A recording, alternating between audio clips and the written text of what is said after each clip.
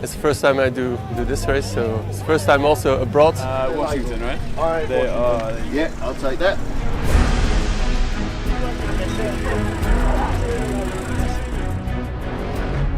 I'm super nervous. Again, if you're running the race, if you can make your way to the start. Bit of excitement. Came all the way from Belgium to do it, so I think done 100k, but 100 miler is something else. Race briefing in a few minutes. The route is really, really special. It's all really nice. 5, 4, 3, 2, 1.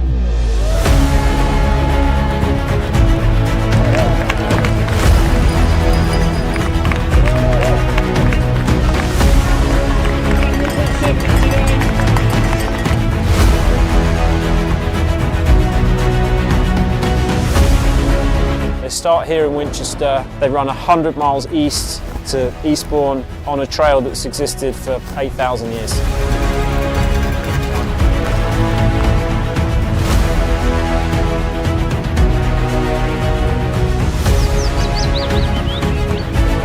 Enjoying the countryside. It's lovely, huh?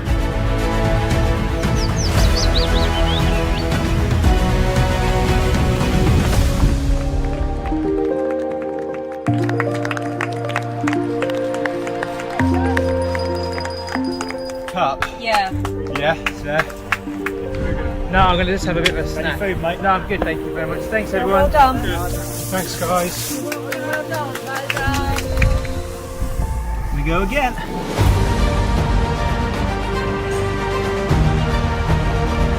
It's really special because it's such an ancient trail. People have walked along this trail for thousands of years. You can almost feel the energy of all of those years of people walking along it as you go along it, and it's the best race that we have in the UK.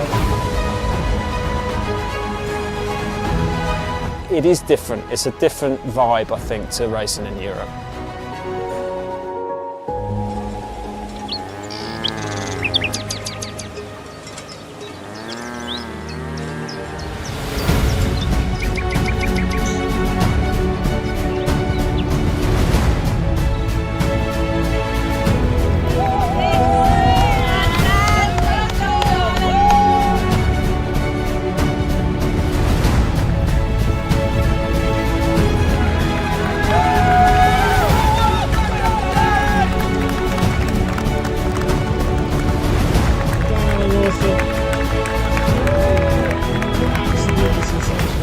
I wanted to be clever, I never wanted to push myself, and I just stayed nice and easy the whole race, and it worked, yeah.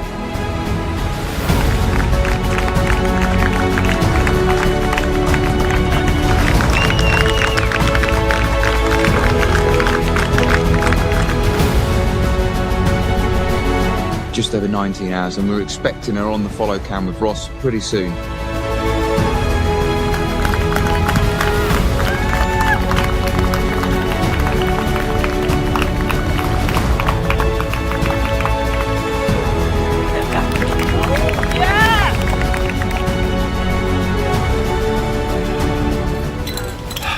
And it's just so much longer.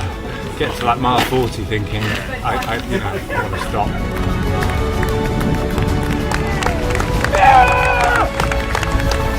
I did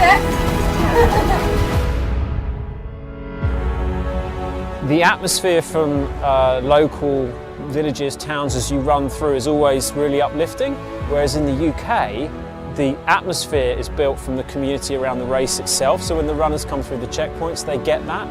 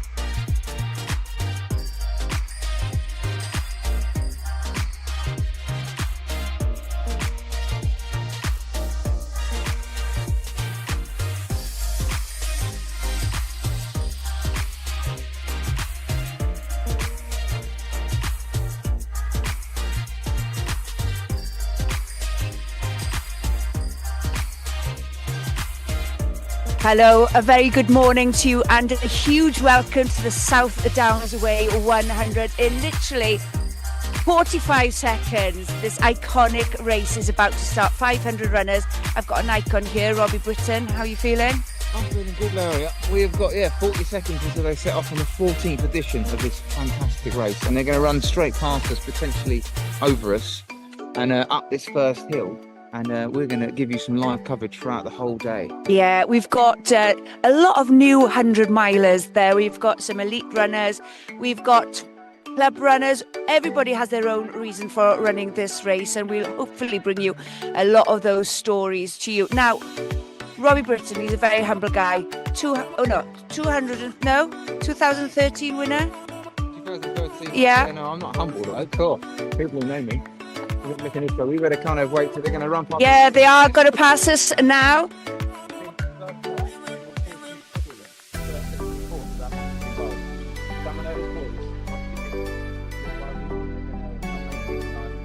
Everyone's cracking on. We could be seeing the winner back here. That's how it works. And the thing is, I'm sure you can sense the adrenaline, the nerves, the excitement. Oh, you've got some fans out there, Robbie. Yeah, but that's but that's the whole thing about this type of race. You have such a cross section of runners, and some of them will be going through their ups and downs, a journey throughout up to 30 hours they've got to complete this race. Come on like this, start everyone. Actually, as the course of the race goes on, they wouldn't be. This guy's missed the start. He is hammering it. He was too busy sorting his mullet.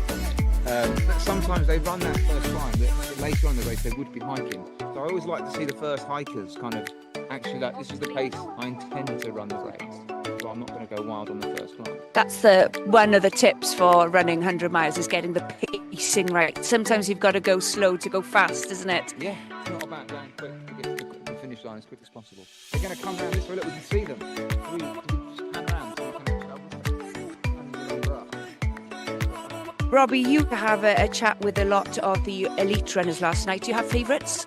I have favourites, yeah. I don't like to talk about it, like some of them, because the other ones get upset if you tell them you've got favourites. I love Davis, she's a lovely person. But in terms of running ability, Julia for the Davis race, I think is probably our favourite. We've got Lucy Gossard, also a strong runner, and a bunch of them. In the men's race, look. Once again, like last year, I think we have one. Why not number 2 on the front? We got 3. The lead man's got a friend. No, that's the follow cam guy ahead. Oh, yes. The cameraman is not officially entering the race. He'll pace for 99 miles. Yeah.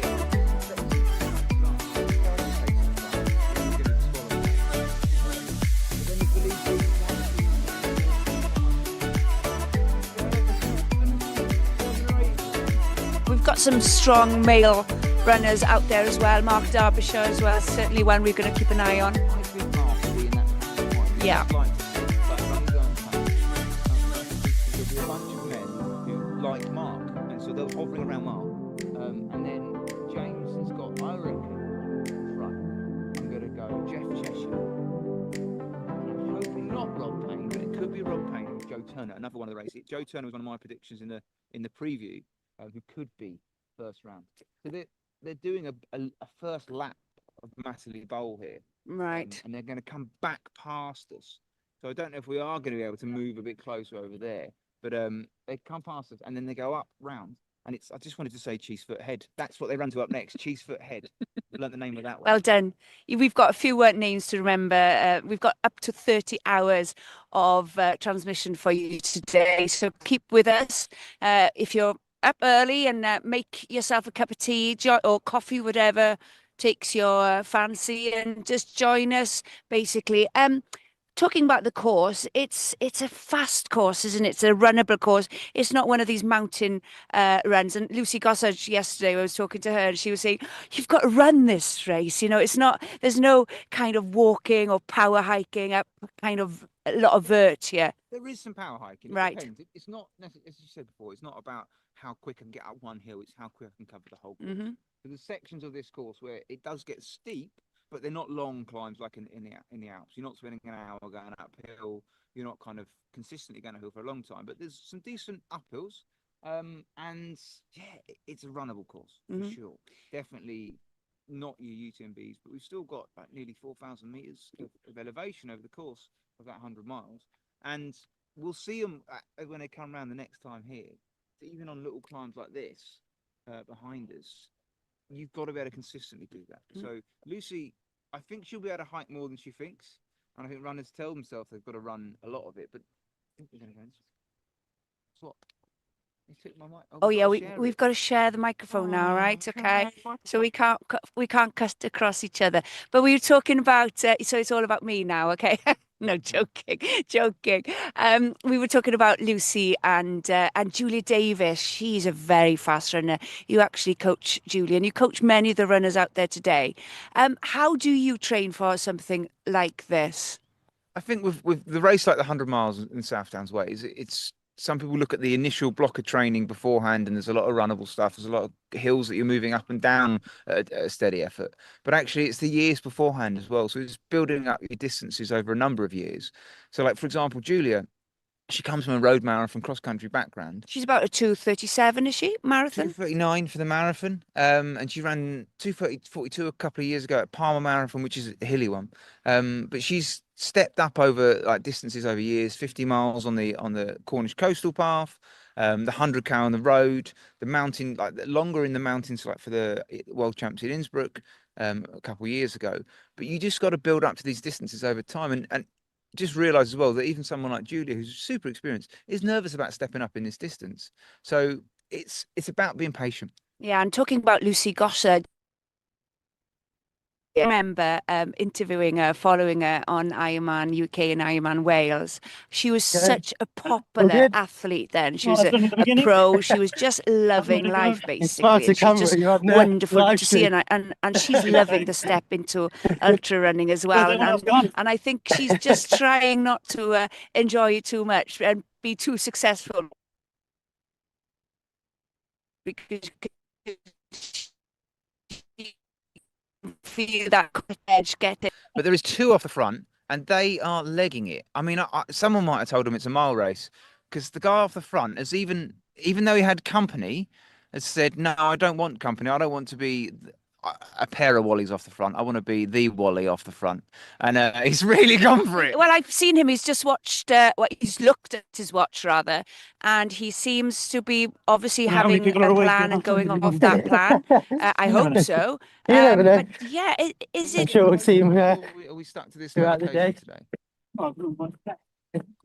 Can we see? Wander up a little bit, I think, because we come past in a second. Right, and we'd be able to see. Is that right? And the thing is, talking about this race, a lot of them you might be able to see. A lot of the athletes slept here overnight. You might be able to see Salas and Robbie Britton's place to stay last night. It was massive, the place you stayed at. Of course, talking about Gary House, he will be on social media all day today, so keep an eye on his stories and posts, etc. I'm sure it'll be full of fun. Another legend there. Robbie, can we see who's leading here? I can't see who it is. Might be. No. And we can see the race director, James Elson. He's running well. He's not in the race. He hasn't run this one, but he has run some of the others. But those two boys off the front, and then we've got the main group here coming with Mark Derbyshire, Henrik Westland in there. I can see Joe Turner in there. That's your kind of your pack of favourites in there. Rob Payne, Gav Byrne. Yeah, so there's a good group of them there. And we've got around 10 runners there. So that's a fantastic group of runners that are still together after this first lap. A couple of us not too far behind, but kind of racing their own race. Tell me a bit about that front group there. We've got Gav Byrne, you were mentioning Joe Turner. So again, you've got a range of experiences. So like Joe's another runner, like Julia's got a background on the road, 100Ks. So Gav's coming from more of a mountain background. I think I can see, is that Jez Bragg coming past? Former UTMB winner. We like to mention that. Absolute legend in this sport, and he's That's Julia Davis coming up the hill there. See there in the little red and blue. and with Lucy, I think. Um, I don't know. Yeah, I think it's Lucy and Julia together running, smiling and waving, and typically them basically. I'm sure that they'll be quite happy sharing some miles together. Mine in the pink shorts, purple maybe. Trying to spot. Oh, look how short that guy's white shorts are. He's got some short shorts. That's probably the shortest shorts I've seen today. Another lady behind there I've seen. That was Carla Borland just going past. Tell us about some of the ladies then you interviewed yesterday. We've got a cross section of runners there as well, some coming from road cross country background. So you've got some fast marathon runners as well. Yeah, so again, like Carla, who I've just mentioned, she's another 100k runner. She was third at the Anglo-Celtic Plate a couple of years ago, running for Northern Ireland. And yeah, she's a fantastic athlete that's been at races like Newport Marathon, Boston Marathon in the build-up here, and was even at the Welsh Castles Relay with yourself. I know I ran it last weekend, loved it, first time doing it. And if anybody who runs in a road running club, it's a fantastic experience. And yeah, starting in Carnarvon up North Wales and then finishing in Cardiff Castle. It's such a great 2 week event. Anyway, back to what you were saying about Carla. Oh, she's just fast. I think I saw at least two people that could have been Carla, so she's definitely gone past. No, I saw her. I saw her as well. So you were right there. She had some pink shorts or pink t-shirt on. The conditions. Let's talk about the conditions as well. Yesterday it was glorious, sun shining, bit of rain today. Is that going to suit the runners? Obviously, it's a bit cooler. They'd love that, but I mean underfoot. Oh yeah, I mean the South Downs way is mainly chalk downland, so like it's going to drain off real quickly if it is a bit wet. It gets a little bit greasy, but actually the conditions, if you can see from these flags, the wind's going that way. So after they've been around, we're doing about 8k in Matterley Bowl. They get onto the South Downs way just outside it, and then they're off and they're down the South Downs way. And the direction of South Downs way is the direction of that wind. So we've got a tailwind today. So if I hear any complaints from the runners about conditions, I won't be happy because it can get quite hot. A couple of years ago, with some really hot temperatures. A couple of weeks ago, the forecast was looking like it was going to be prohibitively hot. I even messaged course record holder Mark Perkins to say, Mark, it could be safe for another year. Although today I'm looking at this and I'm thinking these are records. So our course records are Mark Perkins 1403 and Bethan Males, I want to say 1649. Yeah. I want to say 1649. I've got it written down, but It's 49, 56 seconds or something. there you like go. that. Yeah. And that's Bethan Males. And both of those could be in trouble today. But they're both very strong records. So the year Mark ran that, he also ran just over 12 hours for 100 miles on the track. So that's no joke in terms of like flat running speed. And Mark's based on the South Downs, and it was his backyard that he was running in. So people think it's a record that could go, and it's been around since 2014. So it was my course record. He's smashed. What was your time? Mine was like 15:47 or something like that. Just that. Yeah, and That is pretty awesome. in recent years that you wouldn't get in the top 5 for times like that, and it's just the standard has gone up. Some of that's been the nutrition that's improved, the kit and the footwear, but there's a real kind of shift in the sport because people are coming in from the roads. The popularity is growing, and as we've seen more people come into the sport, it gets up to the pointy end. And yeah, like my time from 12 years ago would probably struggle to put me in the top 10 today, I reckon. Talking about the shoes, choice of footwear today, because I've been running in some, fast shoes recently, and it does make a difference on the road, that is. And of course, we're seeing the carbon plate shoes coming into trail running. Do you think that's going to make a difference? And what would you wear on a day like this? Well, I don't know what you'd wear is very individual. So like I like running in road shoes, and I'll often use road shoes on a course as runnable as this.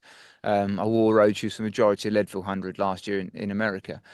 Out here, you don't need to worry too much about grip. You don't have to have aggressive grip, and almost on some of the chalk, if it does get a bit slippery, the aggressive grip doesn't give you as much surface area, so it's probably not suitable. So you're going to see some less aggressive tread underneath.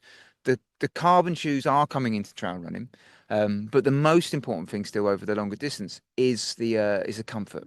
So the high and that's some of those carbon shoes have got a lot of cushioning on there, so that does play into it a little bit.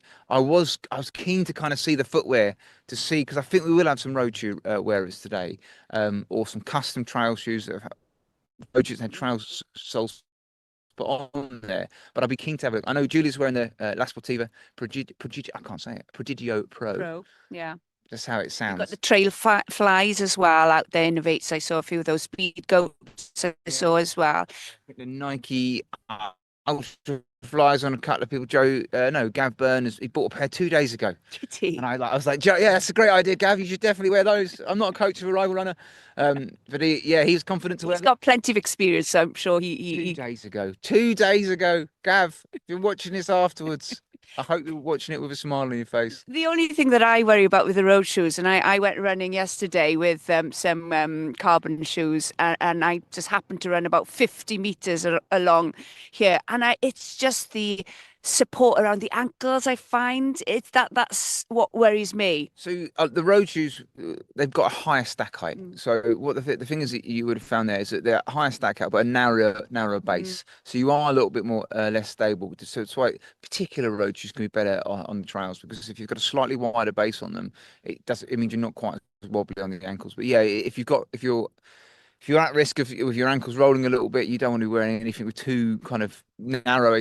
high stack height. And if you look at, I think, the North Face shoes, they've got a very wide base for their carbon shoes, because that was one of the issues they had when they initially put a carbon plate on a trail shoe. I'm just kind of looking there. We've seen them come past Cheesefoot Head already, and that group is still together. It looks like it's spreading out a little bit, and they're going to go around this way, and was hoping to kind of go and see him over there at some point. But are we going to, I'm thinking we might actually be stuck on this spot, and just trying to guess who they are when they run past again. They're going to come down.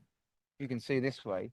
I described it as a ski run. It's not a ski run. No one skis in Matterley Bowl. But where the fences are, they come down there, and then they're going to drop down and then go up again where people are walking up in our background. So.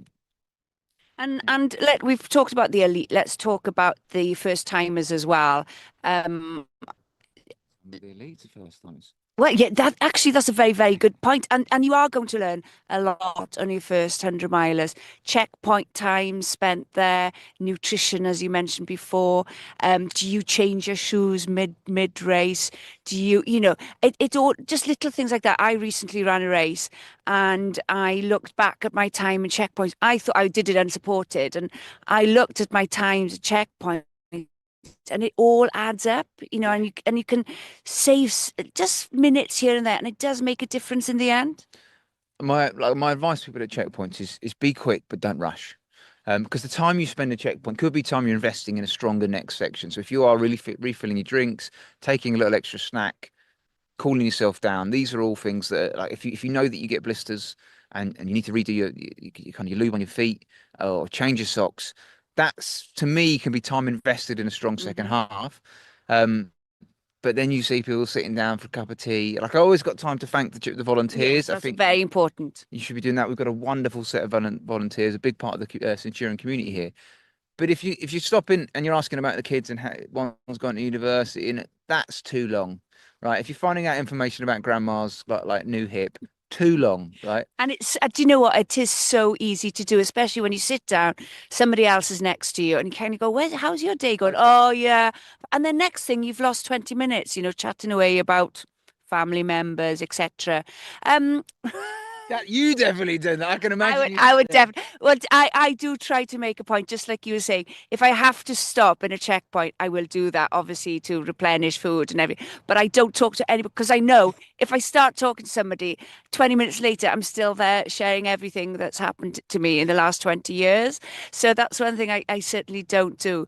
But yeah, like we were saying, there's nutrition.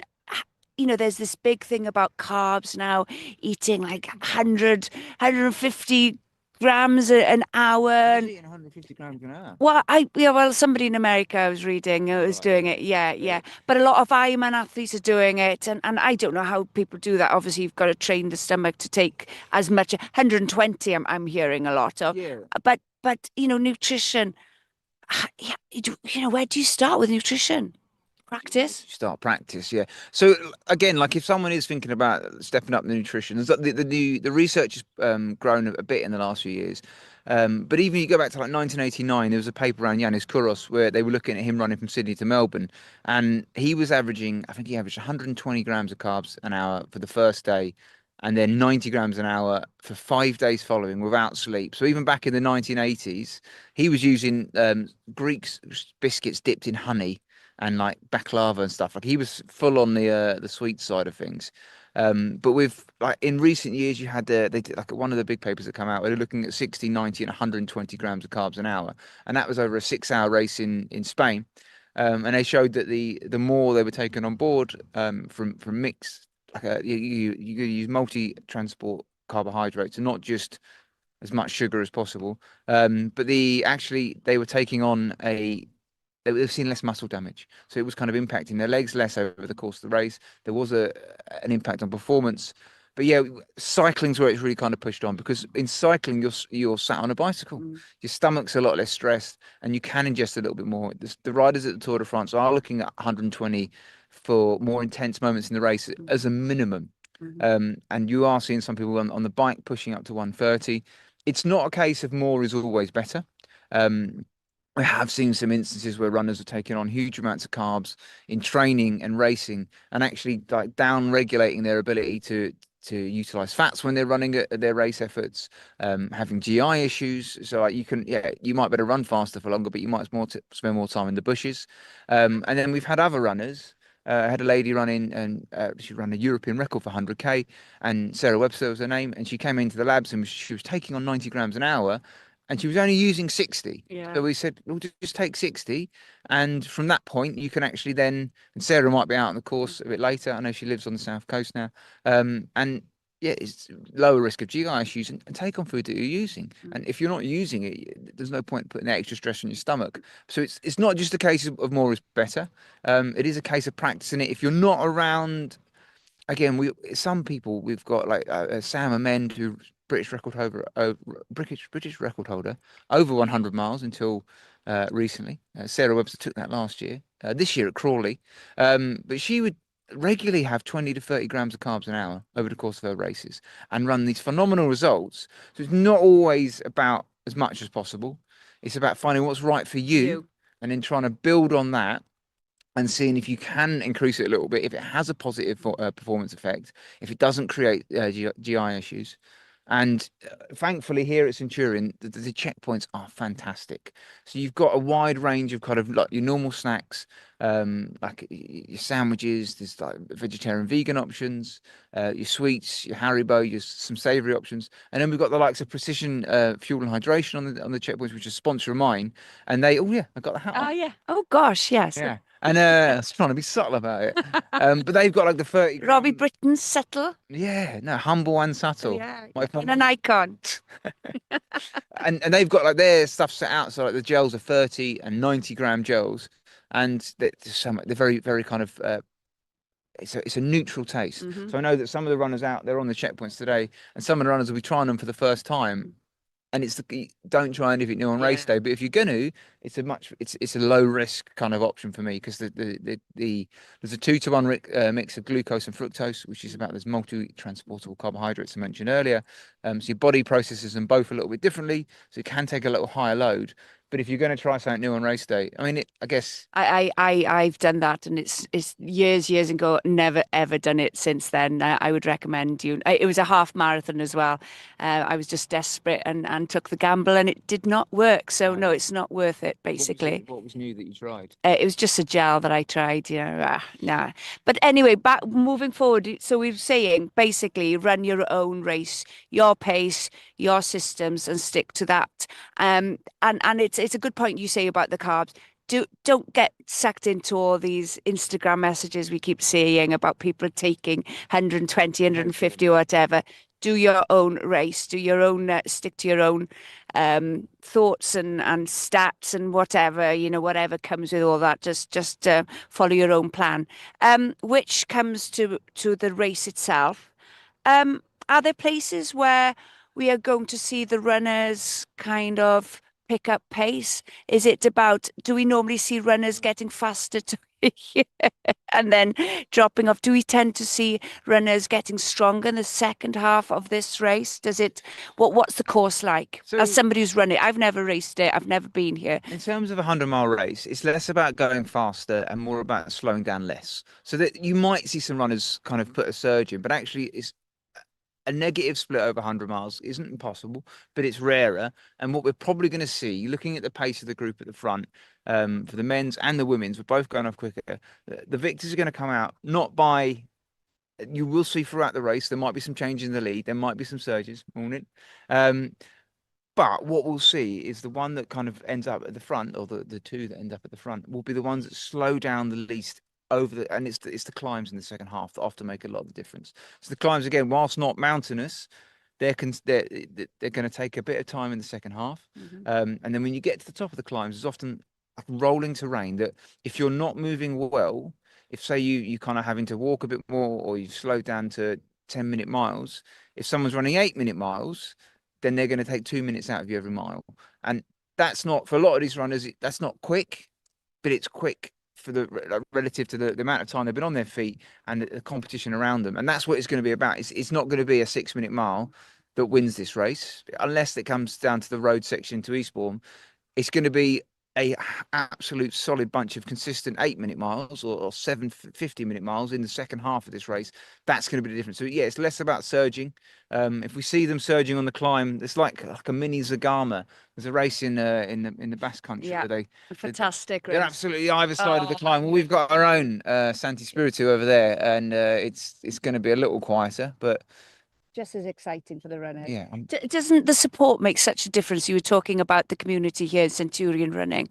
I think that's what makes the series of Centurion running so good, is the community, the volunteers, and it's such a warm welcome when you come here. Everybody seems to know each other, and that's, for me especially, that's what makes ultra running extra special. It's so one of the things with ultra running is, first and foremost, whilst we talk about the competition between the runners, there is a competition with the runners against the course. You're in it together, and that spirit often comes through within the race. It's less like I want to beat everyone. It's like, well, it'll be great if we can all go well. And yeah, it's okay if you want to go a bit faster than everyone else, but you do want, no one wishes their competitors to stop. They just want to go quicker than them. So there is an element of working together, even in this early stage as they're coming around. If the wind is in their faces, there might be a little bit working together. If there's gates, if they get there in a group, sometimes let's take turns. You get this one, I'll get the next one. So if someone's having a low moment, you're more likely to see a runner turn around and say, how are you going? Like, come on, keep it up. And that might just be a bit of psychological gameplay. I want them to know that they feel better, they feel good enough to check in on someone else. But actually, yeah, there's an element of us against the course that comes through in ultra marathons that you don't maybe see on a road marathon until you get a little bit further back, and then you see that, well, it's everyone together. But like the front end of like a road marathon, you're not seeing the lead pack helping each other quite as much. Maybe there's the odd bit of bottle handing around, but was it the Olympic marathon when the one guy just wiped the entire table of bottles? You won't get that today. If we see that, we'll be having words. Yeah, I come from a road running background, and I remember it was all about racing against the clock, and then I had a really serious injury, and that's what took me into ultra running, and it was just a real eye opener. You know, this kind of, you were racing not necessarily against the other competitors, you were racing more against yourself, against that little voice that says, "Come on now, Laurie, you can give up now. Just take a chill pill and just just step aside, and you've done a good job here." And then you'd have somebody, and then somebody come on, you can make it, and you're like, oh yeah, okay, and you find a sixth gear then and start enjoying it again. And that's for many of these first timers, especially the elite. I think that's what they're going to find, the brotherhood, the sisterhood. You're going to have that kind of pat on the back saying, come on, just run with me a little while. And and then maybe in about 100 meters or 100k, you might feel a completely different person. There are peaks and troughs. I was chatting to some of the people that are going through their first 100 yesterday and saying, like, you will have ups and downs over the course of the race, but they will pass. And oddly, it's not just newcomers to the distance. I was chatting to Hugh Tibbs, who was second last year, and he had a fantastic race. And in the race preview, I'd mentioned that sometimes we see this, someone has a really good race and they come back to improve on it. When they get to those low moments, they struggle to see through them because they can only remember the good times from the year before, and then thinking, well, hold on, last year I was brilliant, and I'm trying to go better than brilliant. So how am I going to do that if I'm having this low moment? And the low moments can hit a little bit harder. So we had a good chat about that. Not in the interview actually, we didn't grab Hugh, but afterwards, saying like I gave him some tips on just kind of shrink it down to a smaller moment, focus on the next checkpoint, the next goal, the next hill, and know that all of those moments will pass, or eventually you'll reach the finish line, and then they all pass. But it's kind of like just getting through those tough bits if you can. And you mentioned the word goal. We've got over 500 runners running today, 100 miles all the way across the South Downs Way National Trust to Eastbourne.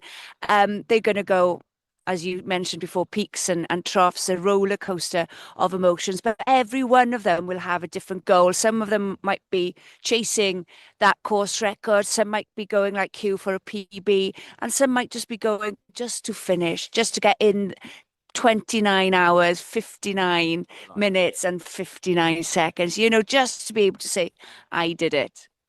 Yeah, and I think we're going to be coming live over the course of, we're going to run out of things to say for the whole day now, but we're going to be coming live over the course of every 2 hours. So at 8 o'clock is the next time we're coming live at QECP, which is our second checkpoint of the day. We have 10 locations today, so we'll be with you throughout the day. So We've got 10. I've only got 6. Oh, right. Okay, then. You do 4 extra. You'll be running most of it with the camera, most probably. Yeah, looking forward to that. But I'm doing some of the follow cam as well. We've got follow cam out there with James Hatton from Precision. But if you are up at 6 in the morning and you've been watching this, come back, join us again at 8 o'clock, and we're going to see you from QECP, Queen Elizabeth Country Park, and we're going to try and find out who's in the lead.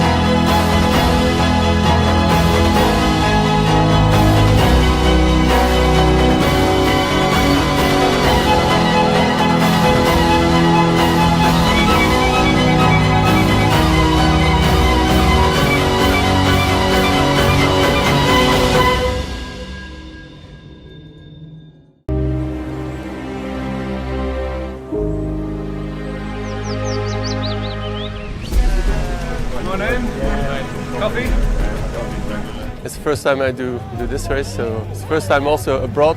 Washington, right? Yeah, I'll take that.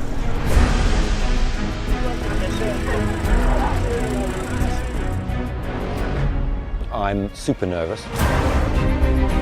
Again, if you're running the race and you can make your way to the start. Bit of excitement. Came all the way from Belgium to do it, so I think done 100k, but 100 miler is something else. Race brief in a few minutes. The route is really, really special. It's all really nice. 5, 4, 3, 2, 1.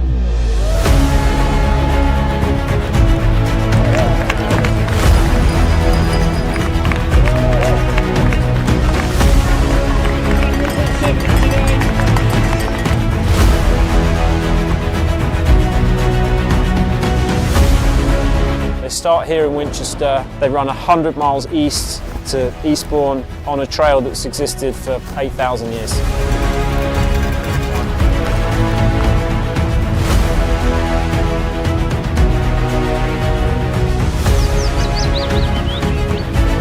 Enjoying the countryside. It's lovely, huh?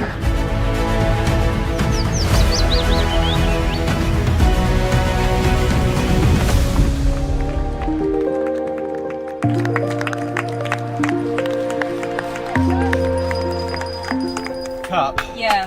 Yeah, no, I'm going to just have a bit of a snack. Any food, mate? No, I'm good, thank you very much. Thanks, everyone. Well done. Thanks, guys. Well done. Well done. We go again.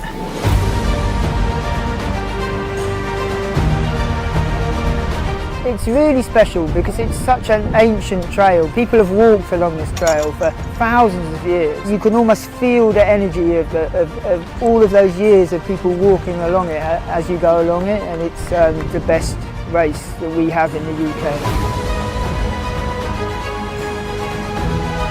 It is different. It's a different vibe, I think, to racing in Europe.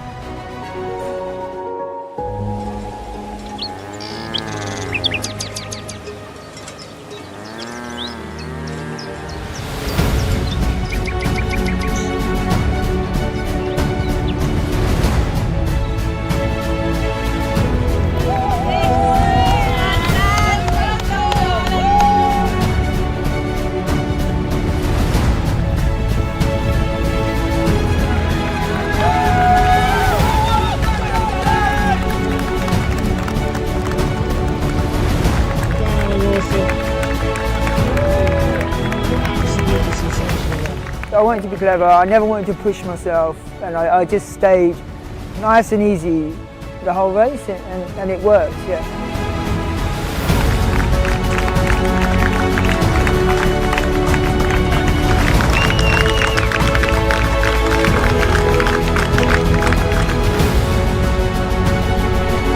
Just over 19 hours, and we're expecting her on the follow cam with Ross pretty soon.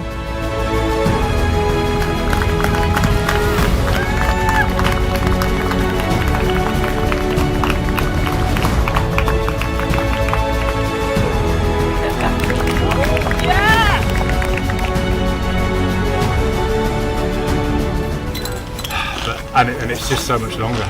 Get to like mile 40 thinking, I want to stop.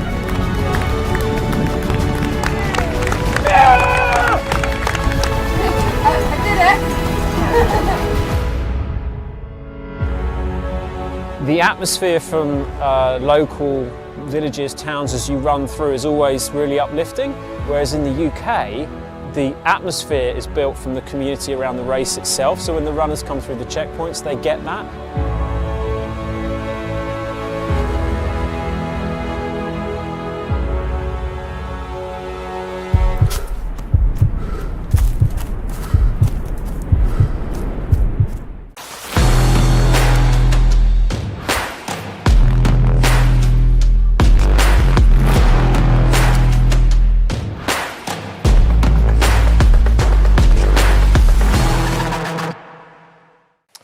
Welcome to Centurion Ultra Running Store. I'm here at our shop just outside of Wheat Hampstead near St Albans. We've got our in-person store here, and you can come and visit us once a month. We open for coffee, for chats, for guided runs. We often have a guided run during the day, and for all your trail, ultra and mountain running needs.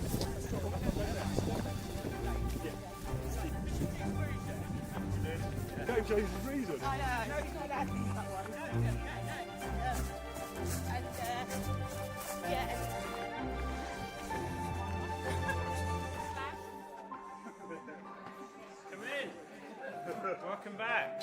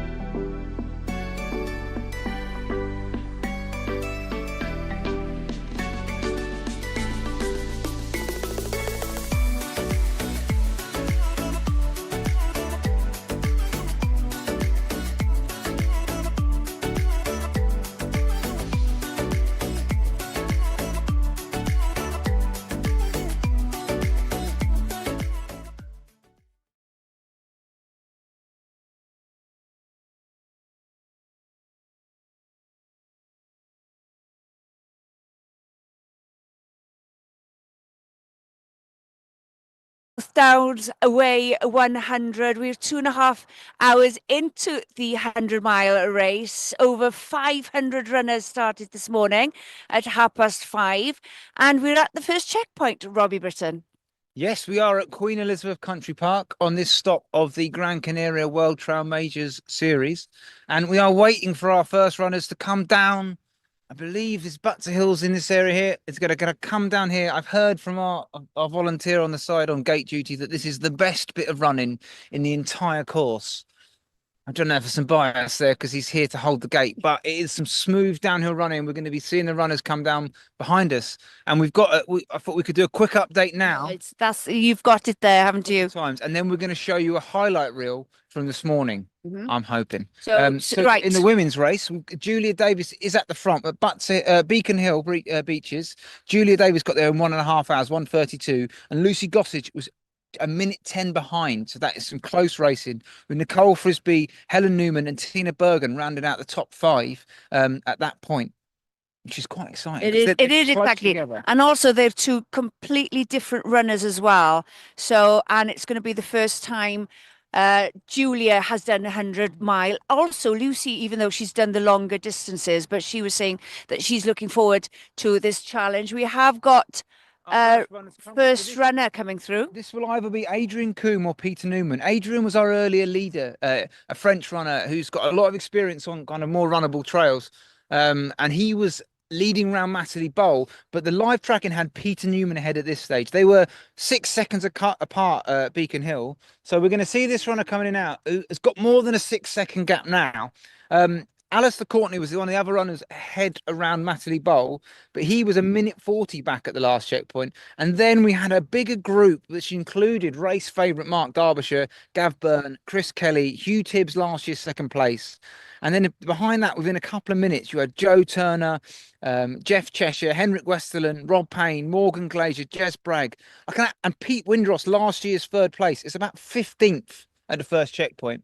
So he's coming here. Is this our runner? He looks like he's working hard. Are you in the race? We can't. No, he's going back up. He's not even in the race. We can't.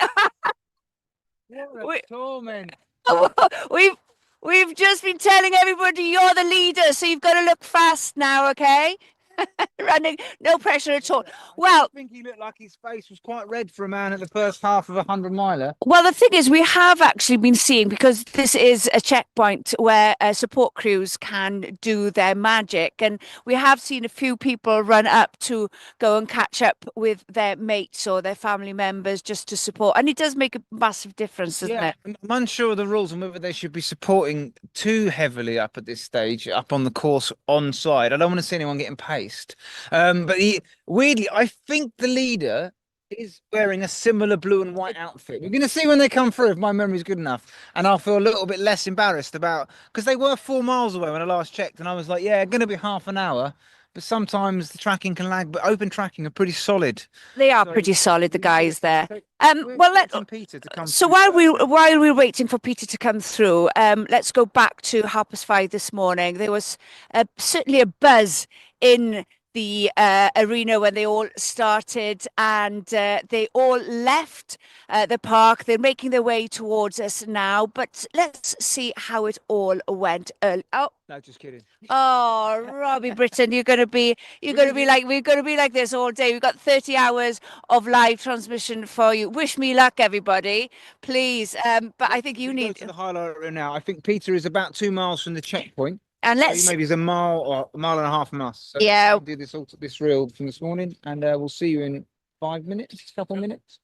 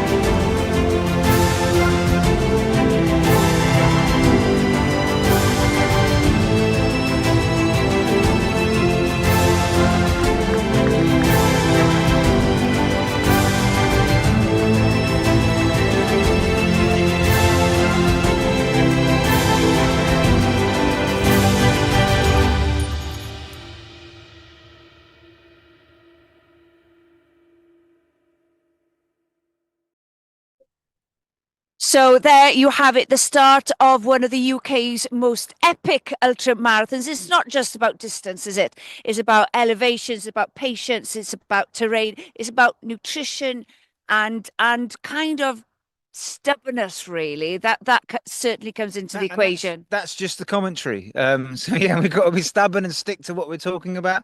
Yeah, it's a fast race, this one as well. So that's what we're kind of excited about. And no more can you see it than coming down the hillside here. It's fast grassland ahead of us. It's what makes it different to some of the other races that in the early stages, and this is why I was talking about this chap doing continuous hill workout, is one of the things we'll see athletes do is blow their quads out when they're using gravity to kind of, they're not, well, I'm not working hard. They let gravity take them. And if they haven't done the conditioning beforehand, their quads can blow out quite early and they lose a lot of run in the second half. So one way to work on that is like our chap before was just doing, you work hard up the hill, you turn around and you work hard down the hill, and you might do 3 by 10 minutes. But instead of 10 minutes uphill, it's a minute up, minute down for 10 minutes. And that really does get the quads working a little bit heavier. It loads the muscles eccentrically, and it's definitely easier on a bicycle. Look at these guys coming down. This is lucky for them because we've got gate duty here, and he's also a cyclist, so he's keen. We were talking earlier about the support crews and a difference that can make to especially somebody at the top end of a competition. I last month raced and didn't have a support crew I mentioned earlier, and you know what, looking back, it certainly did make a difference because these guys with the best support crew, it can be like a pit stop in a Formula One. You just go in, the bottles are ready, the shoes are ready if you want to change, and you can save minutes, and of course that adds up to quite a big total in a 100-mile race. There's a differentiation between the crewed and uncrewed here, and one of the things I'm going to keep looking behind. There's no one yet. One of the things that if you're well versed, it can really help. They'll come in, it's practicing it. I think at Western States with Hayden Hawks and the precision team, and we've got it down to like 30 seconds. He's dropping the bottles, he's emptying that. Someone's changing his ice bandana, someone's getting the new bottles in, he's grabbing his gels, putting them in. It's a bit personal in the belt. And you can be really quick in and out. And if then you've got someone uncrewed and they've got to go into the checkpoint, they've got to open their own bottles, they've got to fill them. But on the second half of the race, it can flip round a bit. Okay. Because if you get in there and you've got your family and friends there to look after you, you might then start spending a bit more time with them because you have got that sympathetic ear. You go in there and you're like, oh, I don't want to leave. Oh, I want to spend more time. Can you get something from the car? The brain's trying to trick you into stopping, to slowing you down a bit and kind of stopping the pain in your legs. And you can crew like that, you might turn around and say, oh guys, can you, I need this, I need a bit of a hot drink, can you go and get that? So sometimes it does flip round because the crew can become like a little safe harbor that they stay with. Whereas if you're using the checkpoints, you know what's there, you've got some wonderful volunteers, but they're well versed in getting you in and getting you out. And you've got to be quick, but not rush through those checkpoints. And sometimes if you can have a crew, it's definitely worth it for some of these events because it just saves you those minutes. It means you've got your own kit. It means you've got maybe a little bit extra in terms if you want to change your kit and stuff like that. This probably is our runner because Stephen Cousins is filming alongside him. See, the runner there is on the downhill. He's going so quickly, he's dropping the cameraman. The cameraman stopped as if he had stopped filming, but I think he just got dropped hard. He's going to cut. So this, we think, is Peter. I'll double check now. He's looking good. We're about 28 miles into the race. He's looking comfortably. He's looking as if he's just run. A number on this one, definitely. Yeah. We're not. It's not another person doing a hill session. I'll check the number on him when he comes through. And pacing is such a big thing in ultra racing, especially 100-mile races. You know, when do you decide to kind of just let the legs go, let gravity do its job and bring you down, or do you try to hold up? You don't want to be braking too heavily, but you don't want to be going so hard that you're out of control and just overloading the legs. This is Pete's number 470, so I think this is going to be him. This is Peter. Yeah, and he's looking good. He's got good rhythm, isn't he? And he's looking quite strong, and he's looking relaxed. How are you feeling, Peter? All right, good. All right, he said, and he looks in good spirits, you know, and he's the dog. Oh, he's got a dog running with him. Oh, No, he's come back. Oh, he's coming back. Fair play. I do like seeing dogs on the course. That's one thing. Yeah, let's look at the splits between Peter. Oh, he's going up to his support crew there. And let's see how quickly he's in that support crew. You go around a bit quicker if you're not into that tent there as well. So the tent is in a position where you're not actually going to, you could save yourself a few seconds just in times of even some distance. Well, the thing is, basically, and he's off again. That was a very, very quick transition, just like in a sprint triathlon, very quick in and out. And he hasn't lost a lot of time there at all. And just like, there's no one else yet. Yeah, he's got a healthy lead, hasn't he? And this is the thing, for people like Mark Derbyshire, your Gavin Byrne, and those experience, Jez Bragg, and those with experience. It takes a lot of patience to be able to hold yourself back and not lose your head by thinking, God, this guy is ahead of me by a long way. I'll check Peter's results in a second as well. Yeah, again, you've got to run your own race. You can go off and you can chase someone at the front. When it's one runner that goes off, depends who that runner is. If you know, like they might just be better than you, right? And they might be sticking it. Peter could have had an absolute fantastic training block. He's coming here knowing that he's gone above and beyond that he normally would do, and his level's so good that's his 100-mile pace. And as a runner behind, if you're the best runner in the field by a long way, you can run other people's races. But for most, even at the top end, you've got to run your own race, because if you run someone else's race, he might have just planned this as a 30-mile training run. He's going to stop. He'd paid his entry anyway. He's got a wedding to go to later, and he's stopping at 30 miles. He's going to Cocking. You don't know that. You probably running the whole way, right? Let's just put that. I haven't spoken. But you never know, do you? And that's the thing. You've got to run your own race. You so often see people when they're feeling good, they kind of start speeding up, and that's when things can implode. We often say to you want to simmer but not boil over. So people get excited, they surge, then the low gets a bit lower, so they get low, and they feel good again, so they go harder. And the harder you surge, the bigger the low is the next one coming along. You want to be just like Simon Yates at the Giro d'Italia, just consistent the whole 3 weeks. Same as whole 100 miles. You want to be ticking along. You don't have to do anything fantastic. You've just got to slow down less than everyone else. Well, 100 mile is down to, I would say, I don't know if you'd agree, about a third down to your mental strength, a third, and physical third, and then getting your personal admin. I would look at it in a way is that you still got to have the fitness. So like your potential is from your fitness and your training. Psychological stuff definitely comes into it. I think if you haven't put the time beforehand and the training, no amount of grit and goodwill and strength there is going to get you through behind someone who's kind of a lot fitter. But it is an integral part of it. If you don't have it, you're just not going to get there ahead of the people that have got that mental strength, unless you are like twice as good as them, right? So it's kind of finding that balance, but it's a puzzle that has different pieces every time you go to, and you can get one thing right. Like last race, someone might have gone, I absolutely nailed the nutrition this time. The next time around, it's a complete mess up. And then the other person's like, oh, my psychology's spot on. I'm absolutely fine on this time. I'm working on my fitness. And then somehow the psychological game's changed because there's more people around them. Oh, there's another biker. If one of our runners comes past in a bike, we've got to stop him. Could be, you just see Mark Derbyshire hanging onto the back of a mountain bike as he comes through. There is our second runner coming at the top of the hill there now. I've just got Peter's results. He ran last year in the Black Beacon 50 in 9:43, which I think is probably your neck of the woods, Wales. It is. And he was first there. And then in 2019, he was first at the Winter Cross Ultra 50K. The Santa Cruz Extreme in Spain, he was 23rd. And in 2015, Salisbury 5:43.21. That was a good sound check race, that.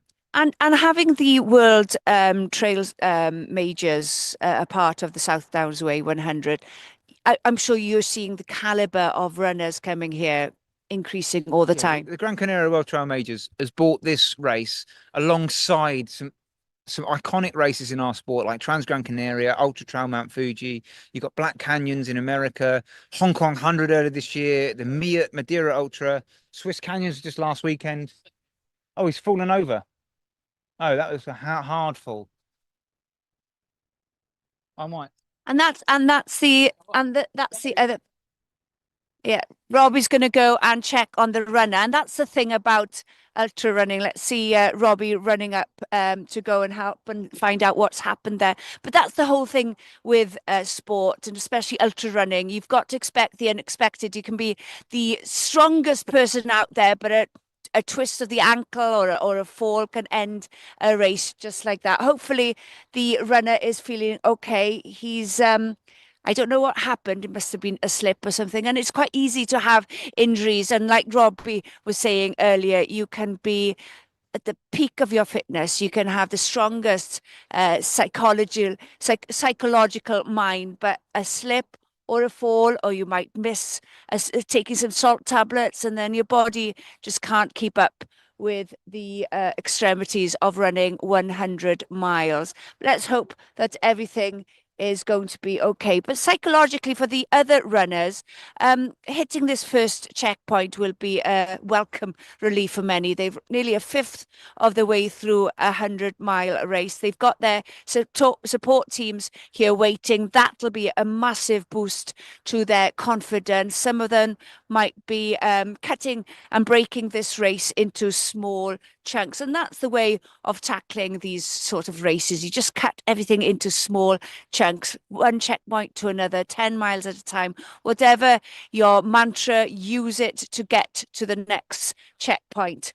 Robbie is running down with the other runner. He seems to be back on his feet. That's good to know. I hope the runner who's coming in hasn't injured himself too much, but we can see there's another runner coming down behind him.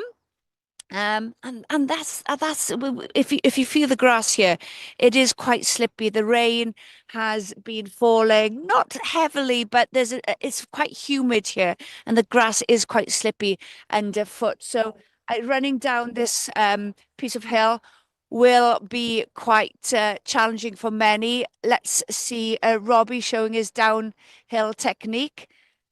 We're all watching you, Robbie. That's the way to do it. Everything okay?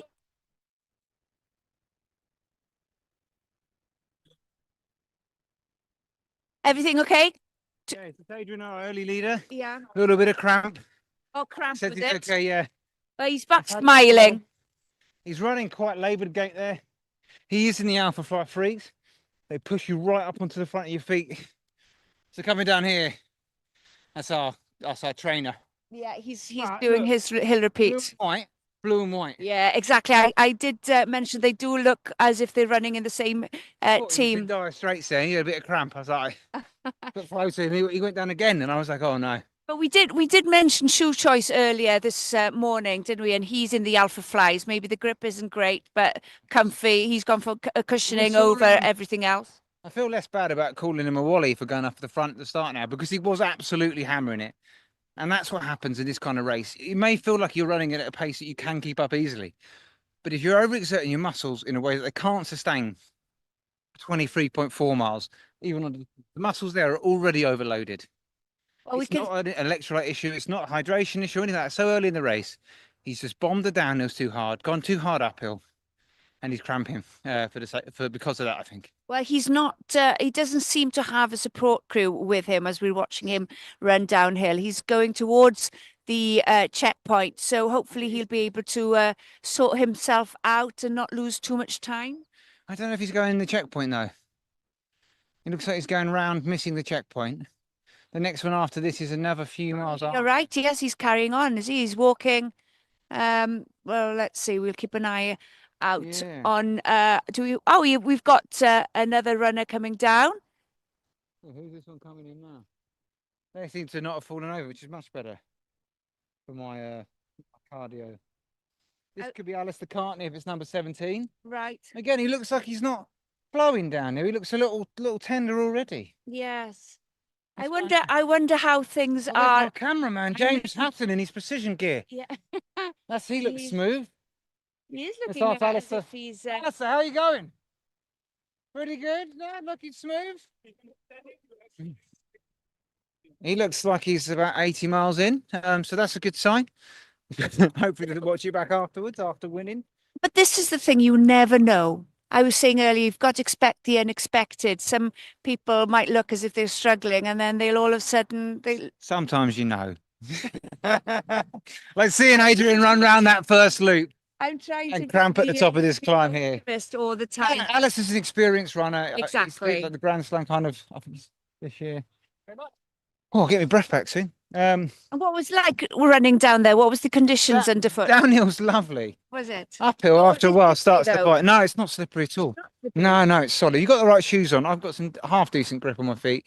Alice had the Adidas, the carbon shoes they've got. And again, they're a nice shoe, better than a road shoe. But again, they push you up onto your toes a little bit more. So they rock you, wouldn't yeah, so on some of these downhills that are more runnable, they're really going to work the quads a bit. So maybe we'll start seeing some sore quads in the second half.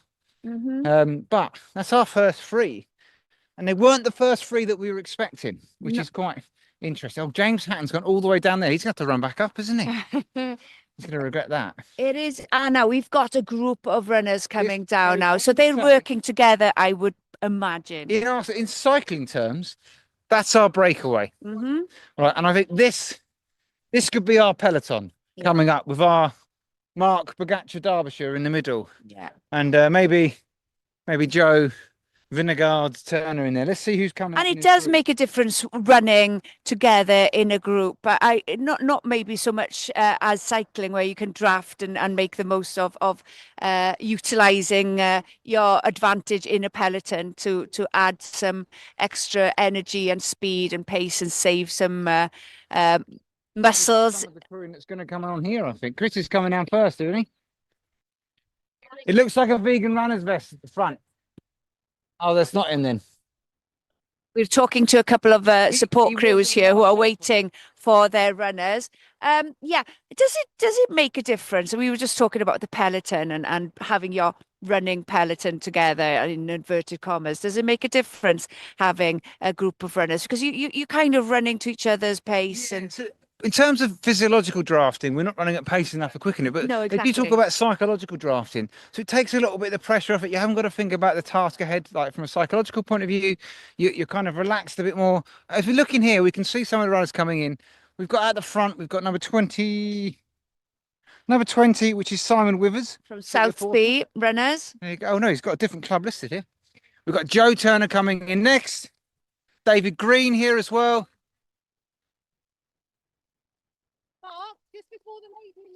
Oh. One of the crews here is having to put his Flow Joe into a bottle. He's squeezing it in. It's a Flow Joe. It's a 300-gram Joe. It's got to go into that one bottle. We've seen a whole group of people come past. So this Joe is something that the Joe will take on over the next course of the race. Look how calm and relaxed he is coming through here. He knows that this is important to the second half of his race. He's in the lead group, and he's the three ahead have rushed through here, and the likes of Joe, an experienced ultra runner, he's just taking his time to get the food he needs, and then he's going to move on. It's interesting to see the kit choice here as well. He's still got a time for a kiss with the missus. Yeah. Ever the gentleman. A race pack there. He's gone with a belt instead. Yeah. Very light for a 100-miler. So the Centurion race we've got some mandatory kit that Joe's got to have squeezed in there, but also he's got the Soul Running shorts. Got a decent few pockets on there as well. This is Chris Kelly coming out. Chris Kelly's one of the 24-hour runners I'll be running with in October. He's run 273k in 24 hours. So this for Chris is a short day out. But yeah, you see that lead group, they are now being led through into the checkpoint anyway. Yeah, Mark so has taken the lead of that particular group. It's interesting to see if any of them are going to follow the course or they're all going to go. They don't have to go in the checkpoint. So the time saved by using the crews has now been lost by the runners all going into the checkpoint anyway. Probably just to go and thank the volunteers, I'd imagine, which is very gracious of them. Yes, and also very important. Let's talk about the volunteers. I might suggest that we've got our volunteer here. Is it possible, do you think, we could have someone that would... There should be a yellow jacket down there. You just direct them to say, don't go in. So maybe we could get them... So focused on the people. Really hear me saying, yeah, that's the thing. Yeah. So, and what's your name again, mate? Owen. Owen raced here last year, didn't you, Owen? Part of us. Yeah, I did. You DNF'd? Oh, sorry. Where did you DNF? Business. Unfinished business on this race. Yeah. But I'll be back. I'll be back some years. I'm not an advert for runners at the moment because I had a knee replacement 6 weeks ago. Oh, fantastic, though, as in your back. Yeah, well, I'm stood. I'm stood. I'll be back running soon. Exactly. Great attitude to have. Yeah. And how is the knee? It's doing really well, actually. It was a bit sore for a few weeks, but doing really well. Yeah. Oh, good. And are you going to come back here? Yeah, I want to come back and do this. And was it, even though you had a DNF, did you enjoy it up until the point you gave up? Actually, well, I wasn't very well. I actually went down with COVID 2 days later. Oh, right. Okay. Which is what Yeah. got me to DNF last year. I've done other Centurion events. I've done the Autumn 100, which was brilliant. Well, what is it about the 100 miler that brings you back to it? I think I'm not a fast runner. I think there's a risk of failure, and I think the joy of the success is so massive when you actually achieve it. I think, I could do a 5K and I wouldn't feel much at all. And that's such a great. Robbie's just disappeared now, but that's such a great reason for running, because in 100 mile we've got the elite runners, but we've got 500 runners who are just doing it for the fun of it, just to finish, just to prove to themselves that they can do something that's many would think impossible. Exactly. And I find just doing the same route as some of the elite runners as well. You just do, you got the really good ones. It's all, if you play football, you don't go to play on Wembley Stadium. I better grab the gate for this next run. Yes, I'll let you do your job. And it does save so much time to have somebody open a gate. Good job. Well done. First aid kit. Right. This runner's just asked for the first aid kit. But he looked okay, but a sore hand was it. Must probably a fall earlier. And often when you in ultra racing, we are privileged in a way, you and I. We get to race them, but we also get to see them from this side of the fence. And you're often seeing somebody with cuts and bruises. Yeah, well, even in Jenny Dunkley, who we've got a good interview with, we can maybe go to after this call. She cut herself winning Thames Path. She had a little scar on her chin, but yeah, she finished just still bleeding. It didn't stop her winning. But yeah, so that was even chatting to her about that. She's like, yeah, I fell over. I'm going to try it. And she'd fallen over in London Marathon the week before. And she's just saying, my main goal for this race is to not fall over. Here's another man in precision hydration kit. Well done. 5:09. And if we're flying down the mountain there. I'd like to see them using a pace that they're going to use in the second half. So we'll see him second half, see how well his pace is. I'm down at 5:09, so check who it was. Yeah, you do that. While you were very busy yesterday.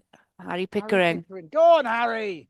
Well, you were very busy yesterday interviewing a lot of the elite athletes, and I'm hoping that we can go to you. You mentioned Jenna earlier. Jenny Dunkley. Yeah. Maybe we can go to Jenny Dunkley's video and her interview from yesterday, because she spoke about like a deeper reason she had for. She's doing the Grand Slam, which is all 4 of 100 milers.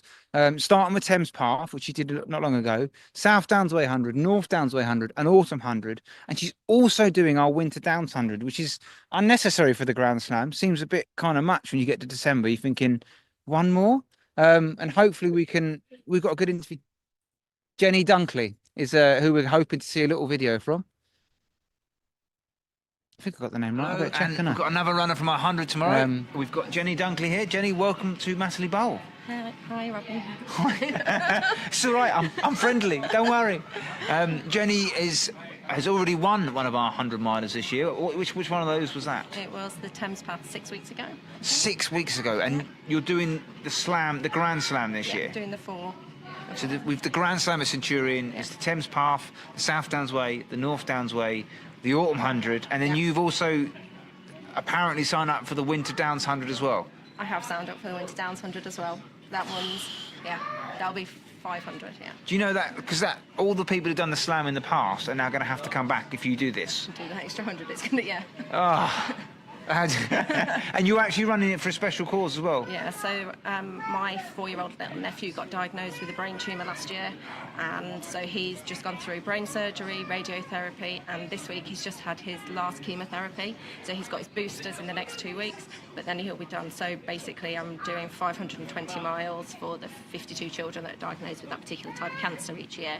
So that's 10 miles per child.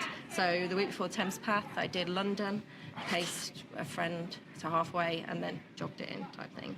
And the name of the charity's on your top there? Yes, Young Lives versus Cancer. So, Okay. So if you are watching, please feel free to go and donate. yeah, absolutely. And it probably makes running 100 miles feel easy then. Yeah, yeah. When it got tough on the Thames Path, you just sort of think about what they're going through, those little kids, and it makes it much easier. Yeah, that is a strong motivator. Absolutely. Often we talk about people's why to get to these finish Yeah. lines, and I can't think of a stronger one. No, absolutely not. And I heard you fell over during the Thames Path as well. Yeah, I fell over at London and in the Thames Path. So the goal for tomorrow is to stay on my feet. That is a good goal. I think you can tie into, because you can look at ways to achieve that, like fuel well, Yeah. pace well, all this Yeah. kind of stuff. You'll Yeah. stay on 2 feet. So London, it was a speed bump that got me about mile 7, and then Thames Path, it was towards the end, about mile, I don't know, about 88. Came off a bridge and went into barbed wire. Barbed wire? So the chin was barbed wire, and then sitting on stinging nettles. So that was made for a nice 12 miles at the end. Sometimes I find stinging nettles are a good distraction Yeah. to the pain in the legs. Yeah, it was. I run through them on purpose once on the Grand Union, I think. Yeah, I was thinking, well, my legs can't, these really hurt. If I run through stinging nettles, maybe it'll be a distraction. I did the buddy helped my pace at buddy run in the Grand Union a few weeks ago. Oh, so you did that, you was there as well, that one? Did 45 of that. Because Stuart was, where is he over there? You did Grand Union, Stuart, did you? I did Grand Union, yeah. Yeah, he was there as well. Awesome. Yeah, we're just one of our Centurion volunteers. The Grand Union Canal Race is one of the, for me, the British classics. Yeah. It's one of my, I did it many moons ago, but yeah. Have you done? No, I you haven't done fancy the it? it seems a bit too far for me. At the moment. Oh, but 520 miles in a year. Yeah. No, it's one go, isn't it? I'm not sure. I'm pretty sure when I started out, I did 400s in a year, and then the Grand Union. So like you're on a similar path. It's going to seem sensible by the end of the year. I know my pacer did say to me, I've got 2 paces tomorrow, but one of them said to me, he said, I think the Grand Union is next on your list, but I'm not sure. Did you have a chat to Stuart about it after? I reckon he'll win you over. I'm pretty sure he enjoyed it. If you like small bridges, although yeah, with the chin. Not sure. But if you like canal boats as well, because what I quite like as well, their max speed is 5 miles an hour, which is 12-minute miles. So at the start of the race, they're not even allowed to go as fast as you can run along it. So you can kind of really Go for it. race the boats. But towards the end, sometimes they overtake, and that's a little bit I demoralising. think I only saw one moving when I was buddy running. Yeah. And for tomorrow, have you got any bits of the South Downs Way you're looking forward to? I did this a few years ago. It was my first 100, and I've got really good memories from like Jack and Jill to the finish. I loved it. Absolutely loved that last 30 miles. But whether it'll be the same tomorrow, I hope it's the same it is. tomorrow. Yeah, I had a great time last time, so I'm really looking forward to it. Tomorrow's no pressure. Just go out and enjoy it. Yeah, fuel well and see what happens. What will you be fueling on tomorrow? So I've got the Precision 90-gram gels, the chews, and then there'll be like potatoes, a bit of tailwind, a few sandwiches, and that sort of thing. There you go. Yeah, Ginger beer. That's the other ginger thing. beer? My wife likes the ginger beer. We have to import them sometimes. No, that's the 90s are quite easy to get down in one they go. are. I've taken to doing them in one go. I don't advise that if you haven't before. I probably won't tomorrow night. But like Dan Lawson, we saw him doing it in the 24-hour champs, and he just straight away, and I thought I'll try that. And the first few times wasn't a fan, but now I've got like the hungrier I get in a race for energy, the more likely I might just finish it in one go. But yeah, I don't know. I think I like them because of the screw top, and just if I'm feeling a bit sick, I can just take a little bit a little bit at a time and put it back in, and know that it's not going to go everywhere. Nice. Yeah, so I think they're good. Fantastic. Well, you've got some tailwind in your bottles and a tailwind on the weather forecast as well. Yeah.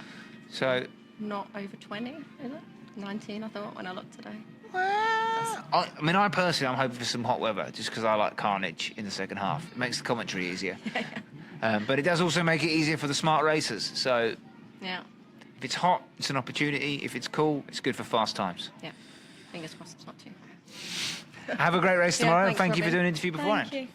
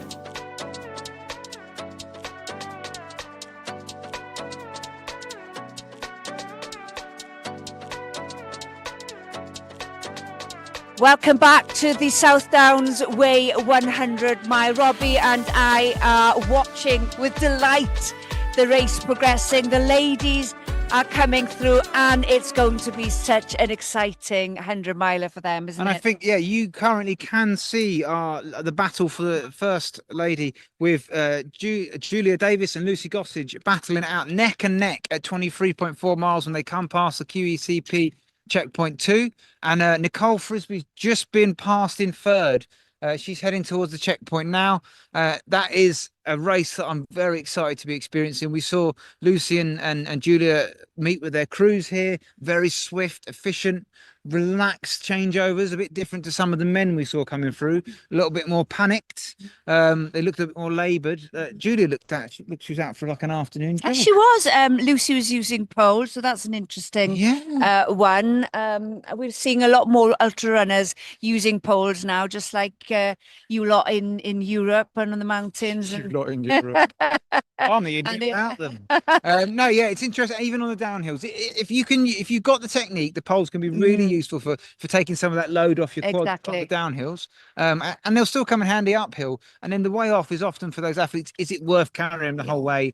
Are they going to get in the way a bit? But Lucy is someone who's probably used to using those poles, especially on flatter terrain, because the Pennine Way, although you're going at a pace and effort level that you are hiking more of the climbs, you end up using those poles on more runnable stuff, especially in the spine in winter. So Lucy's probably a dab hand at using them on the flat. I am so looking forward to seeing how that battle progresses between Julia and Lucy and the other ladies. We've only just started the 100 mile in a way. They're fifth of the way through. Oh no, they're fourth of the quarter way. My maths isn't that great, and that'll be a psychological boost as well, knowing right, 25 done. Let's move on to the next 3 quarters. When you think about it in terms of distance, yes, they are a quarter of the way through. When you think about it in terms of time, they're probably a little bit less than that. Because as you slow down, it means that, yes, 25 miles at the start and 25 miles at the finish are even in terms of distance, but in terms of time, that final 25 could take an hour more. We were talking earlier. We're just looking at the live feed here, and Lucy. We were talking about the poles. Of course, she's flying up that climb now, constantly using those poles. Using the poles? I'm just looking at us. Look, there's a video of us playing the video. Yeah, and it's just like you said, fluid. It saves the knees so much, doesn't it? Yeah. Like I said, it'll suit one runner, it won't suit another. So if you're well trained with poles, they've done some studies that look at about 30% more efficient.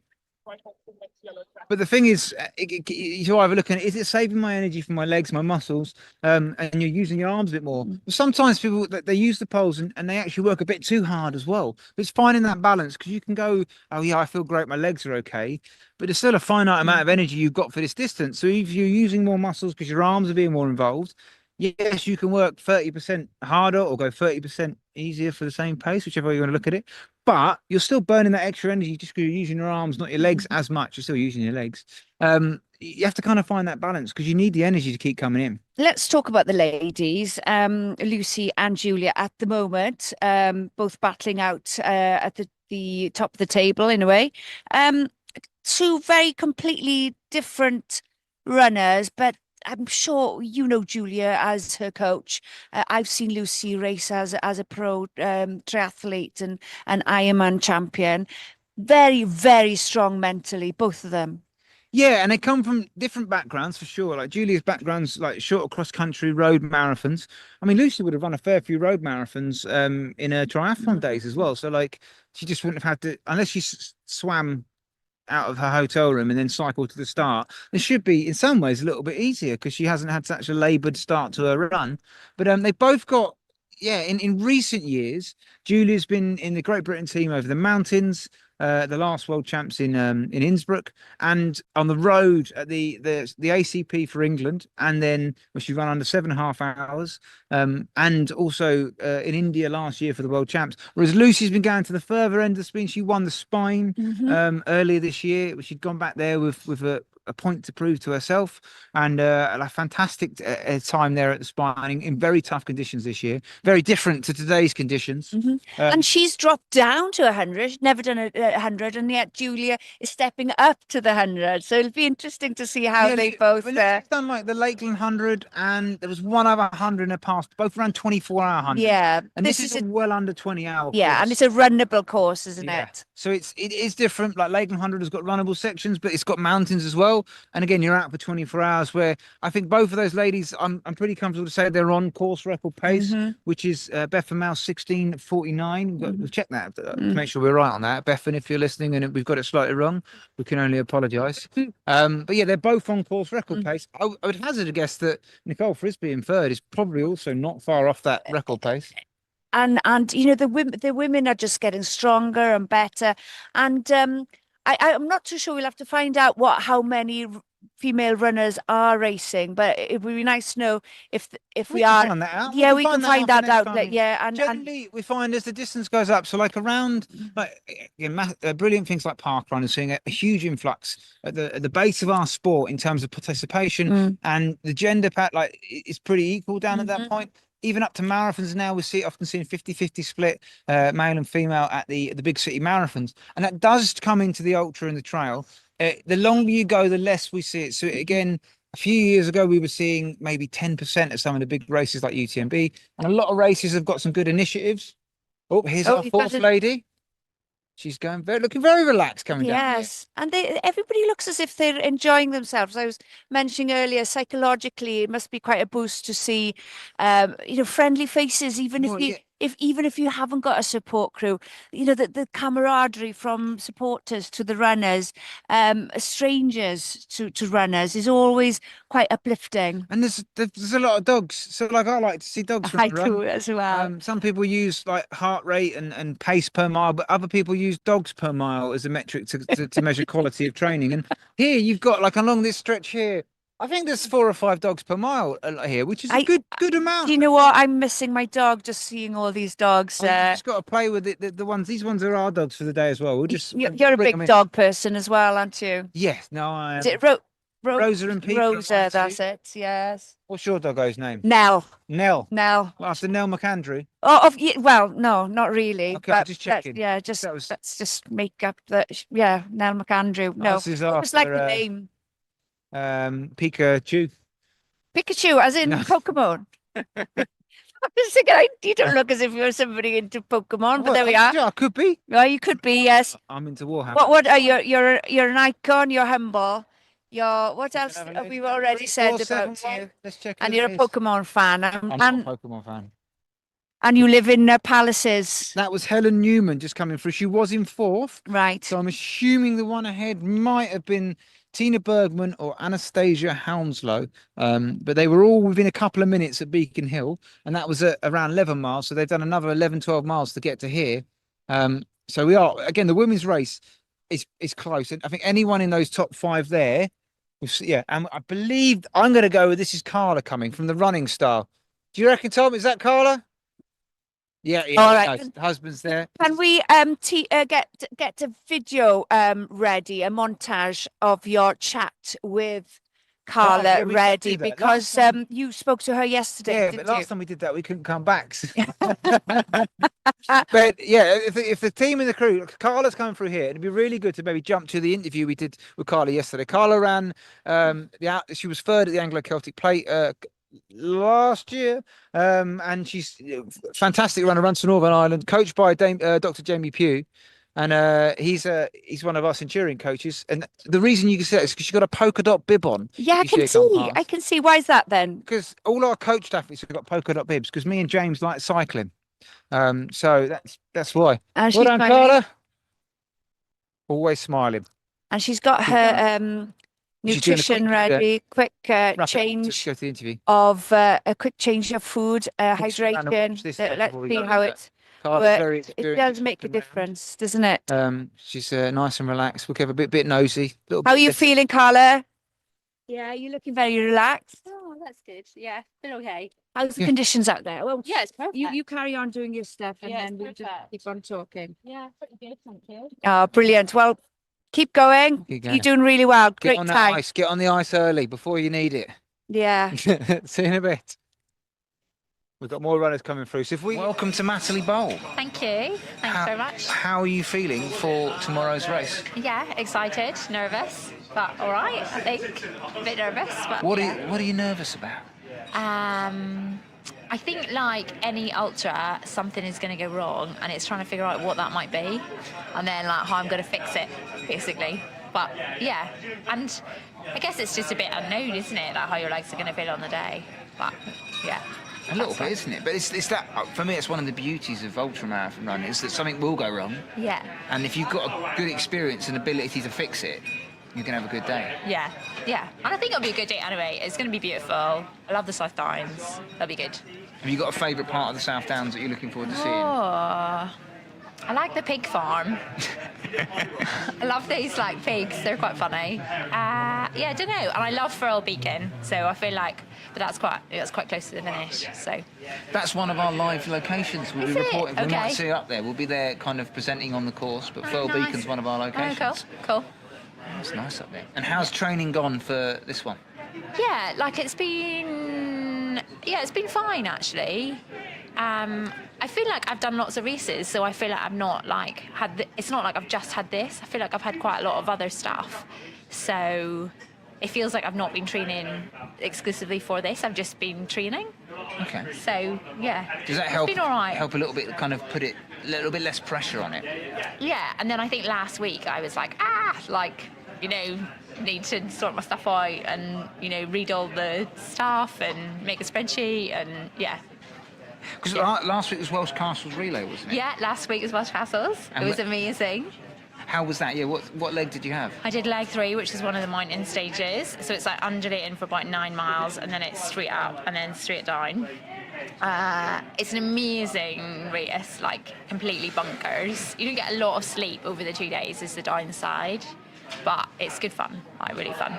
And you've done a few races in the build-up as part of your training. Yeah. What was your favourite race you've done already this year? I did Newport Marathon, which I loved, like low-key, really well organised, really nice. I did Boston Marathon, which was amazing.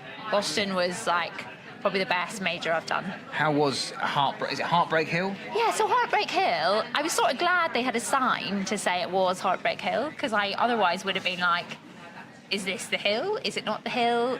I think like the hills aren't huge, it's just the fact you've run like 21 miles before you get there. Okay. Yeah. And the road runners haven't got the legs for it. You're a Well, ultra marathon runner, so you yeah, I don't know. It was amazing. It was like absolutely incredible. Yeah. And for tomorrow, what are your hopes for the race?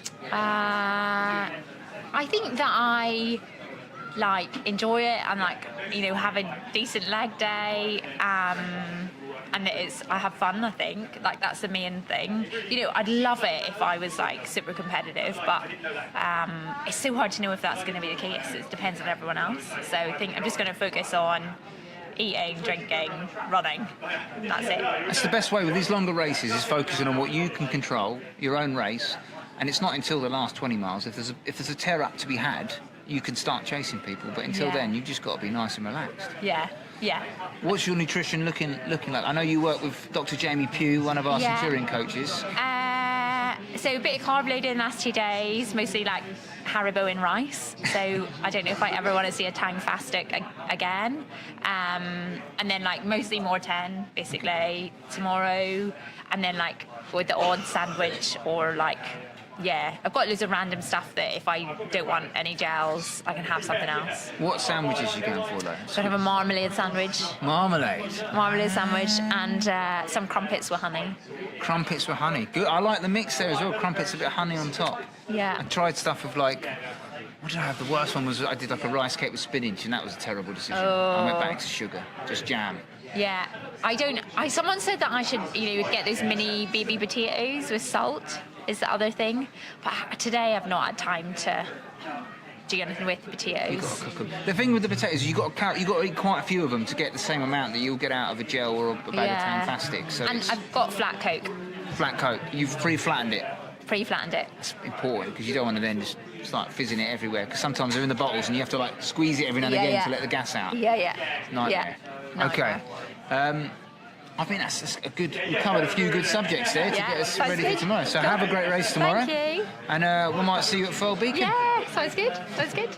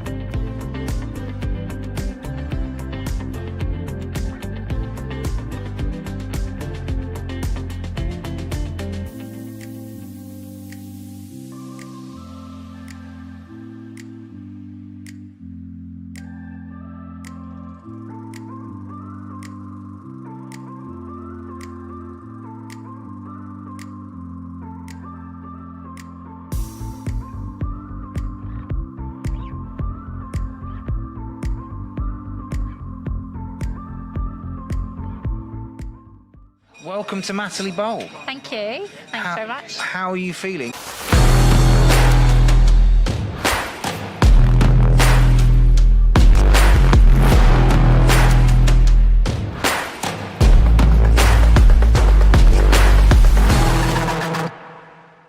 Welcome Centurion Running. We are three things really. An ultra distance events provider in the southeast of the UK. We have an ultra running store, both online and in person. And then we have a coaching arm to what we do too. And it's an arm that we're really passionate about. We've been coaching athletes towards races of all distances, on all terrains, in all environments since 2012. Headed up by Robbie Britton, who is the best in the business. Our team of coaches provide a framework for our athletes at our events, but events all over the world too, to train and race consistently, get the maximum enjoyment from their running and the most from the sport. Within the Centurion store, we've got our training packages. And these aren't just a training plan, there are 50k and 50-mile options, but they're a booklet that gives you advice around nutrition, pacing, psychology, kit, and a whole lot more that can help you improve your ultramarathon running. From this level, if you're interested, you find that works for you, we've got Training Plan Plus, which is a group coaching setup. One of the beauties of group coaching is that you have free coaches that write you a plan once per month, and then in between you've got to adapt that yourself, but you have the knowledge of free coaches and the group as a whole. There's a lot of information that the other people in the group can do to help each other, and we find that's a really strong community and a nice way to experience coaching at a slightly more affordable price point. And then we've got our marquee one-to-one coaching, where you're working directly with our expert coaches, and you'll start that off with an initial consultation where you get to know each other, and then for the years ahead you have direct contact via WhatsApp, email, phone with your coach, who learns about exactly what you need, what you're training for, and what you want to run. I think part of having a good coach, or the qualities of a good coach, is someone who's going to challenge you, but also then somebody who's going to be there to support you all the way through that process. So be there on a day-to-day basis sometimes, help you through the hardest times, and then also support all of the small and big victories that you might have throughout the year. I think being part of the community of Centurion coaches means that we can bounce ideas off each other. If there's maybe something I've got a bit less experience of or less knowledge of, I can open that up to the wider team. Someone has probably coached an athlete in that type of scenario, more often than not, has coached an athlete doing that exact race that some of my athletes are doing. So we have a really active group where you can ask any questions, and within that Centurion as well, James has got his finger on the pulse for races. We can ask, like, someone needs a 50k in March, what do you know? James knows everything that's going on. You also get access to the store, to the races as well as the Centurion support. We sort of all know which athletes are Centurion coached, and there's always how's that guy doing? Oh, he didn't do that. It feels a little bit like a little family, which is lovely. A good coach is someone that can, I guess, take someone's lifestyle and the time that they have and get the best quality training with the time they have available. It's not about necessarily changing your whole lifestyle to fit a 120-mile week, because it's just not manageable for most people.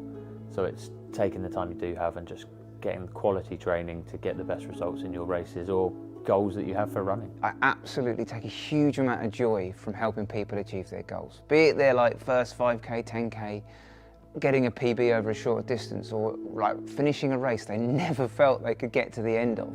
We might work on goals, short-term goals over 6, 12 months, or big pie-in-the-sky ones that are 3, 4, 5 years down the line. And it's just fantastic when you know how hard someone's worked to achieve a goal, and you've been a small or big part of that, and then you see the smile on their face at the finish. It's just nothing like it for me. Yeah, seeing clients do races that I never thought were possible, it is an incredible feeling. It makes it all that hard work worthwhile. We try to look after our coached athletes more than just via their coaching. We have them a discount at the store, they can enter the races a little bit later than some other people, and then we even have special bibs at the races so they can see each other and know that they know the secret.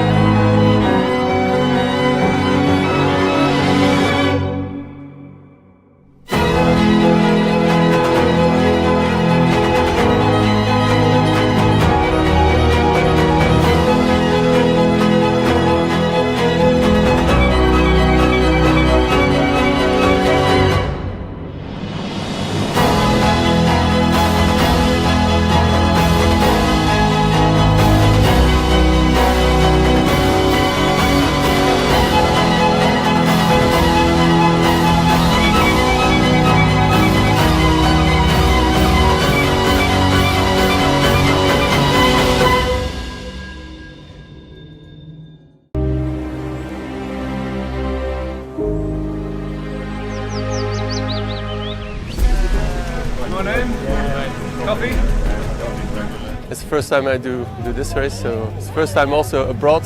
Washington, right? Yeah, I'll take that.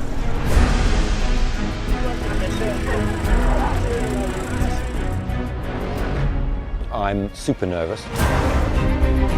Again, if you're running the race and you can make your way to the start. Bit of excitement.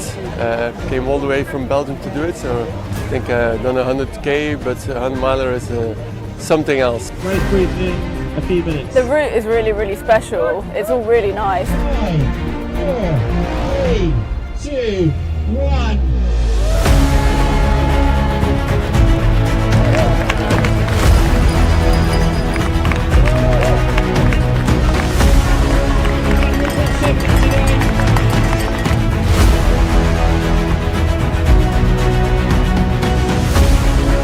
They start here in Winchester, they run 100 miles east to Eastbourne on a trail that's existed for 8,000 years.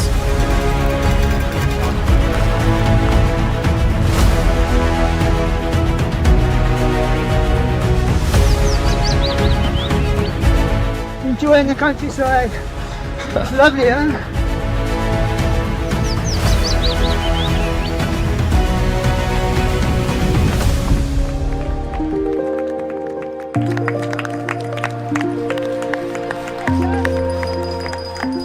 Cup? Yeah. Yeah, sir. No, I'm going to just have a bit of a snack. Any food, mate? No, I'm good, thank you very much. Thanks, everyone. Well done. Thanks, guys. Well done, well done. We go again.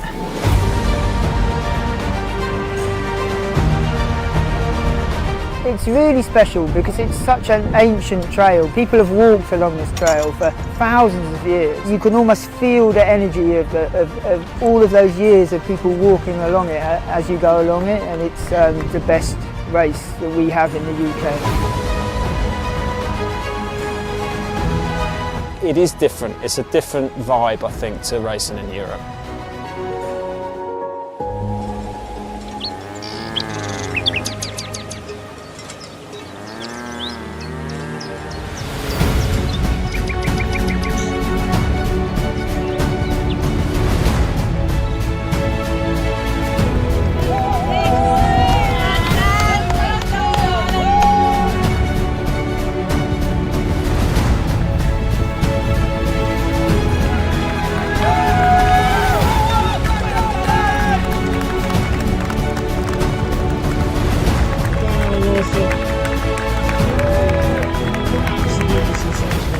I wanted to be clever, I never wanted to push myself, and I just stayed nice and easy the whole race, and it worked, yeah.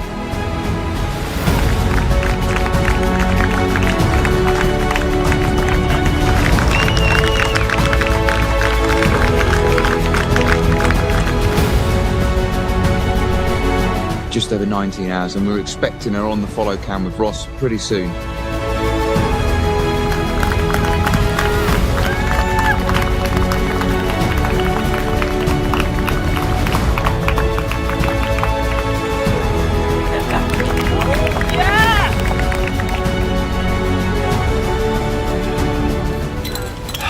And it's just so much longer. Get to like mile 40 thinking, I want to stop.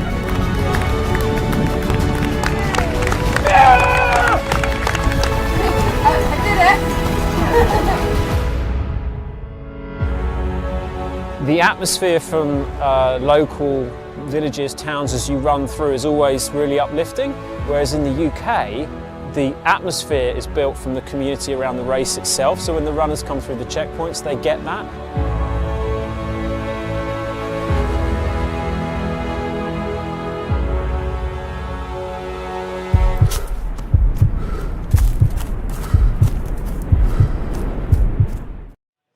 Running levels everything. That common goal right there of running it brings people together. No, we just met.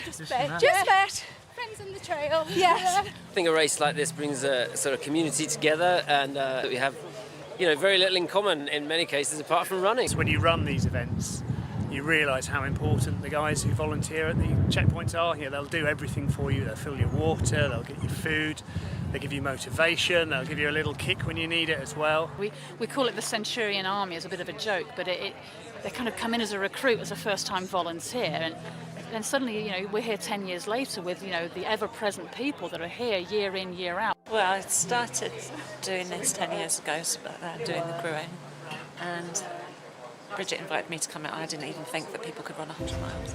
I thought she was lying to me. Our community is so important to us that if we didn't have that, we wouldn't have Centurion. I mean, the community makes us.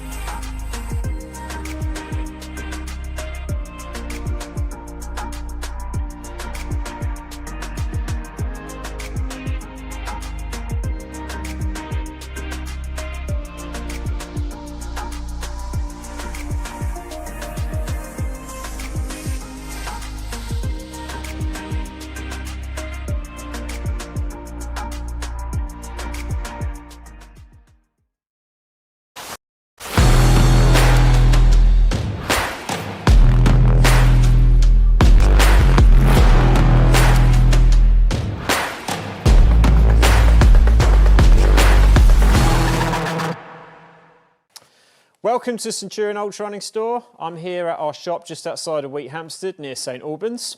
We've got our in-person store here and you can come and visit us once a month. We open for coffee, for chats, for guided runs. We often have a guided run during the day and for all your trail, ultra and mountain running needs.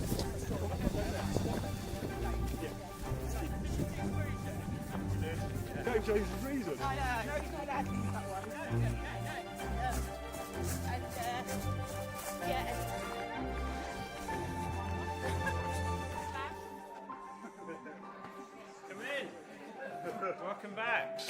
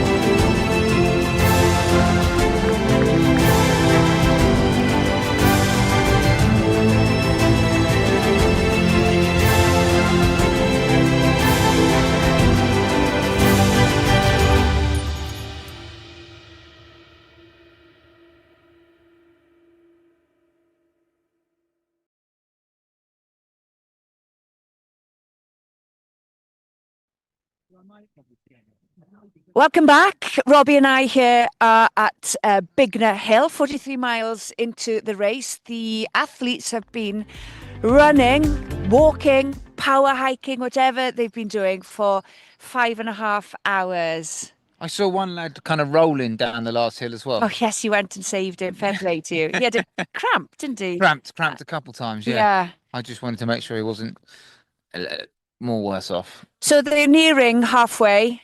It's going to get quite spicy from now on, isn't it? They're getting into the pain cave. That first checkpoint, it was I'm sure there was a lot of elation and excitement. They'd got through like mile 22 and now it's like 43 miles. Yeah. This is the business end of it now. I mean, if you've gone too hard, you're getting into the pain cave by Bignor Hill. We've seen if that. You're pacing it well, and we are seeing the front of the race, the men's race is it's kind of getting that natural reforming. We're bringing the breakaway back in, like you see at the end of the cycling, but they're not waiting for the sprint finish. They're bringing in quite early doors. It looks like our one solo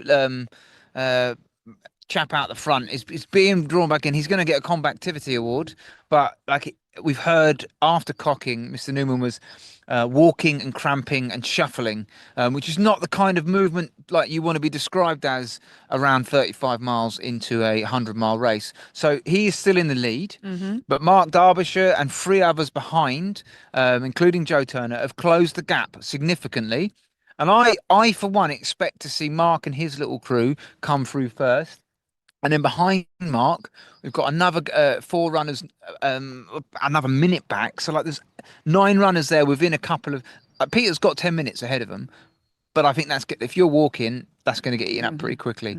And the ladies' race, that's close. That's close as well. We've got 2 ladies off the front. Julia Davis and Lucy Gossage have both made it into cocking, and there is a 1 minute difference between them.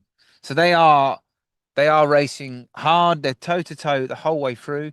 So they'll have seen their crews again at cocking, and they'll be come out here. So Bignor, as you can see behind us, very exposed. Yes, I was going to say long, exposed. This is where, like I said, business end of the race, and it's going to get personal now, isn't it? The competition is going to start. Personal, yeah. I don't know. Maybe they're still friends at this point. Oh yes, but what I mean, last climb they start. Yeah, they might not be friends anymore. Well, I don't think that's true enough. You don't think No, I think we're all friends in ultra running. Okay. I'm the one who's always kind of super friendly. We'll ask them when they come through. Are you friends? Are with you the still people around friends? you? So No. they've gone through nearly 2 marathons back to back. Yeah, not far off. Yeah. Yeah, by the time they get here, 43 miles isn't far off. No, it's still 10 miles away. And you know, when you're racing a 100-miler, when you did this race, how does your mind work? How does your mindset work? Do you start counting down the miles, or do you not think about the finish line? Is it about just living in the moment? We've got some people coming up. Coming up, some sound backgrounds going on. In a race this long, you try not to think of the whole picture in one go. You break it down to as many small chunks as you get. I know, back in 2013, I knew I had a pacer at 50 and a 70. Where you can get pacers here? Yes, from halfway onwards, I believe is right. the amount. And you can't have as many as you want, as in one at a time, but one at a time. You can't have 30 people on with you. I know that. Not a party. It'd be chaos for the parking, wouldn't it? I do would. Everybody, come on, join the party, Robbie. Forget about the race. But yeah, and that for me, I was like. What I mean, distance-wise, you could have one every 10 miles or one every 5 miles, or yeah, you obviously could. logistically. Yeah, if you got bored of people, or if you dropped them, it's nothing better than dropping your pace. So that does feel fantastic. The person at the time that got dropped never feels that great when you've run 50 miles and you leave them behind after 10. You don't want to do that. But go back to you were saying, sorry, the mindset. You get to 50 miles. And then it just breaks it down. So in my head, it wasn't, and I said the same to Julia this morning, don't think about running 100 miles. Think run to Jodie. So her friend Jodie's part of a crew. She's meeting her. She can pace anywhere from the start of the pace, but they're thinking 65, 70 miles. They might start pacing together. And that's I said, just think about that. Go and run to meet your friend for a run. And I know it's obviously if you're running 65 miles to meet your friend for a run, that's a weird thing to do. But in this context, it takes that picture away from 100 miles. You're suddenly not thinking of this massive task. You're thinking of a slightly smaller task. And then you can start breaking it down. Well, in my head, I'd be thinking, Matterley Bowl, that doesn't count. That's just the start bit. You're just running around with a few people. There's family and friends are there. Yeah. Okay. And then to the first checkpoint, well, it's not far after that. So I'm not going to count that either. And all of a sudden, all right, I'm a couple of hours in. Oh, and I'm starting to see coming back. Well, that's nice. I'll catch those people up. And we get to the points like this. You think, oh, look, this is a nice little bit of road for maybe 80 meters. And then they're kind of on there, and you think, well, I'll cruise to here and I'll get to that hill. And then I'll look over the other side and see what I've got. And that's just, you just break it down to as smaller chunks as you can. I think it's great to have a long goal, isn't it? But I think having those little goals keeps you in the here and now, gives you little victories, so you can tap yourself on the back. So yeah, I've got to that bit. Yeah. I'll move on. And I know, you know, we've both run very long races, but even when you talk about a marathon distance, you're talking about 10 miles out, 10 miles back, and a 10K to finish. It's all about cutting things down into shorter bursts. I like how you went imperial and metric there. That's good because it breaks it up. As you get into the race, you want to stop using miles because they're long. So I'll swap to kilometers. That's what I do. Yeah. I do that as well. And I also, do you do this? I also count to 10. That's and what then Paula Radcliffe used to do. She used to count to 100. And then that's it. I count to 10, I start back again. And then if I don't reach 100 and I forget where I am, I've got to go back to the start. I don't know if I've done that one. I've tried it. I used to try and do my 7 times tables descending to try and work on my technical skills because my brain was kind of having to do a lot, overloading it. I'm still not very good at that, but I didn't fall over. That's But good. But you're very good at maths now. At 7 times tables, yeah. I'm not bad at the 13s as well, but like anything too easy doesn't help. I know a lot of runners who do their maths while running. I'm another one. I try to convert my miles into the kilometers. Then I do kind of everything is rhythm, really. Whatever. I think sometimes whatever takes your mind off the pain or the boredom you're going through at the time, it's a great way of just kind of escaping. Yeah, you can distract yourself. Like some of the elements you have to be kind of switched on. Like you were racing in Snowdonia, the more technical sections you want to be switched on, but stuff like this where you haven't got to be so heavily thoughtful of your foot placing, and you still got to take care because it's chalky and flinty. But up there, going up there, you just if you have something else to distract you, and it can be. I like my maths are always so like like you said, we're nearly halfway. I'll be well, look, I'm at Cocking. I've got 7 miles to Bignor Hill, and then I've got 7 miles to halfway, and then I'm on the home straight because I'm going back. I'm counting down, and then it's only 5 miles until it's 10 miles until it's 10 miles to go. Those maths are wrong, but like you just try and trick yourself into thinking it's a smaller distance. And I think it works as well. I remember somebody in a race, and somebody I finished this particular race, and they said, "Oh, how could you cope with it?" It was a very long distance race, and they said, "How could you cope with that like number in your head?" And I said, "I didn't. I never thought of the race as 350 miles. It was more like I knew I could run 100, so it was 100 miles."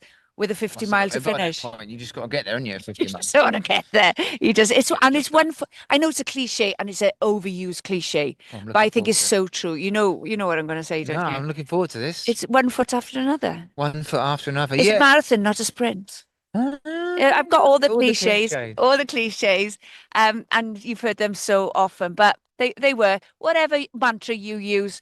Stick to it if it gets you out running. Mantras. Have you got a mantra you're using?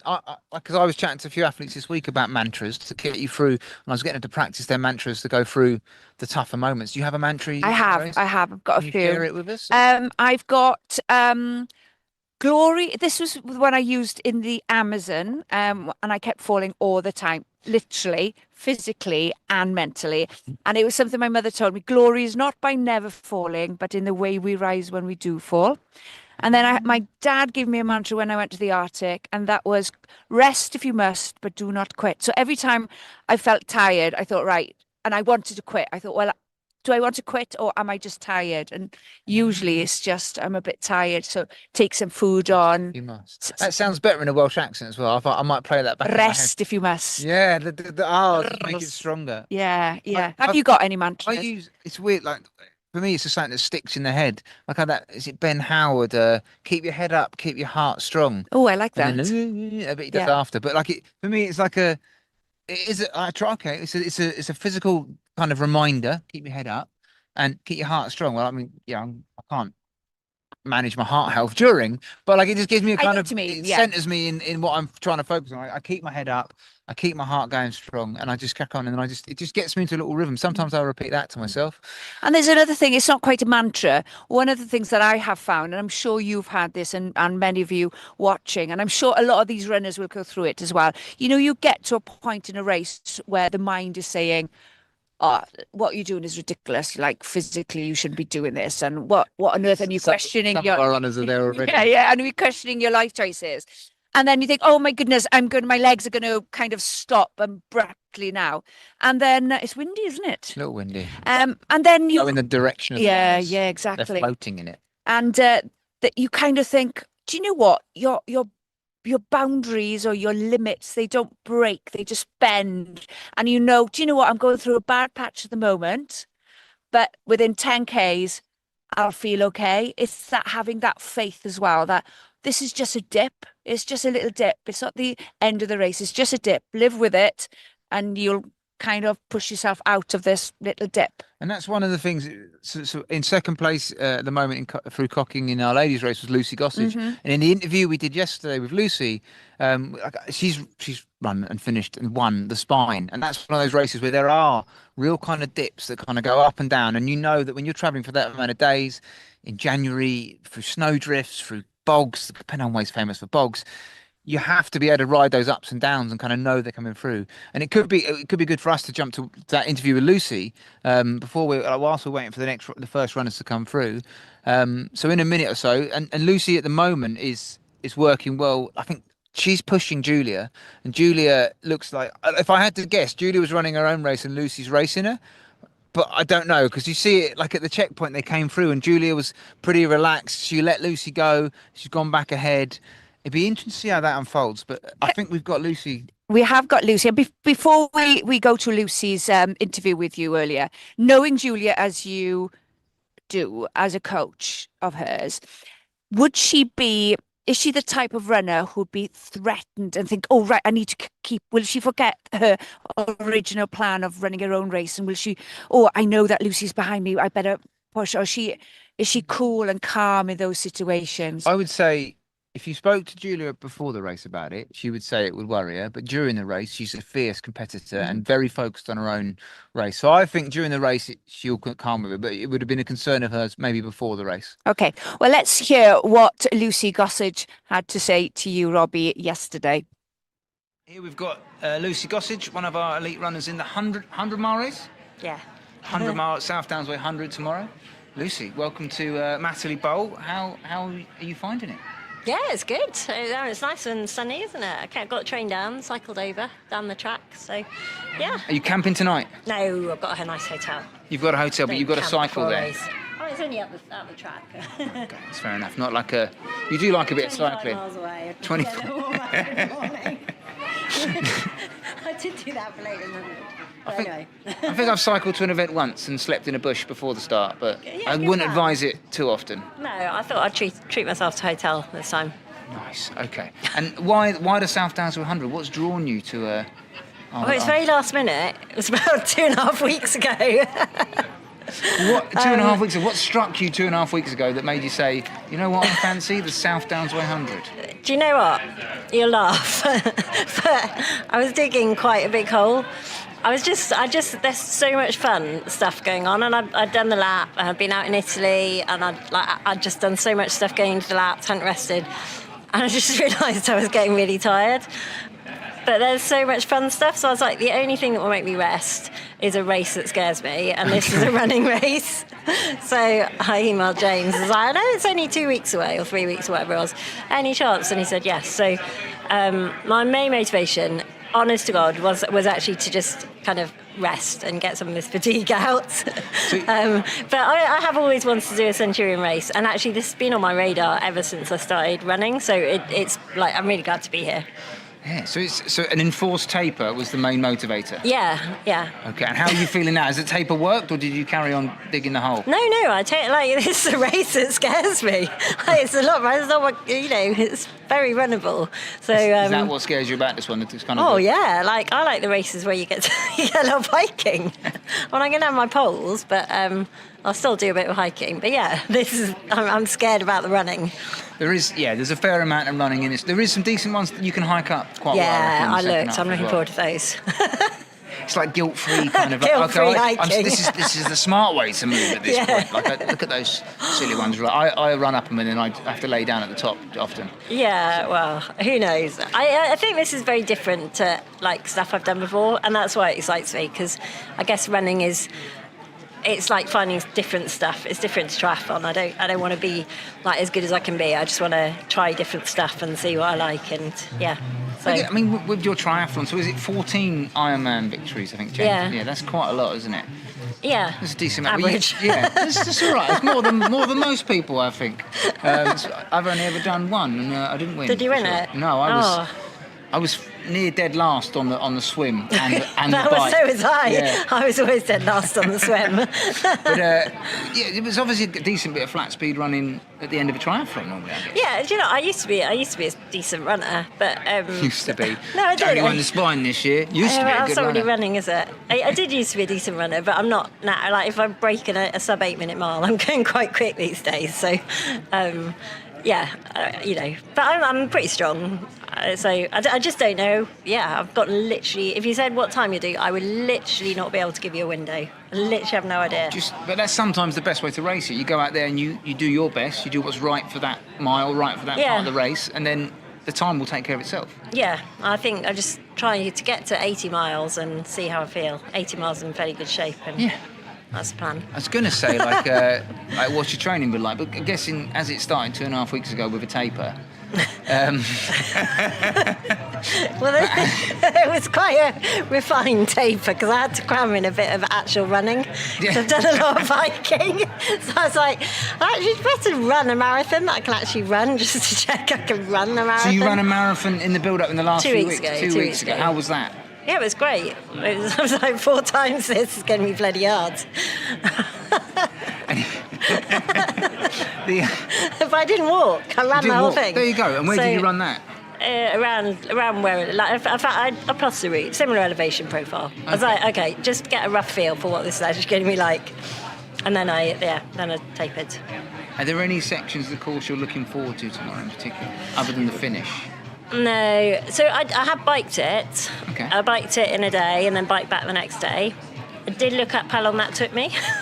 So it took me 11 hours pedalling and 13 hours total time. Okay. So I'll be slower.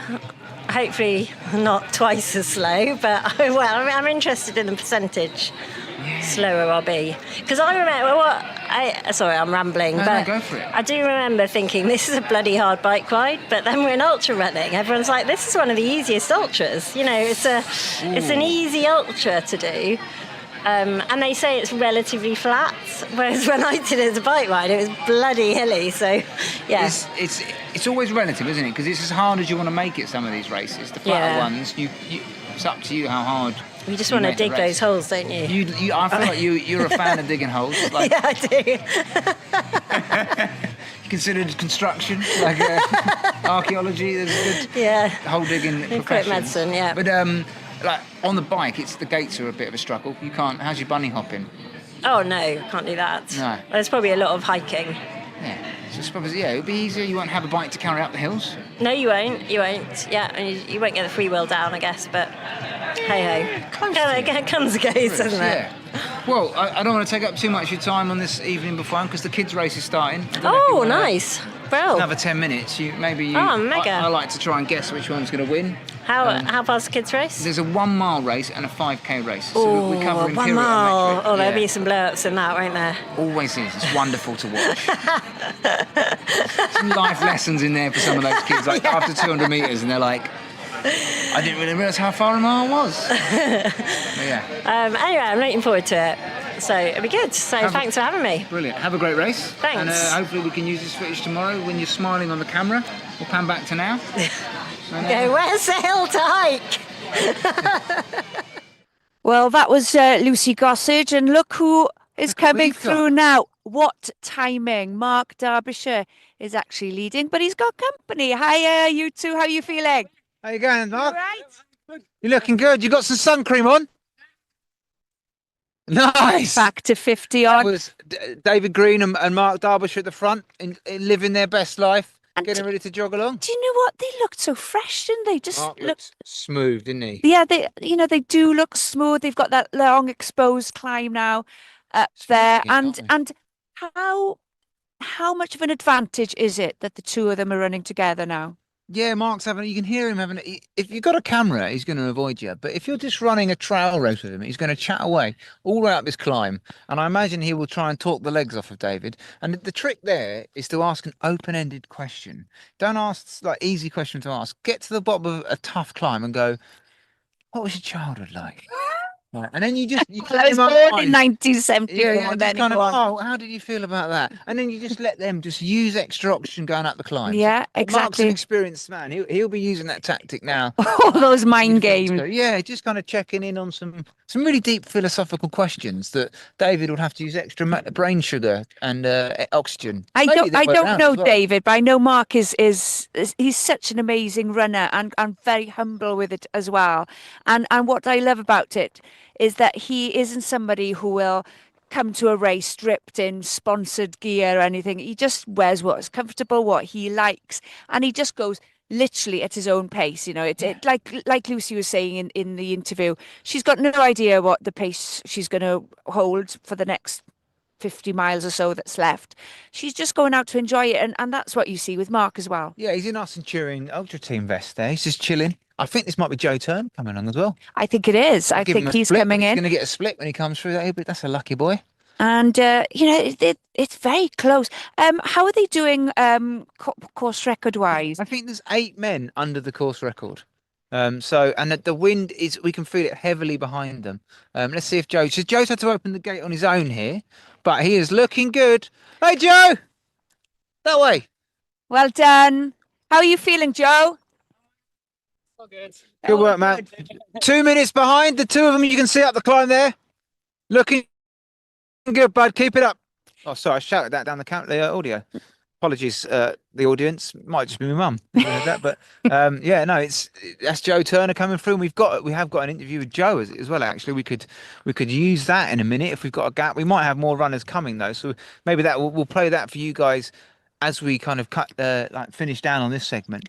But I mean, that's 2 minutes is nothing in this kind of race. I was just going to say, and psychologically, it's going to be a very, very tough race as well. We've got 2 more runners coming through, again running side by side. So you've got Joe chasing the 2 front runners, and then you've got position 4 and 5. Not far, they'll be able to see Joe in their eyesight. Joe was. You know, this is after 50 miles nearly. Well, 43 miles. Yeah, 43. Look, they're going to fill those extra 7 for sure. Yeah. Can't take them away from. This is Chris Kelly and Hugh Tibbs, second last year, and Chris Kelly. Well done, Chris. Well done, Hugh. How are you feeling? Oh, Chris. I don't know. Now, Hugh just asking for a tap of water, so we'll take that as Hugh's thirsty. That's what it is. Yeah, as a clue that it must be quite hot. Let's talk about the weather and the conditions. Hugh's thirsty for runners as well, though. We know that last year he came through and he finished hard, and he caught a lot of people in finishing second. So he's not left himself many to eat up in the second half. But right. Yeah, hopefully he gets a drink. But he won our North Downs Way 50, and he had him and Ben Hall had a proper race, and it was like neck and neck all the way to the finish. I hope that we will see some racing today. The 50s going on. Well, what I mean is close racing, right? So they're right there. Yeah, I know you know what I mean. What I mean is with this being quite a fast 100-miler, runnable, and I hope that it goes right to the wire. Basically, that'd be good. That wouldn't it? around the track, you want to see a Yeah, that's what I mean by saying Who do you racing. reckon out of those guys had the best 400? The best 400. Oh God, those guys. now that's a good question. I know who I think. Oh. Who do you think? I reckon Hugh Tibbs. Look at the power that man. He was a broad, muscular man. If he turned up and said, "I'm here for the 400-meter race," you'd be like, "Sounds yeah." Whereas Mark Derbyshire, lovely guy, but if he turned up for a 400-meter race, you'd be thinking, "I'm having you." Yeah. Whereas Hugh, he's a powerhouse. If he gets to the track, I reckon I'm backing Hugh at that point. But maybe Mark will surprise us. Well, you never know, because I went running with a friend of mine who's a 2:38 marathon runner, and for once I felt as if I was slightly faster than her because I took her up to the trails and she was kind of running Breaking like round. this, and then I felt, I was comfortable, and the first time I turned to her and I said, You turn the screw a bit. I was like, yeah, for once I feel a bit faster than you. And she's like, I don't know how you do it. But then I know on a track I would never be able to touch her, basically. So if you raced her here, you'd have to drop her before the track. Oh, definitely. Like That would would. at least 30-second gap on the track. Oh, 5 minutes most probably. A lot. We have had it come down to, I think we had like Jeff Cheshire one year was caught by Paul Maskell in the final couple of miles. So it does go down to the wire. We've got all the these 5 guys that have come past. You're probably thinking at 43 miles we're likely to see our winner here, but we've got experienced runners behind like Jez Bragg, Rob Payne, Morgan Glazier that are coming through. That for all what it could actually kind of close these kind of gaps, because we're still only 5 minutes 40 behind. My first 100 miler, no, first 100 mile I won was the North Downs Way 100, and at 50 miles I was 90 minutes behind the leader. Were you? Yeah, it was a bit slower back then. You're not going to bring that much back here because of the experience of the runners, but it does show that it can turn in that second half. That was what my next question was going to be about. Overconfidence and doubt. That's 2 emotions that a runner can get when they get to this point in a race. Do you go for it and kind of take that risk, or do you sometimes think, oh no, I can't do it, I better hold back? We saw this last year. The last year in the men's race, the lead changed hands quite a few times. We had Jeff Cheshire at the start to Cockin, and then we had Pete Windross and Rob Payne both come through and run hard. And Dan Lawson came through, and it's more about less overconfidence, but more kind of just keeping a steady pace the whole way. If you surge, you burn so much more energy. Your core temperature spikes up. You're more likely to run out of readily available fuel for your body, which you just keep it consistent the whole way, and not panic, I suppose. Yeah, you can't panic too much. It's wasted mental energy. Yeah, and good. I suppose it happened to me last weekend. I was in Castles. In the Welsh castles. I was, I just I initially started thinking, yeah, confident, and then of course the doubt started to creep in, and then I just thought, hang on, Lowry, just listen to your own body, run your own pace, and then it did come in the end. So I suppose on a longer scale, it's the same mental attitude. Yeah, you're gonna have ups and downs, and you've just got to just know they're going to pass, but do what you can to help them pass. So it may be that you have to slow down a little bit, cool yourself down a bit, look at your hydration, nutrition, but kind of know they will pass. Don't panic about it, but take a second to do what you can manage. And it might just be you need to smile, and it tells your brain that actually it's okay. Smiling can help. That it does. It's a scientific thing, isn't it? Yeah, It's been proven. It changes your perception of effort. So your brain kind of sends if you're smiling, your brain sends a signal out saying, "Can't be that bad. This idiot's smiling." Right, and it's just or is it just wind? Could be. So I tell you, the Camille Herron, was the world record holder for 24 hours. She holds a huge amount of records, one of the most successful ultra runners of all time. When she runs, you can't. I don't know if it's a grimace or a smile. But if it does the message, the brain's happy with it. But she's kind of like, I was like, I think she's smiling, but I'm not 100% sure. So again, but she's the whole way around smiling. But they always talk about Eliud Kipchoge, doesn't he? Got a big old smile on his face. Yes, not the only thing you need, because he has struggled in some of his last marathons. But when he was winning, he was smiling. Oh, when he was losing, he what was an smiling. athlete! What an athlete! Fantastic. I think we've got somebody pulling in here. Hello. Oh, it's Julia's crew. The Julia's crew coming to support. Let's talk about the support crew and how integral they are to an athlete's Is this race. a crew spot? Is it a crew spot? Must be. Well, ask them. Yes, let's do. Is it a crew spot, Dan? Oh, nice. You're going to see Julia come through. Come and join us, Dan. We're live. Julia Davis's partner, Dan. How are you going, Dan? Yeah, I'm good. Yeah, I'm a bit tired, but I'm not as tired as her, I'm sure. Yeah, maybe that's tired. You've been doing you've got child looking after. Where's Woody? Is he? He's in the back watching TV. There you go. Just don't tell Julia, basically. Come through. Woody's watching TV. We were just saying about how Julia always smiles and looks as if she's enjoying, and how mentally that surely does help an athlete. Yeah, she's quite well known for being really, really smiley when she comes through, and everybody always mentions it. yeah, it's nice to see. But everyone is today, though. To be fair, Yeah, because they got a tailwind, didn't they? yeah, and I think they're feeling the heat now, though.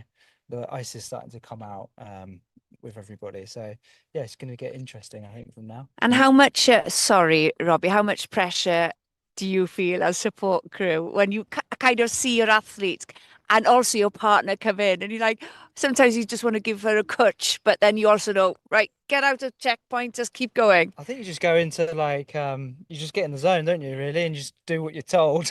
And you know And you're exactly, you pleased know with her so well, you must it. probably. Yeah. You know, and you just adjust depending on what she needs, really. Um, or give Robbie a ring if he's not presenting. What do I do? But yeah, no, yeah, just got to get on with it for her sake, really, haven't you? And Woody ran a race yesterday. He did well, didn't he? He did his first trail race. He got his first medal. He was so happy. He was so happy. 3 years old, getting his first trail. Who's this one here? We've got another runner coming through. Right, I'm gonna get ready. You're going to get ready? Yeah, nice. Cheers, Dan. Thank you. Number 20. Well done. How are you feeling? Simon Withers. Looking Okay, well, Simon. Simon Withers, he's dropped it back. I think he's lost a couple of places. He was, sure he won't mind me saying, he was fourth through Cocking. He was with Mark Derbyshire, 20 seconds behind him not that long ago. So it shows how quickly this has changed, because now he's 11 minutes back from Mark. Mark hasn't sped up, but what's happened there is Simon's probably slowed down or stopped for a poo, just some kind of like personal maintenance he has to get through. Thanks for that. He might have done it. Simon might not have done. Have that vision. Oh, there's another runner coming as well. Who's this? And everybody's got a different running style as we're standing here watching Morgan everyone. Glazier. Morgan. Hiya, well done, Morgan. Nice Well and easy, done. man. Nice and easy. Keep it controlled. Don't go chasing people yet. Good job, bud. Do you know Morgan? I coach Morgan. I thought so. Sorry, that went from commentary to advice mode. I heard the change, the coach come out. Morgan's, I think he's 23, 24. He's a very young athlete. He's got some experience over the 100-mile distance. He's done our Thames Path 100. And he's very talented runner. He's been working on some of the shorter distance stuff. And he had a little bit of a niggle coming into this. So we had to adapt his training. But I just want to make sure he doesn't get too overconfident at this stage, because he likes a race.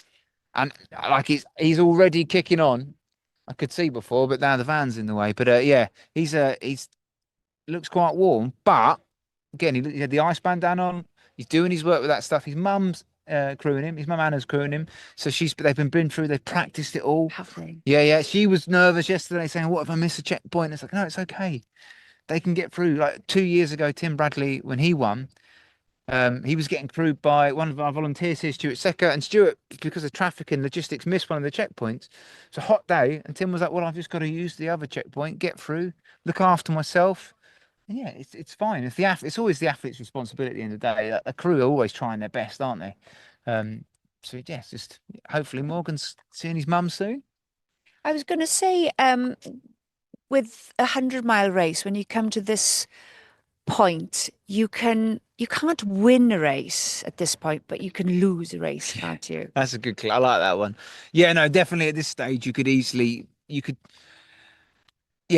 Mark is doing some work there that's going to put him out of reach of some of the people there, but there's definitely people who have already kind of shot there. They've taken their shot, and 43 miles in, that is long gone. They've missed. And yeah, it's just a case of just waiting for the right moment. But again, you're not trying to force the win. You're just making sure that you're not losing until the finish. And then, well, that's a bit of a weird way to say it, isn't it? I've gone wrong there. I've disagreed with myself. What do I do now? How do I back I'm that? just listening and I'm going, well done, Just Robbie. leave me unwind. Let's change the subject. Come in. Let's focus on them. Let's focus on you, Robbie, and your lovely tent you had in the tent that someone apparently complained about. It's too big. It was so big. Everybody else had their modest little tents, and then Robbie, Britton, and Gary House had this. You had to text each other to talk between. He had his own wing. Yeah, you had your own wing, right? Who have we got here? Number 17 is Alistair Courtney, one of our early leaders, but he's still moving well. Well done, Alistair. How are you feeling? Well done. Good work. He looks better than he did coming down to that last checkpoint we saw him at QECP. He looked Bit quite hot. limited in his movement, but he's still going. He was one of our front three at the front, with him, Peter Newman, and Adrian Coombs. And Peter and Adrian are gone now, right? We haven't seen them for a while. Looks like I heard a rumor that Peter he was shuffling, but also apparently he's fallen over as well. So he's not having the best day. We might see him up here. He might be stopping at a checkpoint. But Alice is still going. That's good. And I think one of the reasons he's probably still going, I've heard that he might be wrong here, but I'll double check it afterwards. I've heard he's in the Grand Slam. So he has to finish the 100 no matter how it goes. Whereas some of the other runners won't have that extra level of motivation. I'm not suggesting that if you're entering a 100 mile, you should enter 3 others to make sure you finish one. But it does mean that when he hits those lows, he's not going to go, well, the race is done. He's like, well, I've got to keep going because I've got a slam to finish. Yes, he's got a bigger goal again to kind of sustain the energy to keep on towards that big goal of completing the slam. You said that a bit hot but feeling okay. It is. It's nice for us now. It's slightly cool at the start of the race. You're still in multiple layers, though. No, I'm not now. I've taken a jumper off, so I'm okay. I'm perfect, Pete. But it is hot for them now. I can feel the heat. It's the sun's beating down. Yeah. They're exposed. That's the thing here. The next section, but beyond here, does have some woodland. But for a lot of this now, it's exposed. You're kind of in the sun. The wind might be tricking them a little bit because they'll be working, but it's on their back, so their faces aren't really getting that wind as much. They're going to be feeling really warm.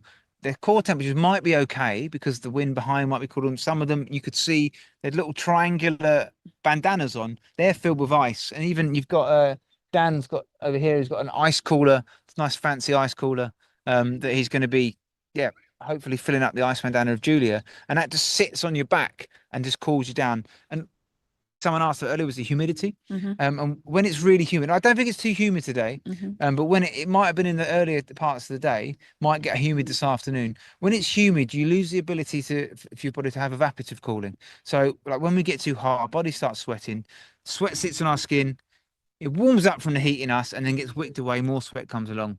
You get dehydrated, you lie down. But if it's really humid, that sweat sits on your skin, and because it can't be moved away by evaporation, you start heating up. That water heats up on your skin, but then the heat from your body has nowhere to go. So even though it's not in hotter temperatures like this, it's not the sun heating us up. It's our core temperature rising and us not being able to get rid of the heat that we produce. So it's the energy they're burning. 80% of that's going to be coming out as heat. And that's where personal admin comes into equation. And this is what I mentioned earlier about that is so important in racing, to not just be fit, strong, mentally charged. You need to know, and I've seen people in races take too much salt tablets, for example, another person not taking enough salt tablets and collapsing because of personal admin. Yeah, and there's more you can do before races. So like with hypo and hyponatremia, if you have a good idea of what and Precision Hydration, they do one of the race sponsors. They do sweat testing with us. They'll test the sweat sodium concentration that comes out of your skin. And I know that Rob Payne coming along, he actually got his own sweat sodium testing kit. He was taking it to next level and testing himself after other runs. If you know what you need, because you know what you're losing, so you know how much sweat you're losing roughly for these conditions, how much sodium is going to be in each liter, and then matching what you're taking into what you're losing, you're just trying to stay in equilibrium. It's not, and if you have that knowledge, it's much easier to get it right. It's only when it gets really one way or the other that you end up having symptoms, and the symptoms will start with nausea, fatigue, your hands start getting puffy, your feet get puffy, and then you get that washing machine swirling around in your stomach. And weirdly, the symptoms are the same either way. So that's why sometimes people get into problems, because they go, oh, I must need more sodium, or I must need more water. And actually, if you don't know, you have to then think back, I've been drinking lots of water, no sodium. Maybe I need sodium, or I've just been eating salty crisps. Maybe I need some more fluid. But knowing that beforehand, you can do some work with people. It's going to put you in a better place when you're in a tired state to make decisions that help your race further along. And this is where experience comes into play. And, little things I'm always playing with a ring on my finger just to make sure that my fingers aren't too swollen. You were wondering where I was going there. Yeah, I was like, where's she going with this? Yeah, I'm digressing again. But no, it's so important just to be able to be aware, always checking yourself when you're running. You know, you drink before you're thirsty, you eat before you're hungry, and just little things like that can make such a difference between finishing and not finishing. Or finishing and finishing well. Mm-hmm. And it's a difference there. We're kind of... So tell us a bit about the route after here. We've got the rolling hills. Does it become lonely then? I'm going to check on my little notes because I've got little notes here on what it looks like afterwards. But it's just 'cause I made a little note on this one. Yeah. Shouldn't just give it. It's after this. There's a Roman Stain Street for a short while, and then Houghton Forest and Amberley. And this is one of the few areas where the route dips into woodland and lowland. So that's why we're saying like the exposed ridge is going to make them feel pretty hot. But after this, hopefully they might cool down a little bit in the kind of the woodland area, a little bit lower. But then the rest of the day they're back cooking. And it's getting to that point of the day. We're getting to midday. It's only going to get warmer from this point. And maybe take advantage of, well, we're not very high for streams, maybe, or like somebody just asked, a runner asked of a tap or something. Tap? Yeah. Is there a tap? Does this look like a location you would have a tap here? Yeah. You were mentioning Roman. Have you seen the signpost, Londinium? How cool is that? You learn something new every day. That is one thing I do like about ultra running. And when you go out, I've got a GCSE in Latin. Have you? Yeah, you can speak Welsh. I can Ecce Romane. Right, Shwmai. No, no idea. Londinium then. I did not know that, so I've learned something new. But that, like I was saying, that's the one thing about ultra running. You know, you can do races. It's good for your mental health. You make friends, but also you learn a few things along the way. You know, some random car parks with like strange people. That's always a and Roman names. Yeah. Yeah. Two more runners coming. They're coming. I can see them round the bend. They're behind that tree now. But maybe Ross will look at them when they come round the bend, and I can see who they are on the camera. I know it's James found anyone yet? I know it's an open-ended question, but how everybody looks okay and everybody seems. John Jankowski from America. Hello. Oh, How are you feeling? Daniel Maloney?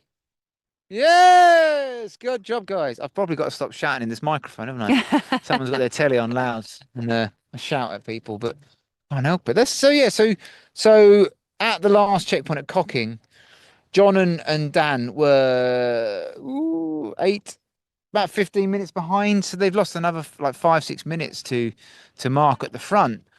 But not a huge amount. They were both moving well. They hadn't slowed. That's the thing. They're not slowing down. They've come past people. We've got more runners coming in a minute, but again, it's just about not slowing down for this stuff. Do you use music to motivate yourself, especially at this part of the race? You know, you're halfway, nearly halfway, 43 miles, and like you said, those extra 7 miles can make a big difference.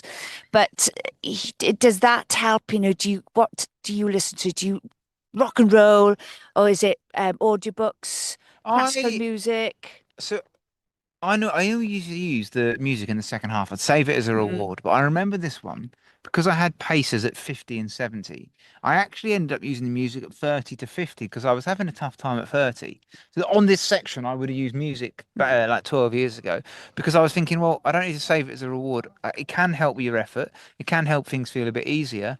You have to be careful not to get carried away. Sometimes you put on some banging drum and bass, and then you shoot up a hill, and at the top of it, you realise you probably needed some Mozart.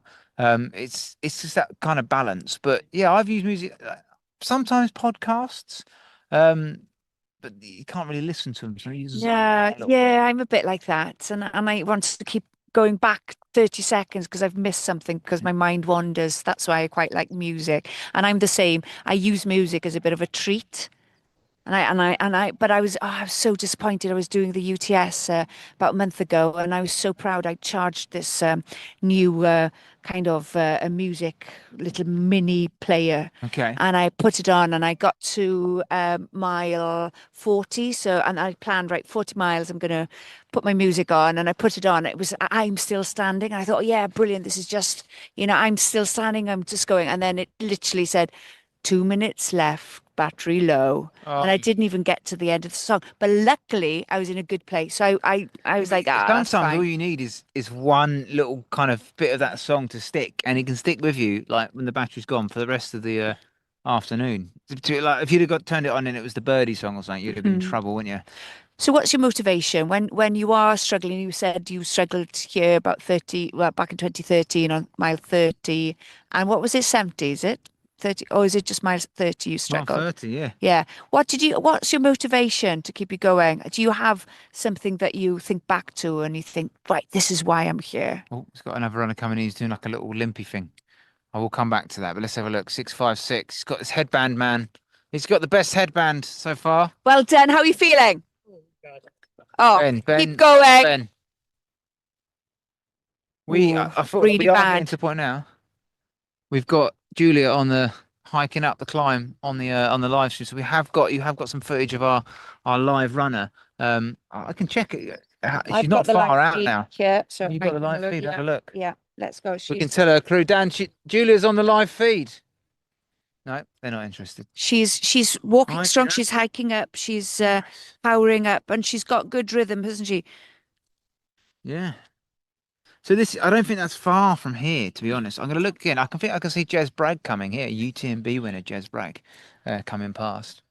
I like to use that because makes it sound well fancy. The UTMB winner here, and it should do because it's Jez Bragg. Yeah, it's so good to see him racing. You know, longevity, isn't it? Just still strong, still a legend. So Julia was 15 minutes behind Jez at the last checkpoint. If this is Jez, I think it is. Yeah, is that Jez? How are you doing?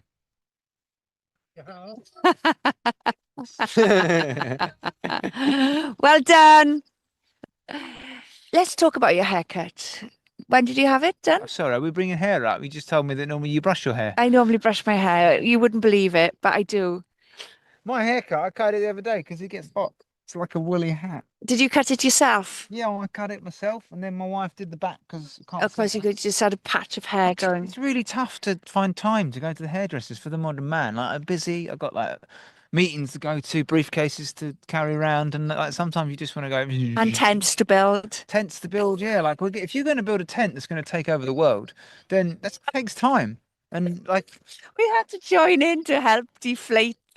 Yeah, we got kids. We got a child army to get involved. But like someone actually did say, one of the staff said, "Do you want us to go over? We're going to go over and tell the owners of those tents that that's a bit ridiculous and they need to take that down." And James Elson, the race director, had to say, "No, that's Robbie and Gary. They're part of our team. They've got their own wing." But we did. So I recruited more people to the tent. So James Hatton, who's doing our live, he's the coverage you're seeing now of Julia. That's James Hatton, he works for Precision Fuel and Hydration. He was racing this morning somewhere else, and he said, "You know what?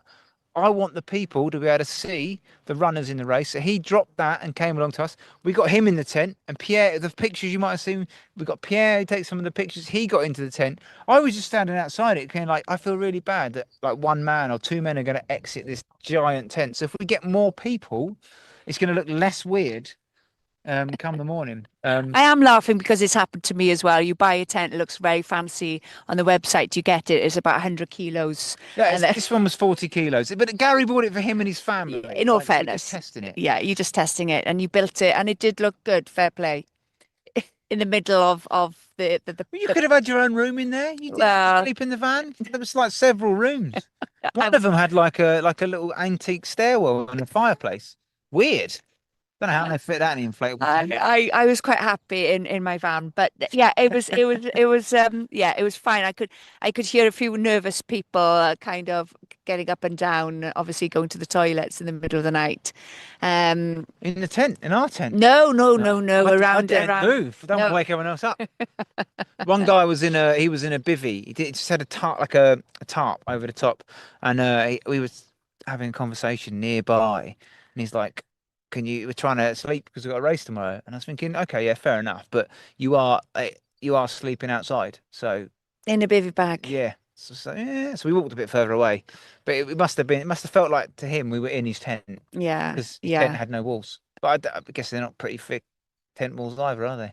No. So we wandered elsewhere to watch the cycling highlights. Oh, yes. And how is that coming along? It's good. I don't want to leave spoilers for people. Some of the people watching it might also be fans of watching live cycling. But, Right, okay. Tadej Pogačar is on form. That's good. As everyone normally expects. So, we've got how many? We've got 10 minutes till the end of this show. Julia's probably around during that time. I thought maybe we had Joe Turner's, one of the runners who came through here. We were going to use one of his video interviews. So maybe if we have a quick Joe Turner interview, and then we can jump back when Julia comes through, because she is moving well. And I imagine this kind of terrain, really rolling stuff, is where Julia will excel. So Joe Turner wasn't too long an interview, and then we can slip through. So yeah, hopefully then, as we can see her on the video here, Julia, it's quality. Yeah. So let's go to hear like what Joe had to say now. Right, we've got another runner here from the South Downs Way 100, Joe Turner. Joe, welcome to Matterley Bowl. And thank you. How are you looking forward to tomorrow's 100 miler?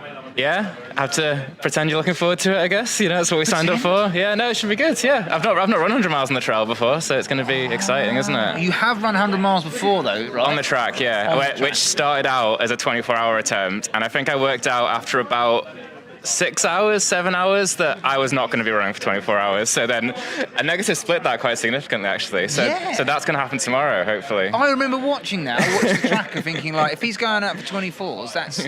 And then your pacing was fantastic on that. But less so if it was a 24. Yeah, I'm going to leave you to the 24-hour running, mate. That's you and Chris and Matt Field. We'll win you over eventually. But definitely that 100-mile experience. Was it 12:52? Yeah, something like that, yeah. I think 12:50 if we're going to be specific about when I went through 100 miles, but you know. When you stopped. Yeah. And so you've got some fantastic results on some of the flat courses in the last few years, but also the trails. Yeah. How's your training moving for this build? Yeah, training's been pretty good.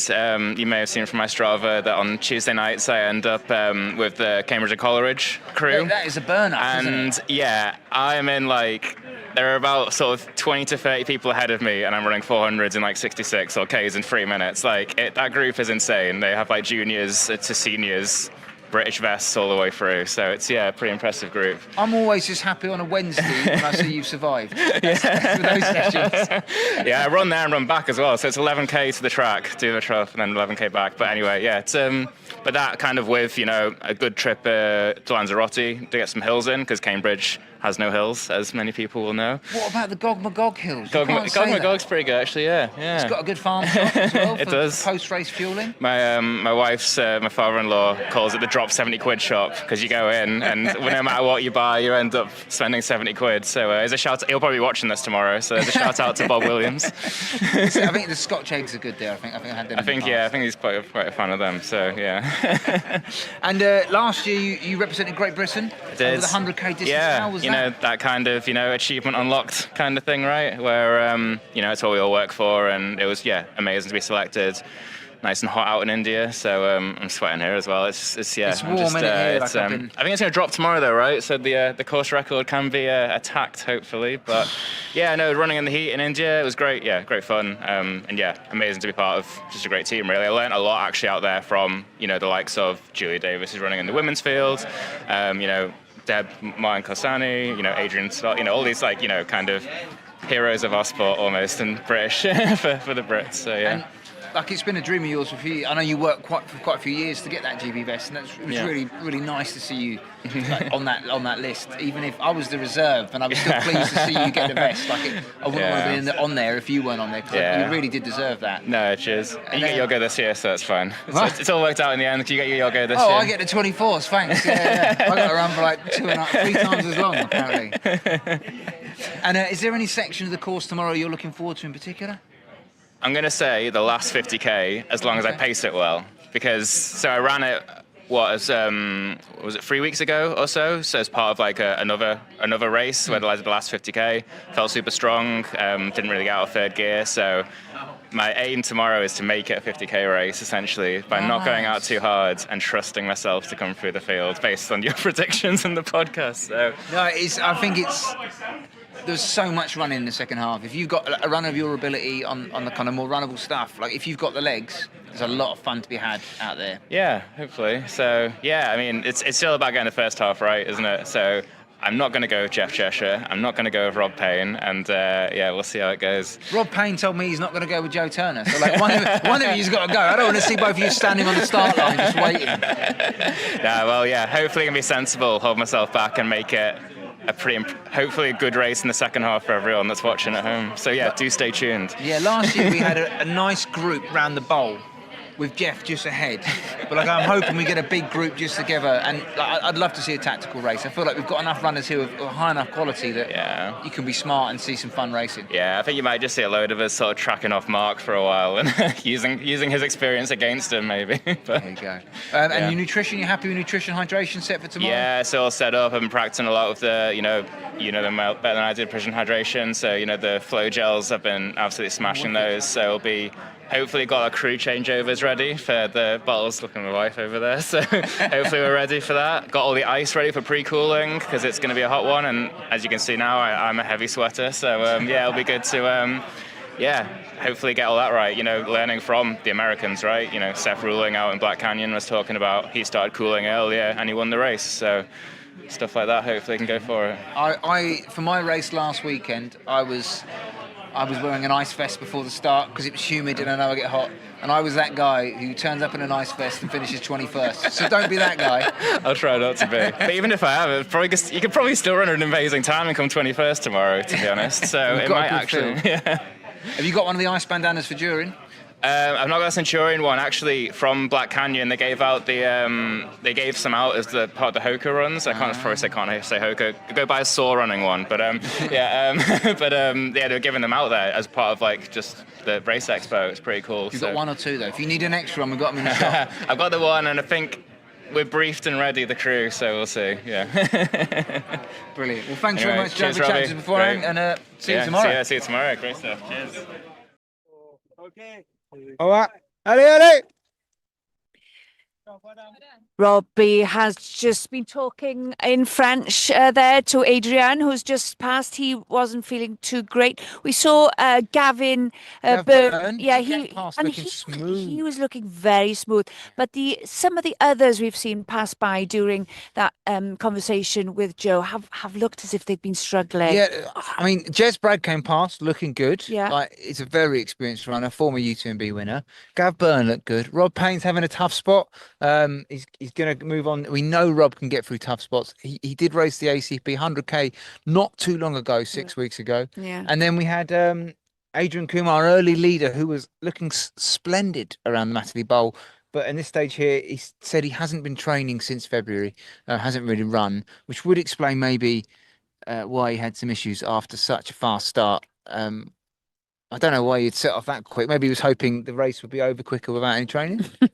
Interesting. Well, the psychology we see is just so interesting, and that's something I certainly find interesting when I look back and work commentating on races. We're actually waiting for your athlete Julie Davis, who's leading the women's race. Men's runner coming through here, and she. Bud, feeling good? It looks smooth. Yeah. Very smooth. Very relaxed. And half socks. Yeah, Julia is looking, well, she's running now. She's been power hiking up the hill as many of the other athletes have been doing. We hear she's been struggling a bit with stomach issues, but so are many athletes. It's tough. And the thing is Julia and Lucy have been toe and toe quite a lot through this race. I think both are starting to feel the effects of that. So it'll be interesting to see when Julia comes through this checkpoint. She's crew point. She's got a crew here. It feels tough at 30 miles when you've been racing hard to know there's 43 now to know you're not even halfway yet. But it's a crew's job at this point to get a runner in, get them what they need. Hello, how are you? You all right? Are you enjoying? That's what it's all about. Yeah. We're filming a race called the South Downs Way, 100 All these miles. runners coming past are running 100 miles. It is insane. It is. And it's amazing when you do catch up with people walking by and they, what are you doing? And you're like, I'm in a 100-mile race. And you're like, they cannot see Ross. filming? Do you think that he's invisible? Because I see him, but is he in my imagination? Sometimes I do wonder. Let's go into hallucinations then. That's No. something that will certainly come into play later on this evening. Hallucinations mainly come in with sleep deprivation. Yeah. So unless you slept in a really rubbish tent last night, ours was palatial, as we've already covered. You're not going to, in the first night of a race like this, our lead runners won't be hitting the hallucination No, side of but things. some of the others will. The runners that then go into through the night, our final cut-off is 30 hours. They come through to the early hours of the morning. It's tricks of the mind that start coming in. So you start looking into the distance and seeing things that aren't quite there. That maybe like you see a bus stop and you think, oh, is that a big top circus? It's a trick. It's kind of like not quite full hallucinations. Although they normally take at least a couple nights of sleep, kind of deprivation to come through. And I have had some weird ones where on the bike, well, like on the bike racing, I've never had them ultra running. Have you not? No, but like on the bike races where you spend like 3 or 4 nights where you're not doing much sleeping. I can see the feed here, so I'm keeping an eye. Julia is running strong. I'm hoping that maybe that episode, it's around there. That going to come through. Dodgy stomach episode is passing by. I'm just happy that our cameraman's going to finish at the van. That's like Ross is thinking, "God, I've got time to go for a little coffee now after this one." But let's go back to the hallucinations. What did you have on the bike? Well, I was on the last night on a 5-day race where I'd slept for about 4.5 hours in 4 or 5 nights. And I remember going into this town and all the rocks on the side of the road, they'd carved faces into them. And I was like, wow, this town is amazing. Why do I not know about this town? And then I remember seeing again, and like they were just normal rocks. But things like that, like I got, one of the things I got was short-time memory was impacted by the sleep deprivation. So I was getting deja vu, but only when I went round the bend. And I'd never been to the place before. So I was kind of coming around this bend going, oh, I've been here before. But apparently it's to do with misfiring of the signals to your brain, and what you're seeing goes straight into your long-term memory. So you look around the bend and you easily it's stored in your long-term memory, not your short-term memory. So you kind of go, oh, I've been here before, I remember this. And it was an area I'd never been to. So like, sleep deprivation can really play messes on your brain, and that's why racing on the trails is a bit nicer, because if you do get sleep deprived, it is a bit dangerous on the bike on the road and stuff like this. If our runners are getting sleep deprived, some of the checkpoints, it might be worth short sleep to kind of move them through. And I've done 1-minute naps and it's got me through. 5 minutes is a bit of a lie-in. But it's about, I coach a few athletes and well done. Oh, but and I tell them, don't be afraid of having that 1 minute, 5-minute nap, because sometimes you'll gain more time by having that little nap rather than trying to walk like a dressage horse in a competition. When we get sleep deprived, it's because there's something called adenosine triphosphate. We break down, and the adenosine builds up in our brain, and it, like caffeine, can block the receptors. But essentially, when it builds up to the top, the only thing that's going to dissipate that is sleeping. But it might be that sleeping for 2 minutes dissipates it enough that you can get to the next checkpoint, get to the next thing, and get a longer sleep. It builds up quicker when metabolic demand outweighs supply. So if you're working too hard or not getting the fueling in, especially, that's when you can get extra sleepy extra quickly. So if you're having a 2-minute nap, slow down a little bit, make sure you're keeping your snacking on, and then you'd be surprised, you could get another 2 hours in if you're pacing it well and eating well. Or if you're not eating well or working too hard, 10 minutes down the road, you're going to be sleepy again. I have had hallucination on a one night. Well, I was basically racing or just in like no, I've had it racing and in training because when I had my child, I couldn't fit in long runs because I had to look after him during the day. So all my training was overnight. So I would put him to bed, and then I'd have my husband to look after him, and then I'd go up to the Brecon Beacons and Pen y Fan and run maybe a 50-mile run back over the mountains overnight, and then I'd take him to nursery then in the morning. And I remember one night I was running over and I said to my friend, I've just seen a unicorn.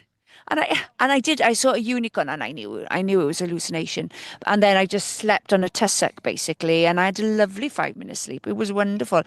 But we have got Julia coming in. I'll carry on with the hallucination. He might be there. Let's have a look. We'll carry on with the hallucination. I think we'll cover this and cover her crewing at the moment, but maybe we'll see how she's going. And this is where it's nearly like an orchestra all coming together, synchronized. kind of checkpointing. Yeah, where, and Dan's crewed a fair few races now. Jodie here, a pacer for later and crew. so we know it. They know exactly what they're Getting doing. her bandana Yeah. off, ready. Yeah. Oh, this is an experienced pro. She's using the last bits of bandana to dry off. How are you Hey, feeling, Julia? She's yeah. Let's have a look here.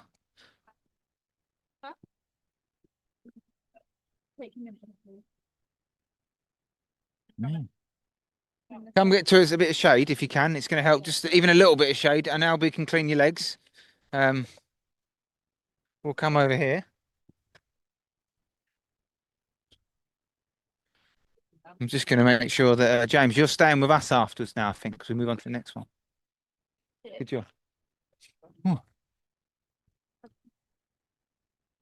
Ooh.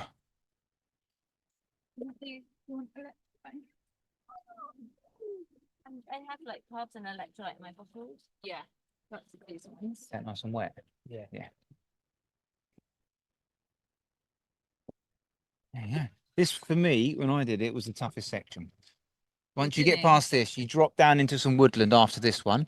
It's a little bit cooler. It's nice and relaxed. You're doing fantastic. All you've got to do at this point is remember, you're just running to meet Jodie. How far until you get to run with Jodie? I can run at the next checkpoint if you want. So not far at all. So let's just think about that. You're going to go and meet your friend for a run. You've got to make sure you keep eating the snacks to get there. And you've got some funky shades and a bucket hat on. Life's good. You want ginger, and this is anti-sickness. If you don't want it now, do you want to just put it in your bag in case you want it? Anti-sickness.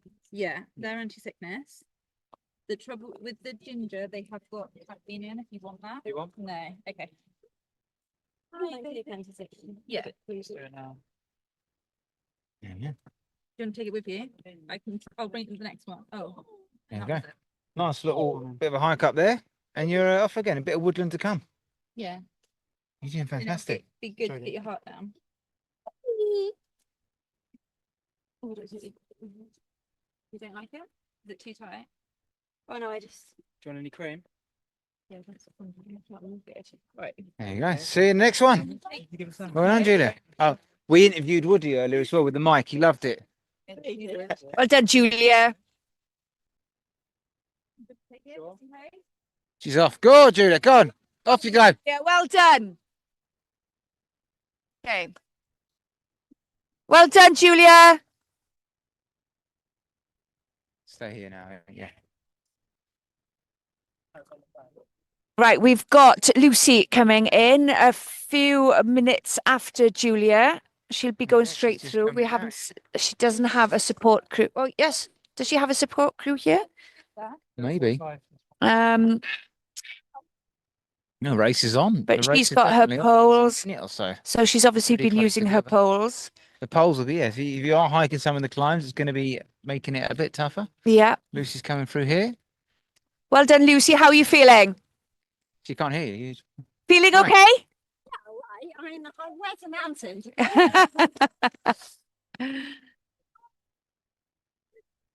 She's off, flying along.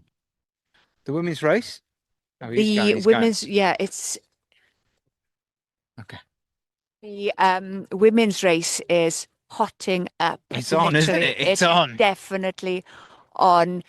Julia was struggling a bit there, but that doesn't mean anything in 100 mile because everybody goes through dips at different stages in the race. At the two there, Julia definitely looked like she was finding it a bit tougher. Yeah. But she's had the crew, she's had the additional food coming in, she had a bit more ice.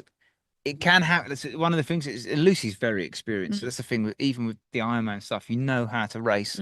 So you'd hope now that they might go back and forth a bit more now. So it's just kind of, it would be interesting to see who copes the most. But we're 43 miles in. Yeah. We might have seen these two ladies come past, and our winner might be coming from behind still. Yeah, so we never know. It's exciting to see. And we can actually see both of them. A few, about 200 Julia's meters? trotting up the hill. 300. Julia's running up the hill. And so is Lucy. But And like you said, anything can happen in ultra running, especially on a 100-mile. And we're going to be heading on to our next checkpoint. Do you know where that one is? Yes, I do know, and we'll we are going hopefully to. Bear with me while you keep on going, Robbie. Is it And Saddlescombe Farm we're going to next? Is it Washington? We're not going there. No, we're not going there. But we're going to be back at 2 o'clock. And we will see you shortly there. But thank you for following on for the Gran Canaria World Trail Majors South Downs Way 100. The race is starting.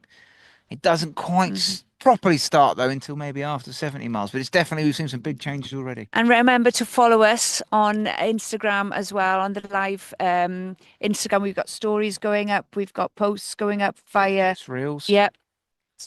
See you at the next location.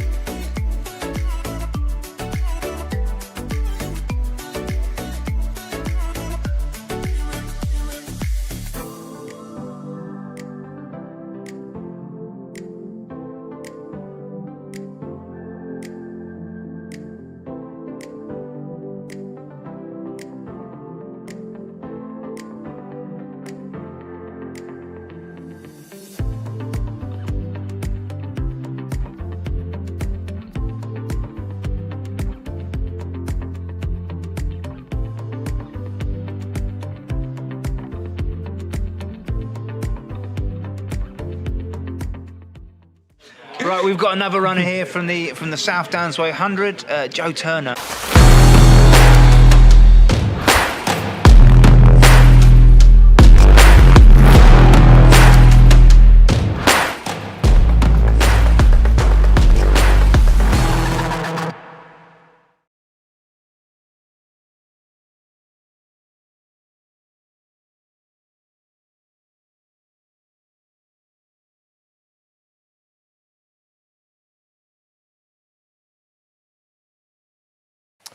Welcome to Centurion Ultra Running Store. I'm here at our shop just outside of Wheathampstead near St Albans.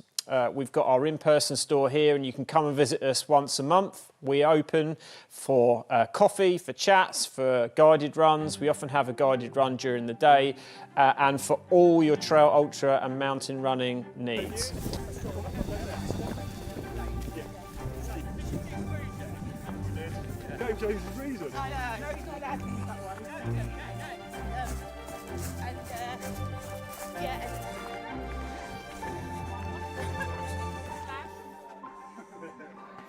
Come in. Welcome back.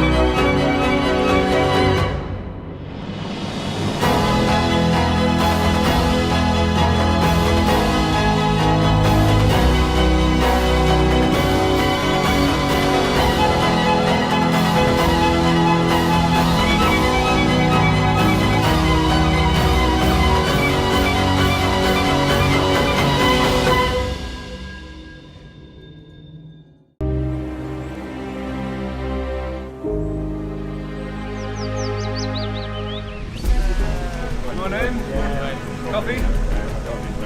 It's the first time I do this race, so it's the first time also abroad. Washington, right? Alright, yeah, I'll take that.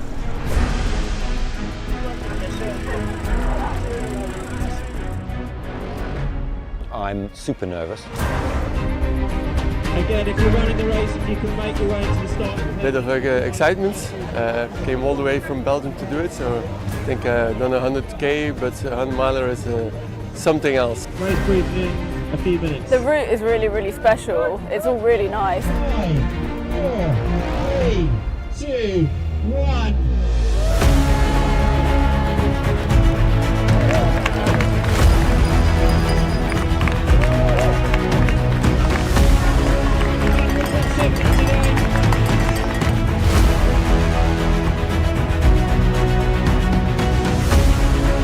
They start here in Winchester. They run 100 miles east to Eastbourne on a trail that's existed for 8,000 years.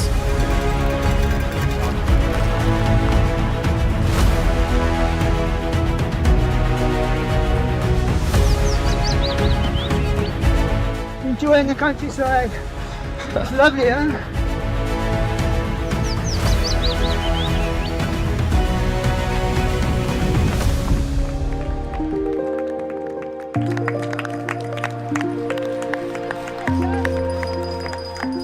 Cup? Yeah. Yeah, sir. No, I'm going to just have a bit of a snack. Any food, mate? No, I'm good, thank you very much. Thanks, everyone. Well done. Good. Thanks, guys. Well done, well done. We go again.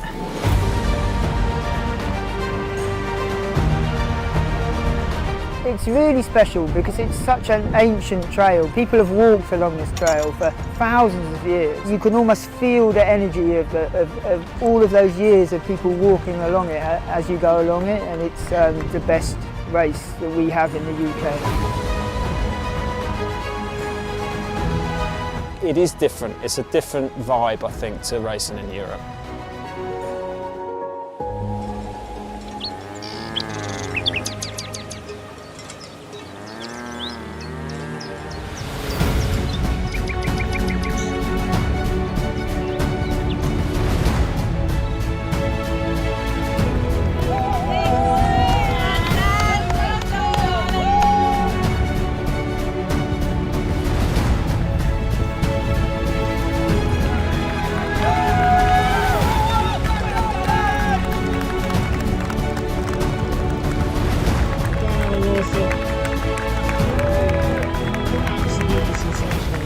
I wanted to be clever, I never wanted to push myself, and I just stayed nice and easy the whole race, and it worked, yeah.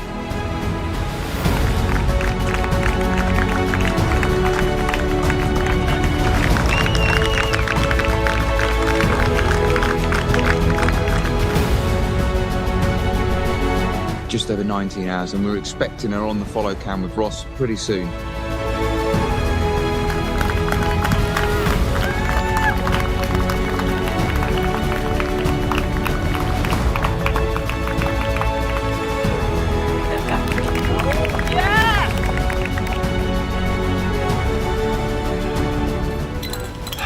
And it's just so much longer.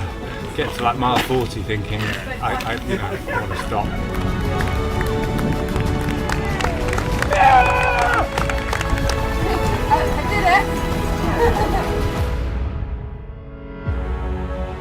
The atmosphere from local villages, towns as you run through is always really uplifting, whereas in the UK, the atmosphere is built from the community around the race itself, so when the runners come through the checkpoints, they get that.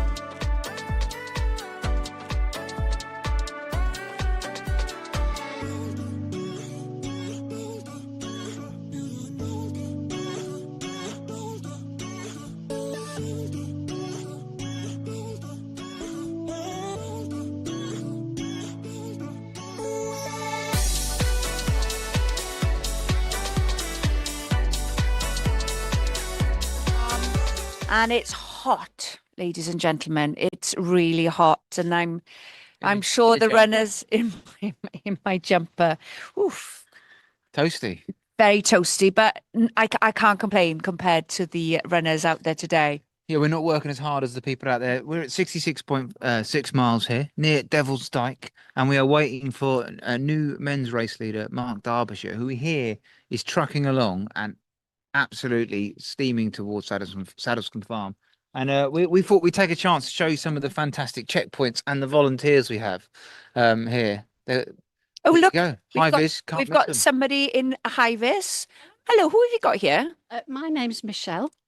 Thank you ever so much for doing what you do. Without the volunteers, we wouldn't be racing. So what's your connection with Centurion running then? Well, we've done this checkpoint since year one. 14 years. Yes. Wow. Yes, yeah, we have indeed. Most of us here have been here year on year. We've got a couple of newcomers that are joining us this year. We've got Randall and Brian, but the rest of the team have done this regularly. So yeah, it's fantastic. We love it. We like helping the community. We like helping the runners. We enjoy it ourselves. And yeah, we're here till 2:30 in the morning. You know, you've said some of the reasons why you do it. Well, it's a tough job doing some volunteering at checkpoints. It's not just a physical job, it's quite an emotional job as well. It's very emotional, yeah, but it's not, we're here for the runners, we're here to support the runners, and our goal is to get the runners to come in if they need anything from us here, any food, drink. During the course of the evening, as it goes into the night, we have hot food, we have soup, and we do teas and coffees. And the idea is to make sure the runners are in good shape so we can move them on. The idea is that we don't want them to stay here unless obviously then and if they want to drop, and that's fair enough, that's fine. But our whole aim is to make sure they're all okay, they're all feeling well and good, and we push them off out. You must have some tips and tricks for getting them out the door. What's your kind of standard move to move them on? Love, really. It's kind of like, we give them what they need, but then we say, right, we're lovely to see you, but now you've got to go. We want you to go and get up that hill and move on to the next checkpoint. So it's a bit of tough love. Have you got any stories to share with us? We've got probably quite a lot of stories that we could share over the years of different things that have happened. And I think year on year you learn as well, all the time. We don't just do the same thing. We always try and mix it up and do something different. We will be putting our bunting up soon as well. And we've got fairy lights that go up over there so that in the night time, the runners can kind of see where they're going. But I think, was one year we had a runner that, because there's toilets here. There was one year that there were the toilets that get delivered, the pools, and there was one runner that fell asleep in the portaloo, and we kind of forgot about and realised, and then probably a few hours later he appeared out of nowhere, and we were kind of like, oh my god, we forgot all about him. But I think overall we have had a good success rate of getting the runners in and moving them on. I'm sure that falling asleep in a toilet is a story we've heard a few times, isn't it? Especially when you get to that. It is a safe place because you can just put your head aside and just easily. But you're not just a checkpoint, you're a support point as well, literally. We are a support point. That's very true. We're here to support the runners. Yeah. That's the main aim. And as I say, really, it's just to help that runner, that individual, to achieve their goal, to try and get them through to Eastbourne. We're at 66.6 miles here at Saddlescombe Farm. So, from here on, we just want to keep pushing them on. And what do you personally get out of it? I just like to see the runners, coming in, having a bit of food, a bit of banter and a bit of chat, which is great. Some of the runners come year on year, so they know us as well, and they love coming here. So we have a good old chat with them. So it's getting to know the people as well, and each individual runner, some of them what they need, and that kind of thing. But yeah, it is all about getting them here, seeing them arrive, and then seeing them moving on. That gives us the great satisfaction. Yeah, because it's you don't see the start line, you don't see the finish line because you're here. So it's a different kind of rush, isn't it? Yeah, it's very different. Yeah, we don't see the start. A couple of our team here have done the 100. I was going to ask, have you done it? I haven't personally, no. Do you fancy? No. no, I'm quite happy to be the person here to give the support. But some of my team have done the 100, so they've had that experience. And again, it's great to see when they were doing it. It's great to see them coming here and then see them moving on and getting to Eastbourne and going through and getting their medal at the end. So yeah. Do you think being here, they kind of see what maybe they see what's possible for them, like crewing, and they go, actually, well, I could do this. Well, that's what happened to our team leader, to Lisa, years ago. That's what she thought. She thought exactly that. Like, I could see what these runners are doing, what they're achieving, and then that became a goal for her to do as well. So yeah, it's quite addictive, I'm sure. You know, the wanting to come back and help. Yeah. So yeah, we love it. I mean, we just love it every year. Well, thank you ever so much for doing what you do. And without yourself and everybody here, we wouldn't be able to race. And I think the key thing to take away, just to finish, is it's about teamwork. It's all about teamwork, and we're a great team. So yeah, thank you. Thank you. One more thing. I know each checkpoint's a bit of like a specialist foods they bring in themselves. What kind of items are you offering here that you don't see elsewhere? Well, you don't see arancini. Some arancini. Very, very posh. So we're quite lucky because Lisa, who's our team leader, is a chef. Oh, wow. So Lisa does beautiful food, but between us all, we all contribute. So we all so we've got Anne's done like little potatoes. We do boiled eggs. We do, especially the sandwiches, really sort of special sandwiches in terms of how they're made. Here, made with love. Yeah, that's put in boxes, and they've all got signs on them. Is that some jelly I can see there as well? Got jelly, yeah. I did the jelly this year. It's normally done by our other colleague Bridget, who's not here this year. And we do a pineapple and cheese hedgehog. Oh, retro, a classic. And I tell you what, by now, 66 miles into the race, your stomach will be churning. I know I struggle with choosing what to eat at this point, because sometimes you're fed up of gels, you're fed up of you just want fresh food. So I bet these go down very well. Goes down well. So does the rice pudding. Yeah, rice pudding's good. Melon is really good. But yeah, each person has got what they fancy. It's really interesting to see them coming in and they're like, I can't eat anything. And then they see what's on offer and they're like, oh my God, I can't believe that. And, you know, that's the part of it, I think, where we get the great satisfaction to know that we've been able to help a runner that maybe couldn't hold something down, but they see that and they think, oh yeah, I'll try a bit of jelly. They come with a big plan, and they've got all the fancy new gels, but actually you can't beat a bit of jelly for getting the carbs in, bit of fluid in there, and actually a bit of quick energy, and they're off, and they can get on. And a smile. Yeah, you can wobble it a bit as well, can't you? A little pat on the back saying you can do it, but because I'm sure, thank you very, very much, and have a good evening. Yeah. So cut-offs here is 1:30 a.m. for wave 1 and 2:30 a.m. for wave 2, and of course we will be covering this race up to 30 hours. I'm going to bed though, so I'm not. I'm going to have a sleep. You're not having. You're going to just go through the night. I'll just be hallucinating, and I'll just be talking. So there'll be some single. Larry will be doing some single coverage. I'll be singing in Welsh. I'll be doing some Welsh folk songs, and join me for that when while you'll be sleeping. No, seriously, we'll have to kind of work out how we're going to do that scheduling, really, won't we? But yeah, we'll have some coverage coming. So we've got people taking highlights over the night, and in the morning schedule we'll be covering some of the nighttime adventures. And remember we've got an amazing crew out there in force on social media. We've got obviously the Instagram page, and Gary House is doing his job out on the stages, so keep in touch with us. Even if you're not on air at that present time, just go and have a look at our social pages and join us then.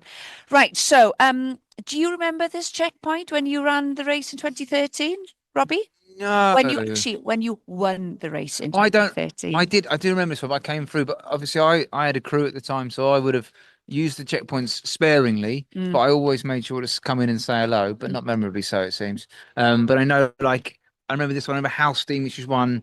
Housestein's at 76.6. It's the one after this. I always remember that because Petzl was sponsoring that year, and I was aiming to finish before it got dark. But obviously, I had to carry my head torches for mandatory kit, so I put my head torch on as I run into the checkpoint in the early afternoon. So I remember that one at Housestein, and that's like the people at Lion and Petzl were there crewing that one.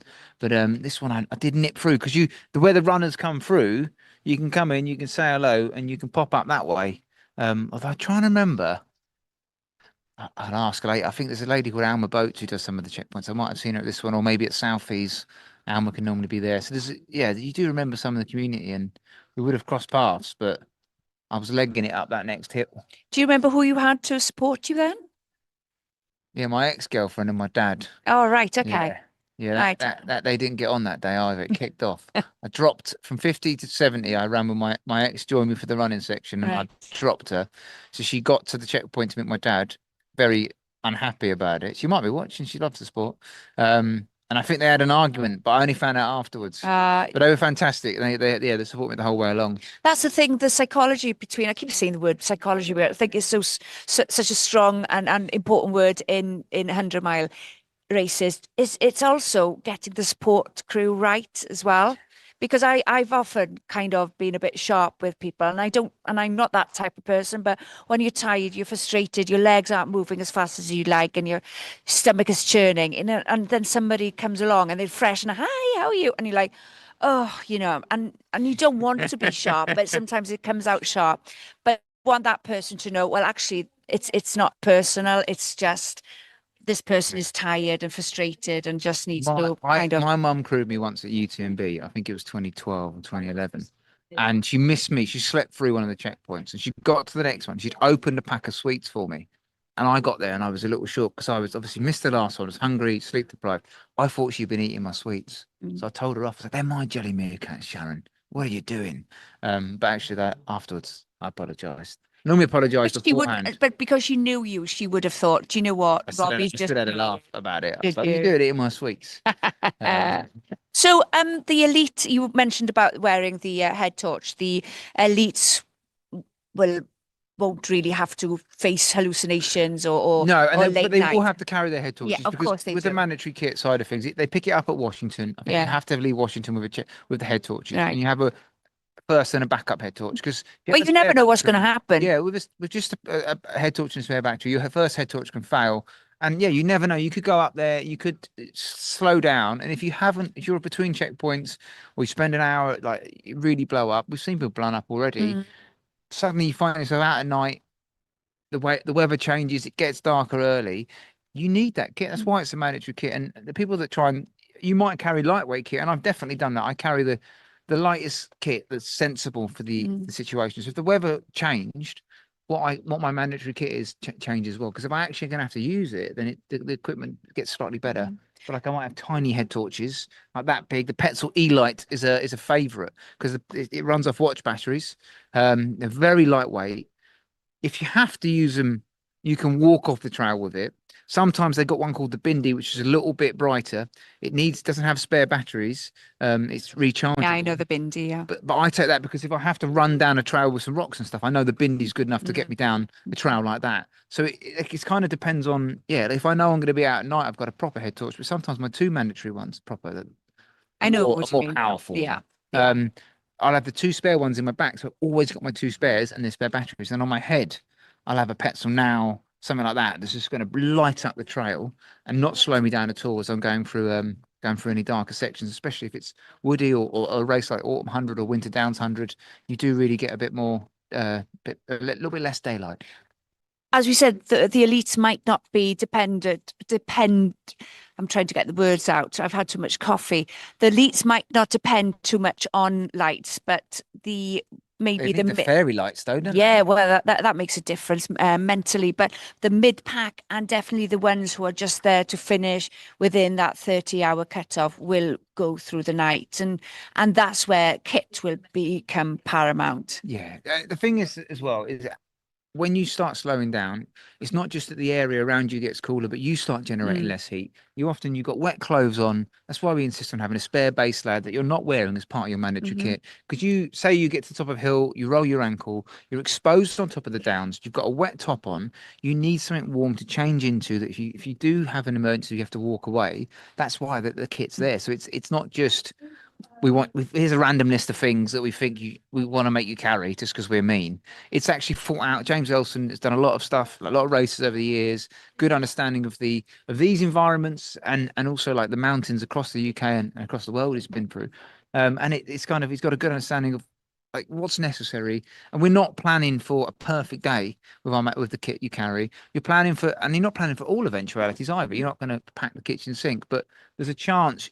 There's enough kit to help you survive the unforeseen circumstances that might come across when you're kind of at your limit physically, in terms of sleep deprivation, energy availability. So just making sure that people are safe and that we're happy they're going to make it to the next checkpoint. Well, I know you'd agree with me here, but everybody's got their own reason, their own story for taking part in the South Downs Way 100 race. Some to just complete the challenge, some for a PB, to break a course record, some to raise money for charity or even to in memory of a friend or a family member. But you've got somebody like Mark Derbyshire who had a chat with you yesterday. Yeah. What do you think his goal is? Because we are close to a course record. I'm not too sure if we're still chasing. We haven't got signal here, so we need to check. But they were earlier. Mark's goal's to win. Yeah. Mark's a competitor. He comes to these races. He's obviously set a lot of course records across the UK. He's come here for the competition. He's raced at Trans Gran Canaria, which is already a part of the Gran Canaria World Tram Majors. He was 11th there, I believe. He had a tough start, strong second half. This time he's had a strong first half. He's expecting to double that up with a strong second half, but maybe it's the other way around. Well, he's also going out to the Grand Raid Pyrenees in August. So he's trying to feature in the global series over the course of the year. You do 2 races to score. And each of those races, we start at 1,500 points for the men's women and the women's winner, and then you drop down in points all the way down to, I believe, 15th or 15th place, and then it goes off your ITRA score for that race. But we start at 1,500. So Mark's got a good score at 11th, but not brilliant to feature kind of right at the top of our tables. But if he takes the win here, which is what his goal would be from the start, and he has got the likes of Joe Turner, Hugh Tibbs, and a few other people chasing him pretty heavily now. But if he takes the win here, he's then in his more favourable terrain when he gets out to Grand Raid Pyrenees, and he's going to try and put himself right at the top of that leaderboard. And so generally, to win the World Tram Majors over the year, you've got to win 2 of the races, and you've got to win them well. Because if 2 people get the same score, so if say 2 people got 3,000 points, it then drops onto their ITRA score. So last year the women's winner was Courtney DeWalter. If you won 2 races, and then it was the second place also won two races, I believe, but Courtney's scores were so much higher. That's our tiebreaker we use, because each performance can have a different score to it. Okay, well, let's see what Mark Derbyshire had to tell Robbie yesterday. Here's his conversation with you. Hello, and we've got Mark Derbyshire, who's running the 100-miler tomorrow. How are you feeling, Mark? Excited, yeah. Just want to get going now. It's been a bit of a long taper for me because I've had a few niggles, so just want to get started. Yeah, exciting times. Are you more excited for the race or this pre-race interview, do you think? Definitely this pre-race interview. I've been looking forward to it for days. And how's the training been going? Training's been good. Not really done much different to how I normally train. I've just been going to work and back, getting a few long runs in at the weekend. Been going to the Malvern Hills a bit, get some big hills in. So. Yeah, are they pretty similar to the South Downs Way hills? They're probably a bit steeper, so you can get an out and back. It's about 20 miles out and back with about 2,000 metres of climb. So, 2,000 metres? Yeah, it's pretty punchy. Yeah. Been doing a bit there. Sounds like my neck of the woods. That's nice, mate. You'd like it, maybe come down and... come and visit. If I come to the Malverns, you've got to come to Italy. Definitely, mate. There. I just want to talk about Lake Biwa in Japan. You're going to go out there. Oh, mate, it looks amazing out there. Yeah. Why did you choose the South Downs Way? It's not sure really. It's a big UK 100 in it. I've been to all the other big UK 100s. This one's probably scared me a little bit because of the amount of running involved in it. Yeah. There's no walking up big mountains and tiptoeing down the sort of technical bits. It's just you've got to try and run it all, haven't you? So. There is some of the chalk can be. Yeah, technical chalk. Yeah.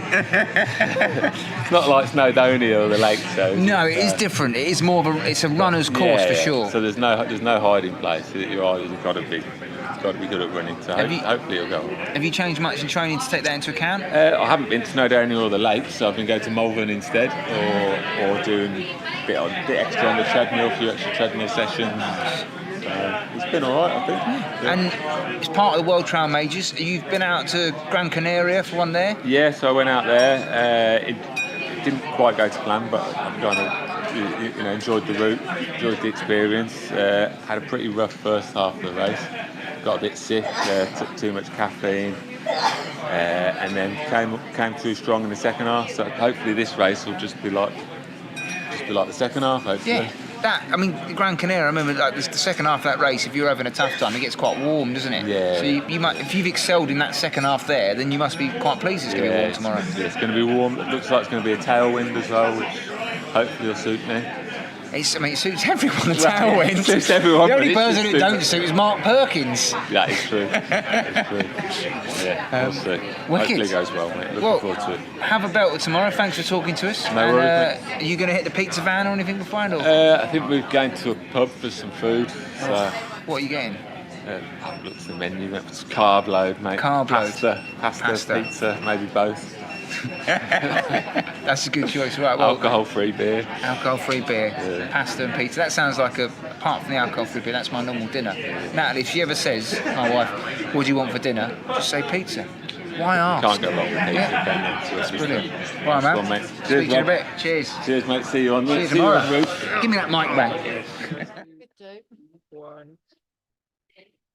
And there you go, Mark Derbyshire, who is leading the 100-mile race at the moment. We saw him earlier and he looked quite fresh and he sounded quite excited when he was talking to you yesterday. Chatting away. Yeah, but by now maybe even Mark Derbyshire's legs might feel a bit battered, the stomach might be uncertain, and the distance is very real, 66.6 miles on the clock. And the distance is real, isn't it? They now know they've broken half of the race, but there's still a lot more. It's over to go. half the distance, but is it over half? Exactly. This yeah. is the final third. The mathematicians out there, 33.4 is the second half of a 100-mile race. Well, but it does make a difference. I remember somebody telling me, like in a race, in a 100-mile race, 50 miles, or I was something like 75 miles through, and they said, oh yeah, only quarter of a mile race, a quarter If you of start a part walking of the from here, race. you're going to be out for much more than half. But basically, yeah, exactly. You can absolutely, the last quarter of a race can feel like the first 3 quarters if you're not in a good place. We've got an update from the trail. Yeah, brilliant. Mark is lead at the Washington, which is at 50 miles, 50, Yeah. 55. Yeah. Derbyshire was leading at 9 minutes on Joe Turner, who was an extra 1.5 minutes ahead of Chris Kelly. Joe's crew had missed him, but he's moving best out of those front 3. And then another 90-second back was last year's second place, Hugh Tibbs. And Tibbs actually looked the best of the 4, according to Drew Sheffield, our man on the ground. And at 60, Turner maybe out the back door, it seems. Joe then since has maybe had a bit of a struggle by 63 miles. So he's not long from us now. That was about 25 minutes ago. And Drew reckons that we're going to see Hugh Tibbs before we see Chris Kelly, and 11 or 12 minutes after Mark. That's Drew's man about town report back in. Do you think missing the support crew will make a difference, or will he take advantage of the actual checkpoints? It can be quite difficult. It depends. Like at this stage of a race, you're relying. You're on fumes, so you might be really relying on the energy and the hydration that's coming in, because you've depleted the glycogen stores you might put in with your carb load. You're going through and you're running at a level that's just about what you've taken in. And the problem is that on the flat you can slow down a bit. On a downhill you can really ease off and maybe just slightly work at low intensity. But when you get to those climbs, if you want to stay competitive, you've got to burn some matches. And if you've missed the crew, like say you got your box of matches, right? You start a bit full. The climbs at this stage is extra matches you're getting from your crew. So if you've missed one of those there, you could be getting empty by the end of the top of a climb. So yeah, I think at this stage, especially with this heat, because it's not just fueling, it's hydration, the electrolyte side of things, and your cooling strategies. But saying that, 2 years ago, Tim Bradley, who won this race here, it was a super hot year, he came through, and around this section, his pacer, not his pacer, his crew, Shano, remain nameless. He couldn't get to one of the checkpoints in time. Tim came through. He had a 10-mile section without water, but he knew that the checkpoints are brilliant. Like we've got it in the background here. You've got your tailwind, your precision hydration, and your Centurion running water. Not just normal water. That's Centurion running water. It's got H22220. It's probably some kind of dangerous chemical now. And then you've got the likes of Coca-Cola, some squash, all kinds of stuff in there. So the checkpoints are close enough. Like people are relying on their crews, but if you don't panic, get through to the next checkpoint. And even some places there are taps on the course, not where Hugh asked last time, because that was top of the hill. Water goes downhill. So if you're in the valleys, chance of finding like a bit of water might be good. And my tip that I will not pass on to anyone, but if I'm racing and I know that most waterborne diseases take about 24 hours to incubate, if I really need some water and I see a puddle, I'm tempted, but that's me personally. I wouldn't advise people to do Not on a multi-stage race, but no, if you're racing the next day or it's a 200 miler. But I was at UTB. There was one of the checkpoints or areas was called Bovine because there's a lot of cows up there, and I really had run out of water, and there was this stream. I say stream, this slow trickle through cow poo, and I remember drinking out of that one year, and the water provided hydration and extra some maybe no nutritional content. But I felt fine, and I got through. Well, the water. Yeah, You it get is a desperate if risk. you're trying Yeah, well. it is a bit of a risk because that's happened to me as well, and it backfired. Backfired. Yeah, so I think sometimes it depends on sometimes how quickly it goes through the body. Yeah. No, I know literally. I know athletes have had like real dangerous waterborne diseases like GARD, so you've got to be careful that kind of stuff. And it's like when I'm racing, it's a gamble that I've made in that situation, and it worked. Yeah. And that I think sometimes with racing, that's how we live our lives. You living on the edge. Do you take the risk by, a little bit less food carried, a little bit less hydration carried, the weight of it, but then you risk not having that backup plan and ending up in a puddle. Yeah, because my last big race, I took a lot of food with me, which I didn't really go through. But then it was extra weight. If I went back again, would I go with less food? Did you carry all that food to the finish? I was self-supporting, so yeah, I did carry. Yeah, I did have a drop bag halfway. You didn't think like, okay, I can put these back in the drop bag because I'm just carrying these ones I'm not eating. Yeah, no, I did do that as well. Yeah. Sometimes you see people get to finish and they got like 8 bars. Oh yeah. I'd have given him away at that point. No, I did. I got to the last penultimate mountain, and I gave it to a support team. And I thought, I don't need. They need it more more than I at this point. point. But we were talking about the checkpoints, and what's quite handy, I was noticing behind you on the message, they're saying the next checkpoint for these runners are Housestein Farm, which is 10 miles away. And we were talking earlier about chunking the race, breaking it down into little pieces, and what is quite nice, you can imagine coming in and thinking, oh, I've got 44 miles left to go, and yet you look down and you think, actually only 10 miles until the next checkpoint. And it is all about breaking it down. I can see you've got the phone out, and you've got the I've got the live feed here, and you've got the current updates, the current Sweets race update as well. And that's what I would like to hear, please. Yes, please. I'm not going to. I know now. I've lived it to myself. Lucy Gossage. Oh, there's Mark. There's a checkpoint here, Mark. Here we are. Before we talk about the ladies, let's see who is Mark, leading the men's race.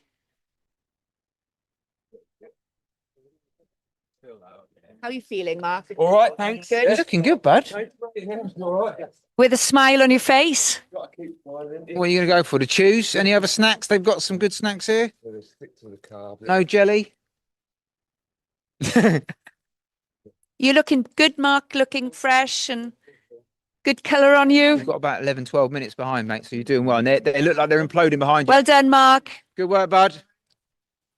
Bye-bye. I just can't get over how well Proper he's looking. relaxed, isn't it? And it's the thing, they look at the food there and they go, oh, actually, no, I will take a little bit extra. Yeah. And that's the difference. Sometimes you see some runners, especially at the start of some of the European races, they come through the checkpoint like a whirlwind. Like a supermarket sweep. Yeah, and the ones that actually know what they're doing, they come through, they have a look, what would I like? He took one of the precision fuel carb chews, which is they're like Turkish Delight, but there's 15 grams of carbs per chew. He's going to take that on. He's obviously reasonably hydrated because I find them tougher to eat if I'm dehydrated. He only added what? Added some 500 water, 500 ml of water. He's got 10 miles to the next point. He already had one of the bottles there. Yeah. You might have seen a crew. Yeah. And then he took a bit of watermelon. So just to refresh the palate. Yeah, I can but start my timer now. Can't I? And basically, he was smiling and he looked very strong, very relaxed. The pacer looked quite relaxed as well. So obviously, That's a fresh pacer because he's had Sam Skinner before. Yeah. So that pacer's fresh. He's going to go through pacers like But I'll normally go through you fresh can see underwear. by the face whether they've had like a deep conversation or if the person they're supporting is like helping, and you can see the pacer's face is kind of how do I sort out this kind of runner? But he was there, he was chilling. It's as if they're just going for a run with two mates. Let's go back to the ladies' race. I want to know who's leading. Through Washington, Yeah. Lucy Gossage was in the lead. Right. She was 8:24.44. Yeah. And we heard last time round that Lucy was expecting her crew at Bignor Hill and she had run out of water. So she had to go through and get to the next checkpoint. As we were saying before, that can have a big impact, but an experienced racer should be able to manage that and get through to the next one. But we'll see if that comes into play as we get further down the course. Second place was Julia Davis, 8:28.02. So we're just over 3 minutes, 3 minutes and 18 seconds. That's nothing in 100. That's a blink in 100 mile terms. And then 8:46, so another 18 minutes back is Nicole Frisbee in third. Carla Borland's moved up to fourth. Yeah, she was smiling when we saw her last. She was looking very comfortable. Just 11 minutes back from Nicole. Right. And then you've got Tina Bergman, a minute or so behind Carla. Helen Newman, again, hasn't made it to Washington yet. But yeah, there's a decent amount of athletes coming in and churning through this field. And my maths isn't great, but we're not talking about a lot of many minutes separating the top 5, 6.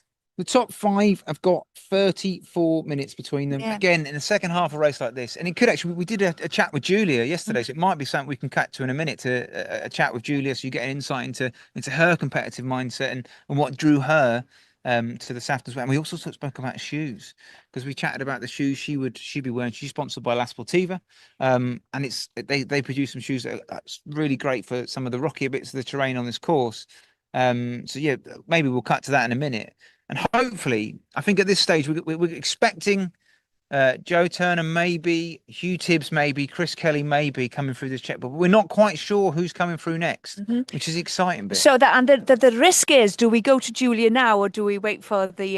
So it was 9-10 minutes. I reckon we've got time to pop to Julia's interview, but maybe not. So let's have a think. No, we're not ready yet, but we will. Don't worry, we will cut to Julia in a minute or so. I just want to talk about the effect of, when you come into a checkpoint.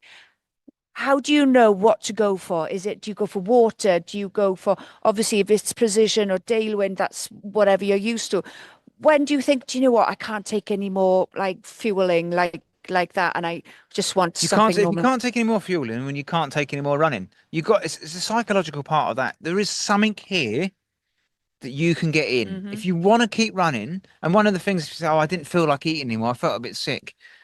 Sometimes you can feel a bit sick, but if you're not actually being sick, can you get something else down? Because if you want to keep moving, you've got to keep that energy coming in. And as we've seen, the checkpoint staff here have got a whole range of products that will get you to that next checkpoint. And that's what you've got to try and think about. And that's where we saw the experience of Julia when she was struggling with a bad stomach. She could take something on to try and help. That's the thing. Let's hear what she had to tell Robbie yesterday. Hello, and we've got another runner from the 100 miler, Julia Davis. Julia, hello and welcome to Matterley Bowl. Hello.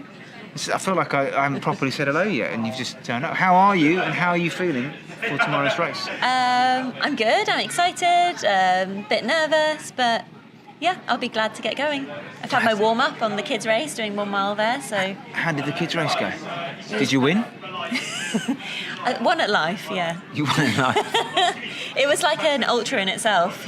Woody went through all the phases of feeling strong, dipping off a bit, wanting to walk a bit, and then reviving a bit, jumping in some mud. So yeah, it's great. Do you feel that maybe there was some practice for your psychological skills during the race tomorrow. If you're going to have it, how did you get Woody through the troughs of the 1 Well, mile? yeah, I was thinking to myself, I was going, come on, you're really strong, you're doing so well. And I was like, you should really tell yourself this tomorrow. And then I was, yeah.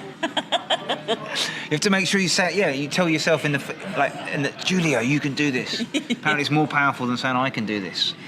But how's your training been? Yeah, it's been good. Yeah, it's been pretty solid, I think.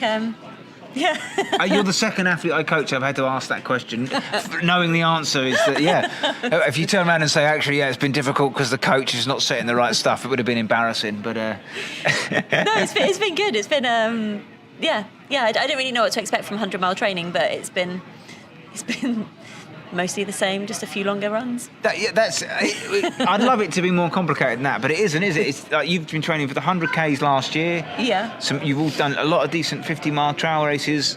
So there isn't any secrets, really. It's just consistent training, a lot of runnable stuff. We had Joe Turner, one of your teammates from the... So you ran for Great Britain last year at the World 100K Champs? Yes. How was that?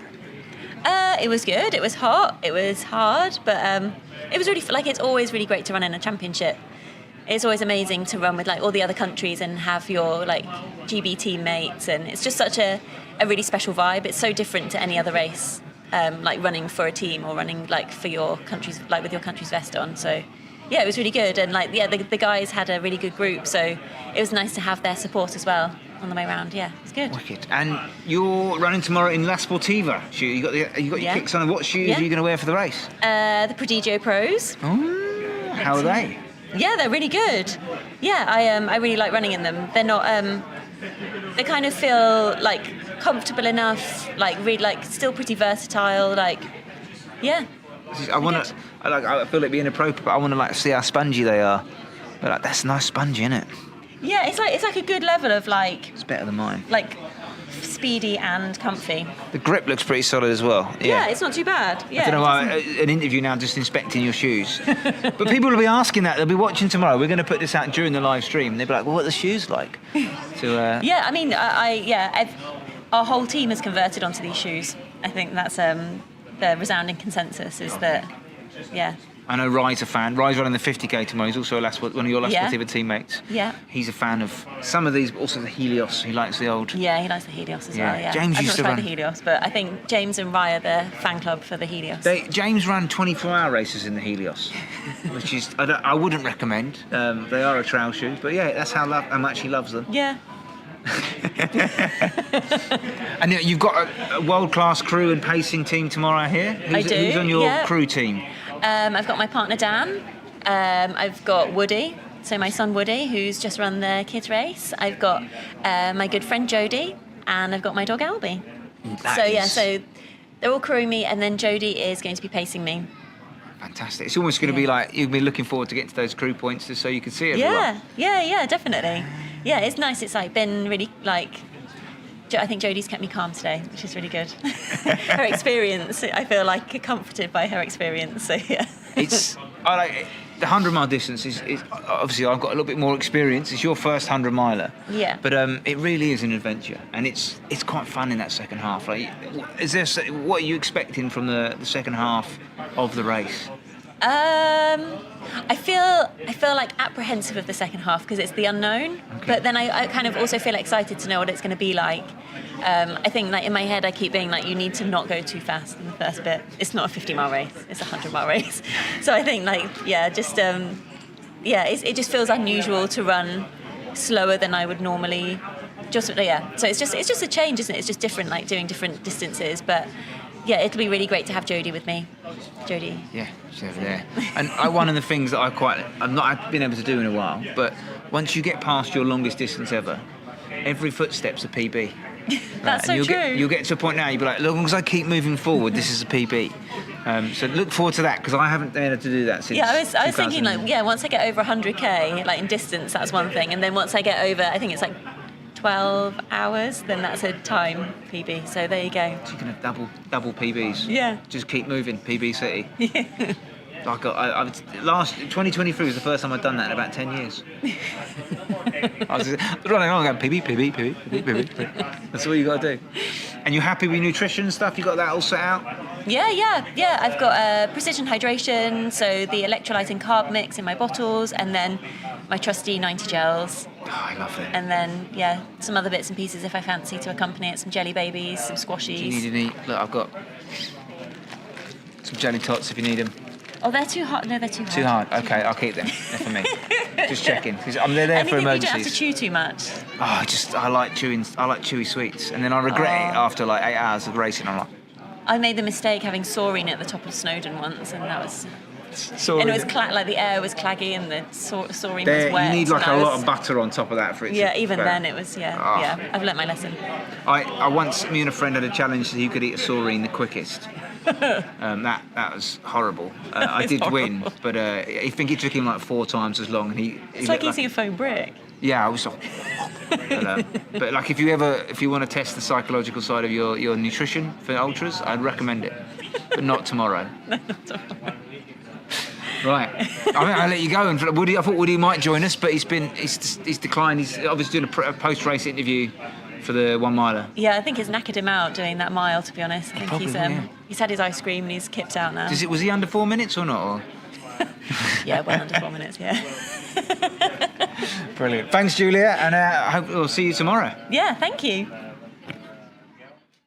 Well, that's Julia Davis in second position at the moment. Lucy Gossage, you're seeing just a few minutes ago, who is leading. We've got our next runner coming in. It's Hugh Kim into third position. How are you feeling, Hugh? What tailwind? Pretty good. Yeah, not too bad. I had a really rough patch around like 40, 50 minutes. Yeah, you asked for some water, but... Yeah, I'm feeling all right. I've rehydrated a bit, yeah. That's good, yeah. You've got 11 minutes to mark. Okay. Not like in this kind of course, enough time left there. That's not really insurmountable. And you're moving around a similar pace. I think it's been 11 minutes for a while. Yeah. So if he slows at all, you catch him out. Look, a little fountain out there as well. Yeah. Oh, brilliant. Well, you're looking really good. You're looking fresh. Yeah. And moving well. Yeah, feeling all right. Right, okay. Yeah, Chris isn't far back. He's coming, isn't he? We leave you to it. So once you get your flasks filled up. The melon's going down well, isn't it? Yeah. Well done, Hugh. And See you in a bit, good Hugh. luck Yeah, see you. with the rest of the 44 miles. Bye. Well, there we go. Looking really good and relaxed. And Hopefully he didn't hear you say 44 miles because I think there's 33 to go now, isn't it? oh, is it? My maths. Yes. Yeah. Yes, 33. He does. If he thinks we made it a 110, I mean, he probably the way he's moving, he'd probably do well with. I hope you extra didn't 10. hear my, I keep saying that my maths isn't very good. We've got Chris Kelly coming in shortly. Yeah. So Hugh's, the rumor was that Hugh was going to come in before Chris. So Drew, our man on the ground, was correct. Chris is a 24-hour runner though, so Chris is coming here with a 273k 24-hour best. He's popping in just now, and it's that kind of 24-hour strength may come into play in the second half here. This is a man that has been to dark places and kept on going through. So we'll see how he is coming in here. Chris is a vegan runner coming in here, so we'll make sure he's got some good vegan options. So yeah, we can. He's coming in here now. Let's see how he is.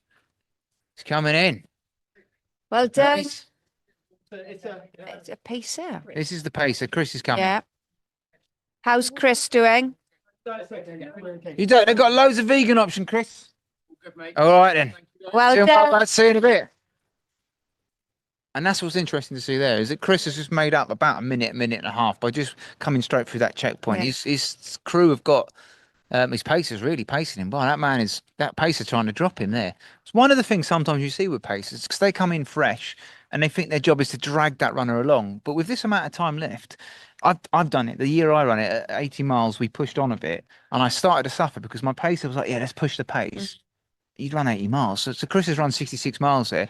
The pacer was a good 4 or 5 steps ahead of him, and sometimes that draws you on. But actually, and he might need that from a psychological point of view, but from a physiological point of view, he may be quite low on energy, and that extra push trying to chase the people ahead might backfire a little bit, but we'll see. I don't know, Chris. It is interesting because I was pacing somebody the other day on a 200-mile race, and she asked me to go in front of her so she could just put her head down and just follow my footsteps. And that's where you would say maybe sometimes it's okay to lead, just maybe not too far. So you can just put your head down and just follow. I'd worry on a 200-miler. You'd look back and they were gone.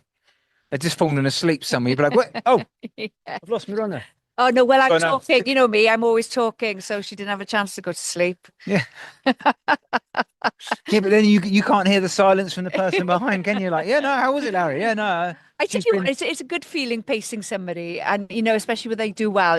And people think about ultra running being quite a solo, lonely sport, but it certainly isn't, is it? We've already spoken to them here in the support points. We've seen the support crews doing their. It's a team effort, isn't it? One of my favourite things about the sport is, sometimes people say, I don't want to get a crew and pacer because it's a lot of effort to ask for someone. But one, go and do it yourself for someone else, right? Because one, you can put something back in there. It doesn't have to just be that way around. But two, you suddenly realise that you all get something out of it. And sometimes it's like we see a big part of the community isn't just runners supporting other runners. It's people that want to be involved in this kind of community, want to be involved in this kind of achievements and endeavours that aren't capable of running 100 miles themselves, or they haven't got to that stage in their own running yet, and they're able to be part of something really special by just putting in a different way. Like my dad and his friend Mickey Seymour, he used to crew all my 24-hour races. He come out to multiple world and European champs with us.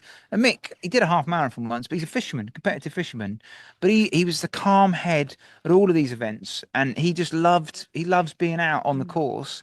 And we were a team, and it was like, yeah, it wasn't. I was never going to go pace him at a race, but he supported Dan Lawson on his Le Jog. Like both times he did the Le Jog, and he's just a real calming, soothing energy, and that's what you need in some of these events. You don't need another runner to drag you up a hill. Sometimes you need someone to say, look, chill out, have a snack, have a cup of tea, off you go. Not have a a cup thing. as long as it's ready. Yeah. Oh yeah, of course. Yeah, of course. Messing around. I like a cup of tea on a race. Yeah, well, going up a hill. Yeah, but put it in a flask and then drink the tea. I quite like that. probably It's level doing that, lots of sugar. Lots of sugar. Lots yeah. of sugar. When someone asks for a cup of tea, I'm always like pouring. You want any sugar? No. What one? Yeah, okay. 8. Pour it in. I like sweet tea. What do they call it? Builder's tea. Very strong and very sweet. Yeah. No, I thought that was one of the runners. It's a lovely little doggo. Yes, we've been admiring the dogs. We've been coming upon and meeting en route, haven't we? Yeah. Quite a few beautiful dogs. There's been some good ones. Yeah, Some they good have ones. been. We were talking about the ladies' race, and let's concentrate on what's happening there. We haven't seen Julia. We heard about Julia earlier, and that we were following Lucy earlier, just before we saw Hugh arrive. Who's in third position now? Nicole Frisbee. Yeah. So, can you tell us a bit about Nicole? Could. I'd have to check my notes again. Yeah. Nicole's, I think she's done some of the Centurion races. I'm going to double check the notes on this one. Yeah. But in the meantime, what do you think is going to happen? Who do you think is going to come into this checkpoint first, and why? In the ladies' race? In the ladies' Oh, right. That's a very good question. I having just listened to Julia's interview, I think Julia might just be concentrating on getting, her stomach sorted, and she might just be sitting behind Lucy, maybe just gathering her thoughts, thinking, right, I've had my bad moment. I'm just going to kind of keep going. I'm not going to chase Lucy. I'm just going to kind of sit behind, or maybe Lucy's feeling very good, but she has missed a support point. So see if that comes in later in. Could come into play later on. That's the thing. Who are we to predict? Anything can happen, and that's the beauty of. We're supposed to guess, aren't we? Is that? I don't like guessing because he's coming in. Yeah. Got him out, sorry. Thank you very much. Nicole Frisbee in our third place position. She's had a tremendous spring. That's what is exactly the words it says. I'm reading off the preview. Okay. But she was second at the 100 Hills behind Carla Borland, who's in fourth. So those two have raced already this season, and Nicole come out on top. And at like the 50k distance, she's run a 2:56 marathon at London. She's got leg speed. The second half here that might come in. And her best results before have been 7th at Lakeland 50, 8th at UTS 50k, and a win at the 2024 Serpent Trail 50k. And Serpent Trail's a real runnable course, like a real fast course. So Nicole's got some leg speed. I think Carla's around a similar level for the marathon. So those two both can like put the burners on when it gets to kind of some of the more runnable stuff. So be interested to see how that race for third place plans out. And maybe again we might still see them coming onto the first and second, because they've all got the leg speed to on those second stages of this race. The climbs are important. Yes, tell us a bit about it. So some of the climbs here, when you get right towards the end, there's a bit of down to the checkpoint, up, down to the checkpoint. But it's still like up at Foyle Beacon where we're going to be in a bit. They come from Housestein Farm, which is our next checkpoint, and they curve up onto the tops. And then they have to kind of run on this rolling, undulating terrain. It's still exposed. You've got the wind behind you still, hopefully. But you've got to be able to run. It's really smooth going. It's not steep up, steep down, but it's enough that if you've got the energy over a mile where it's kind of gradually uphill, then you can do that a minute quicker, 2 minutes quicker. Suddenly those gaps just start shrinking and shrinking. Someone comes into a checkpoint, spends 4 or 5 minutes, a 10-minute gap half straight away. So that's what we're going to see in the second half coming on now. Is some people... Sorry, is it some people? I rudely interrupted you then. No, I forgot. I was probably just going to talk nonsense. So what are you going to say? Well, me too. I was going to say basically momentum is so important here. So it's about just keeping that cadence going, keeping those legs just moving, relentless forward Keeping motion. that food going in, keeping that hydration going in. And that's, I think sometimes we put a lot of energy into striving to run faster for the next leg to go forward. But actually, it's really important to kind of to make sure that we put that same energy into eating that next bit of watermelon, those next chews and gels, those next vegan sausage rolls. So yeah, it is about momentum, but it's not just about the running side of it, and it's about not getting too much momentum. You get carried away, and then that can really lead to some big old crash is the right word, maybe, or running into the wall. No, you could. The walls are very popular. Again, it's like a depletion of glycogen. Within a race like this, you will deplete your glycogen stores, and we have to slow, and you have to kind of make sure we're taking that on board. It's different to the wall you might face in a marathon where you're running at intensity that you really have to be burning a lot of carbohydrates. A lot of the runners here, it's going to be, instead of being like 80-90% carbs that they're burning, again, it can vary for marathon runners. It might be lower, might be higher, depending on how they're pacing it. Here, like, you're more likely to see a 50-50 split between carbohydrates that they're bringing on board and like stored body fats. So the body, when it's working a little easier, uses a bit more oxygen, but it can burn the fats we've got stored in our body. And we've still got, like, even the leanest of the cyclists have got 40,000-50,000 calories of fat stored on their body. Some of that's protecting vital organs, so we don't want to get rid of all of that. But over a course of a race like here, it's a store you're not going to run out of. But that's why we don't hit the wall quite as much, because you just maybe get stuck in first gear. So rather than kind of hitting a wall and grinding to a halt, like in a marathon, you get stuck in first gear in an ultra and you can't step it up. And someone who's got access to second and third gear, I can't drive. So I think this analogy works. They've got the ability to kind of come past and move a bit quicker. I talking about gears, that's an interesting way of describing it, because you kind of, having raced long distances but also worked behind the scene doing what we're doing today, you often see people in their gears, maybe driving up a mountain in second, third gear, and they just can't get out of it. And everybody's the same.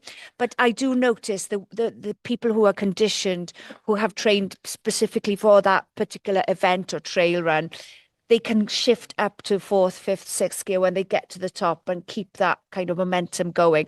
While sometimes if somebody hasn't conditioned themselves for that particular race, they're just stuck in second, third gear. Does that make sense? Yeah, you've got to look at the demands of the event you're doing. It's one of the things that was quite interesting. I spoke to Georgia Campbell, one of our women's runners, yesterday, and we spoke about how specific her training has been for this particular event. So we have another interview that we could potentially show you guys, where we just, as you get closer to an event, you might get more and more specific with how you kind of focus it on that. So you might have an early spring marathon that's pretty flat, so you do more training on the road, your long runs aren't quite as long. And then as you get closer to an event like this, you might introduce more hills, more continuous hills work where you're kind of going up and down, working on the eccentric loading and the quads. The longer runs might get a little bit longer. And Georgia was talking about that in great detail yesterday in the interview. So I'm hoping maybe we can move on to an interview with Georgia. Well, let's hear that conversation you had with her yesterday. Maybe. Welcome to another one of our pre-race interviews. We've got Georgia Campbell here, who's racing the 100 tomorrow. That's right. How are you feeling about the 100, Georgia? Yeah, pretty excited.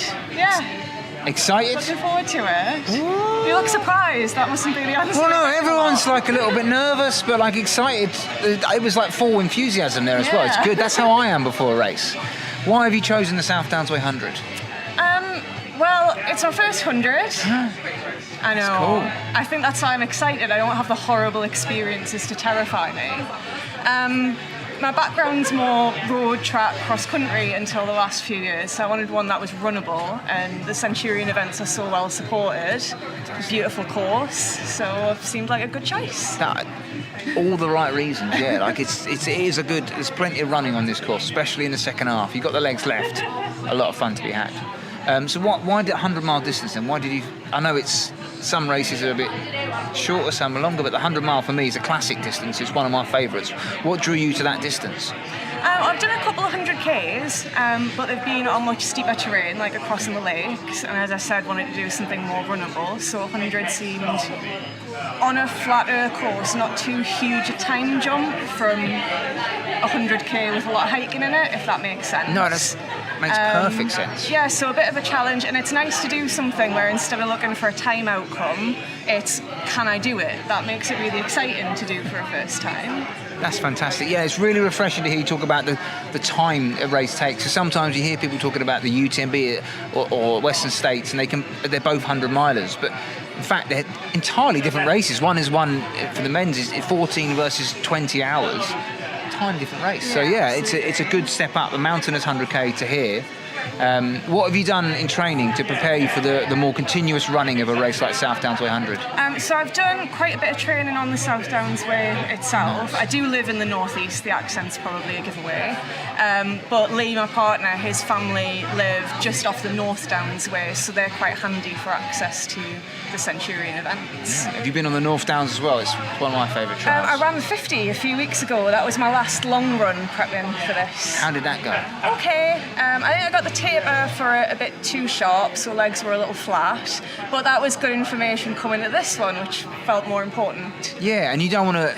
Sometimes a short taper when you've got a bigger goal on the horizon can be quite handy because you don't lose too much training. Yeah. What did you change with the taper for this one then? I've kept a bit more consistency in how frequently I usually run. I'm a bit of a high volume athlete typically, so dropping too many days out to rest I think just leaves me feeling a bit flat. Yeah. So we went for consistency of keeping running most days, keeping some strides in for a bit of speed, and just dropping volume and length of runs rather than frequency, and that has felt a bit better, but we'll see tomorrow. No, I always say reduce the volume but maintain that frequency and intensity. So, and you say a high volume. What kind of volume are we talking about? Well, it's not high volume compared to you guys. I compare myself to the girls I used to run with when we were on road and running 80, 90, 100-mile weeks. That's a solid amount. A lot when you're racing 5Ks, but feels a bit more in keeping with what everybody does that I'm racing now. Especially that kind of mileage on trail. I'm assuming that's some trail and hill in there as well. Yeah. So how long in terms of time is that in terms of training? I'd be guessing, to be honest, unless I pulled my Strava. I was thinking, because you said about the races in terms of time, I thought you might be a time training person as well. I was getting excited. It's a bit of a mixture. So I'll go out and do my long runs on a weekend. I'll tend to do more by how long I'm going to be on my feet.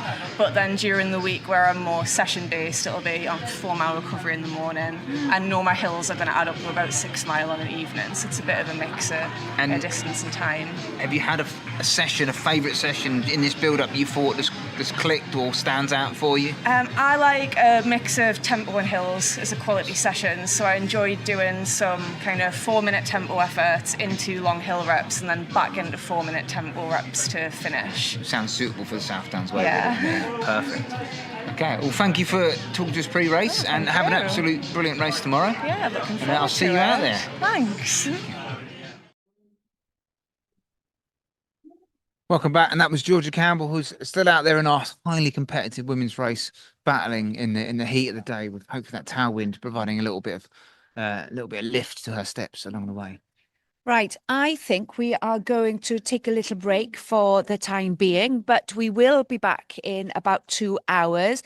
Please don't go too far if you're enjoying the live feed. We're here until the end of the race, and we'll be bringing you all the updates, the live action from the elite field, but also from around the race course, from the support crew and the mid. Also, we're doing the golden hour at the finish. That's one of my favourite ones. The last hour of the race, 29 to 30 hours. I get all emotional. You did it last year, and it's pretty emotional. Kinda well up a bit sometimes. Yeah. I think some of that's the sleep deprivation. But this is what I love. You know, you've got the elite runners coming coming in 14, 15, 16, 17 hours. And then you've got the ones who are not elite, the ones who are just want to finish it, just want to do 100 mile in their life, and they do it, and they're battling against the clock. And to see them cross that finish line, realizing that they've achieved more than they ever thought capable of doing, is such a brilliant and unforgettable moment for yourself as well. And it's mad, right? Because we're saying these non-elite runners, these are people running 100 miles under 30 hours. Sometimes twice as long as an elite runner. Yeah, you look at this in terms of the world population, you're talking in the 0.01% of the world's population can do it something like this. And we're referring to them as non-elite. Yeah, It's mad, isn't it? It is So crazy. it's like the level of people here to complete this task, you've got to be an experienced, determined individual. And we're going to be here to catch them as they go through the rest of the next stage. Exactly, proving that actually it's not extraordinary people who do the most extraordinary thing, it's the ordinary people who do the most extraordinary things. That's the money we pay for the professionals, isn't it? See you in 2 hours.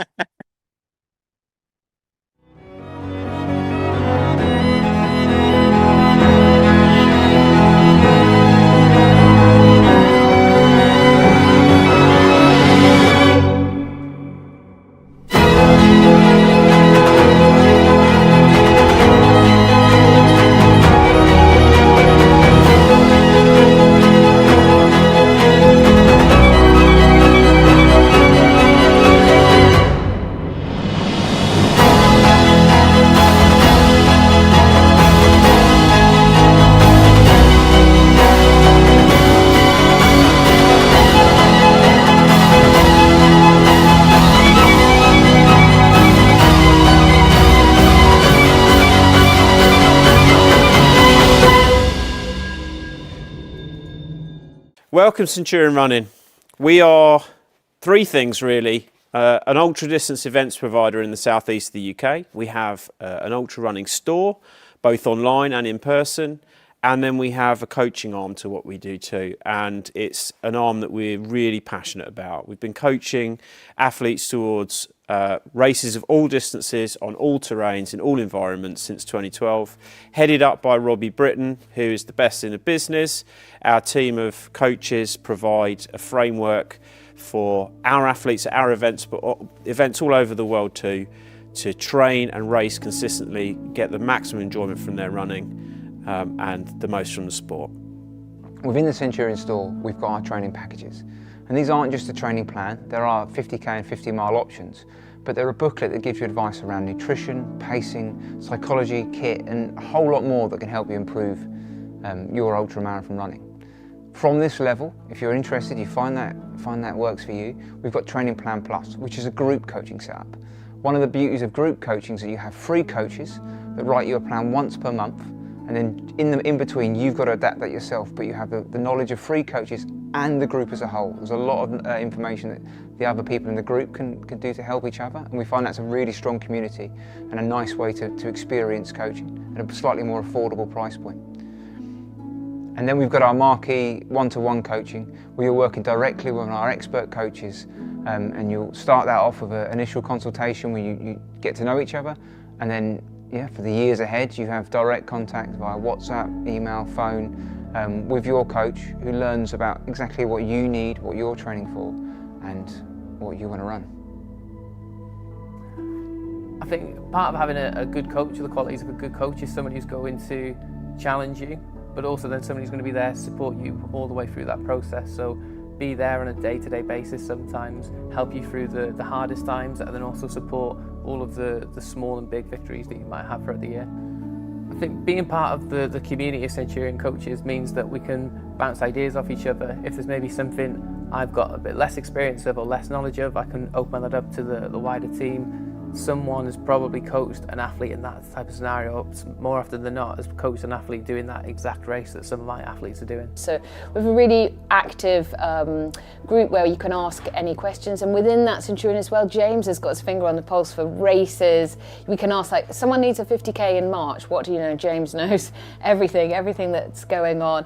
you also get access to the store, to the races as well as the Centurion support. We sort of all know which athletes are Centurion coached, and there's always how's that guy doing? Oh, he didn't do that. It feels a little bit like a little family, which is lovely. A good coach is someone that can, I guess, take someone's lifestyle and the time that they have and get the best quality training with the time they have available. It's not about necessarily changing your whole lifestyle to fit a 120-mile week, because it's just not manageable for most people. So it's taking the time you do have and just getting quality training to get the best results in your races or goals that you have for running. I absolutely take a huge amount of joy from helping people achieve their goals. Be it their like first 5k, 10k, getting a PB over a shorter distance, or like finishing a race they never felt they could get to the end of. And we might work on like goals, short-term goals over 6, 12 months, or big like pie in the sky ones that are like 3, 4, 5 years down the line. And it's just fantastic when you know how hard someone's worked to achieve a goal, and you've been a small or big part of that, and then you see the smile on their face at the finish. It's just nothing like it for me. Yeah, seeing clients do races that I never thought were possible, it is an incredible feeling. It makes it all that hard work worthwhile. We try to look after our coached athletes more than just via their coaching. We have them a discount at the store, they can enter the races a little bit later than some other people, and then we even have special bibs at the races so they can see each other and know that they know the secret.